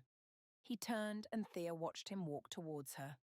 She had prepared herself in her wedding gown, the one she had worn exactly 2 months prior to this day. His eyes took her in from head to toe and back up again, journeying across all that he had grown to love and care for. Thea noted once more how handsome he looked. She remained quiet and gave the Duke the opportunity to take in the evening. He had told her he would be arriving for dinner. Dinner was still going to be ready for them downstairs, but this had to happen first, she had determined. She had planned this when she learned that he would be out that day. Being exactly 2 months from their wedding day, it seemed the perfect occasion for her to prepare herself as she had been when a bride those months before. She looked just as she had that day, with her hair done up in the same fashion, thanks to a bit of help from Mrs. Markley. "You are a vision, Mrs. Tyndale," the Duke said to her. "And you are a husband to dream about," Thea replied. "Do you dream of me?" he asked. "Often, but in truth, I have no need of the dream version of you. The real is far better, I must confess. The real man, the real Duke of Sandon, the real Mr. Tyndale. That is the only you that I wish for," Thea told him. "And what of this display? What led you to such an elaborate act?" he asked her, noting her wedding gown and the candles that surrounded them on the balcony. "It is not so grand a gesture as that which you performed for me, but I have done all I was capable of doing to provide you with some measure of evidence of how deeply I care for you," she told him. "You have done so quite successfully, I must say," he replied, smiling. "Whatever I might do for you, I think that we can unilaterally agree that it is very small compared to those things you have done for me. I am always astounded by the ways in which you care for me. You show them so frequently," she reminded him. In Thea's mind, she had done nothing but create a poor copy of what the Duke had done for her in the time past. She thought about how much more his gesture had meant. This one was so small. She decided that it was time to address the next part of her surprise. This was the thing she had been longing to do since realizing that her heart had shifted. Thea didn't know whether or not the Duke would like it or agree to do it, but Thea hoped he would appreciate the whole of her plan. "Mr. Tyndale, 2 months ago, we vowed to be man and wife to one another. We said our vows, echoing the words of the Reverend who married us, and we said them as a duty. Tonight, I wish to say them to you as your wife," Thea told him, revealing 2 pieces of paper. The Duke eyed the sheets in her hands. "You would like to make our vows to one another again?" he asked with eyes that appeared moved beyond speech. Yes, if you would be so agreeable as to appease me, she replied. Tell me, he said. These are the very same words that we spoke on that day. I should like to repeat them now, she said, hoping that he would like the idea and not think her mad for such an act.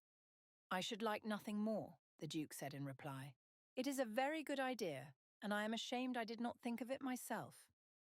I do not blame you for not considering it, but I know that I, myself, repeated them without meaning on the day of our wedding. I am not the same woman now, however, and if I tell you these things now, you can rest assured that I mean every word, Thea promised, and I wish for you to remain confident that I do as well. I truly do, Thea. Every word, every commitment I give to you in honesty and truth, the Duke said. Thea handed him one paper, and the Duke looked over it with a new sense in his eyes. Before he had said the words meaning nothing at all, but now they meant everything to both of them. Shall I go first? He asked, uncertain. I would like that a great deal, Thea replied. The Duke opened his mouth to commit to his wife, and his voice came out strong. I promise to take thee as my wife. I promise to hold to the vow and commitment made before God and the Church to show you the love of our Lord and Saviour, as I have been instructed by his word, the Duke began.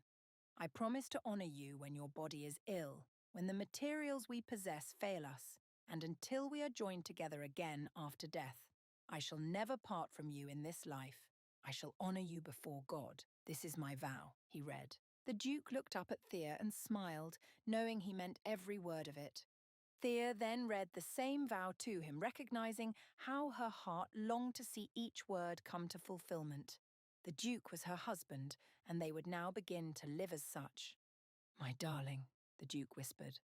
My husband, Thea replied. And as if their vow could not be made any sweeter, the Duke leaned in, and Thea gratefully accepted his kiss. Epilogue. The Duke of Sandon returned home to find the estate quite full.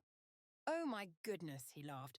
Yes, I do believe we have quite the congregation, Thea replied, looking around. They had been married for a year, and now Thea's entire family and all her friends were at the estate to celebrate the budding life that was to come. The Duke very nearly wanted to run away and go back to meetings, but knew that his wife would appreciate any support that he gave her. It would not be right for him to flee, no matter how he might wish to be free of this party of people. It was not that he did not desire company. It was just that they were far louder than he was accustomed to, and he had not been prepared for the sheer number of guests. The kitchen staff had not been prepared either, and he was grateful that they'd had a few pigs out back who were ready to give their lives to feed everyone. His mother had called him a fool for insisting that they kept animals on hand at the estate for just such an event. He noted then that his very own mother, the Dowager Duchess, was in attendance. Things had remained frightfully strained between them, but they were finally beginning to improve. He felt confident that, in time, his mother would grow to love his wife as much as he did. In the meantime, his mother looked terribly bored and annoyed by the ruckus being caused. They were not the sort of folks who were often invited to an estate like theirs, and he knew that it was an exciting time for them. He saw faces that he'd never seen before, but was assured that Thea knew them from her family's home. Of course, her family had a new home, nearer to them. He wondered if some might not have come just to get a glimpse of the well-known Duke and his home. Mr. Tyndale, Thea exclaimed upon seeing him. She rushed to him and gave him a look of pleading eyes, begging for rescue. The Duke suppressed his laugh. He could not allow the guests to see how they wished for freedom from the party. Yes, my dear, we must. We must discuss a matter. Would you please follow me? He requested. Thea did her very best to look pouty, and as though she had no interest in leaving her guests. However, she made it appear as though she were being urged against her will. Thea followed the Duke, and he led her up to the library where all was calm and empty. Good heavens, my dear, what on earth has happened? He asked, frightened to laugh about it all. I hardly know myself, she replied. It was meant to be only my own family and Margaret, perhaps her family as well, but someone must have called for more. I cannot tell you what a strange day it has been, she exclaimed. "I imagine so," he replied dryly. "Oh, do be joyful. I cannot bear to do all of this on my own," she complained. "I shall try, but my dear, they are very loud," he said, looking terrified. "Is there any way we might get some to leave? At least those who do not actually even know us?" she asked. "I should think that the surer way to be rid of people is by feeding them immediately," the Duke replied, having worked this out to be the best possible solution. "You are a very wise man," Thea laughed. The Duke left Thea in the library, giving her a chance for rest and freedom from the guests. He found Mrs. Markley and insisted that they eat early. "But, Your Grace, the food is hardly prepared," she said. "Then it must be finished rapidly. Even if it is not done well, they shall hardly know the difference. You know how most people are. All you need do is tell them that something cost a great deal, and they will believe it," he joked. Mrs. Markley looked at him sternly. He could not blame her. He was being rude. But the Duke wished for time with his wife alone. He wanted to know how she was feeling now that she had gotten through the difficult first stage of the pregnancy. He would be a father soon. In a matter of only a few more months, they would have a child of their very own. The Duke wondered whether it would be a boy or girl. He wondered what sort of future the child would have. As he had worked so hard to restore his own financial status, he knew that his children would be well settled for. But the Duke still worried. Times changed things. He could not control that from happening. He could only try to prepare his children for the changes they didn't wish for. The Duke returned to his wife in the library. She was reading a book and nearly asleep when he came. "My dearest, I do believe we must return to the party," he said. "Oh, can we wait just a bit longer?" she asked. "I do not think it wise," he said. "But why, my darling?" she complained, eager to rest. "Well, if we should stay away longer, they might come to suspect that we don't want them here," he said. "In other words," she began. "You think that we are to hide the truth from them?" she asked with a laugh. The joke was not lost on the Duke. He left along with his wife and returned to the party. It was true that they did not desire to spend the rest of the evening among such a crowd. It was true that his wife was exhausted, but it was his duty and hers to make all feel welcome, to make everyone believe that they were cared for. And this, too, was not untrue. They did care a great deal for many. It was just that now was not a time to be surrounded by so many. "Have you heard anything of Mr. Cotswold of late?" Thea asked suddenly. It was the last thing the Duke expected her to question at that time. "Oh, goodness, I have not. Last I knew, he had been imprisoned for theft all over again," the Duke replied, relieved the man was once more kept from what he had been doing. "What a shame," Thea said. After the loss of the ship, the man had become a great hider and had gone out of his way to con many men into giving him money for a variety of things that never came to pass.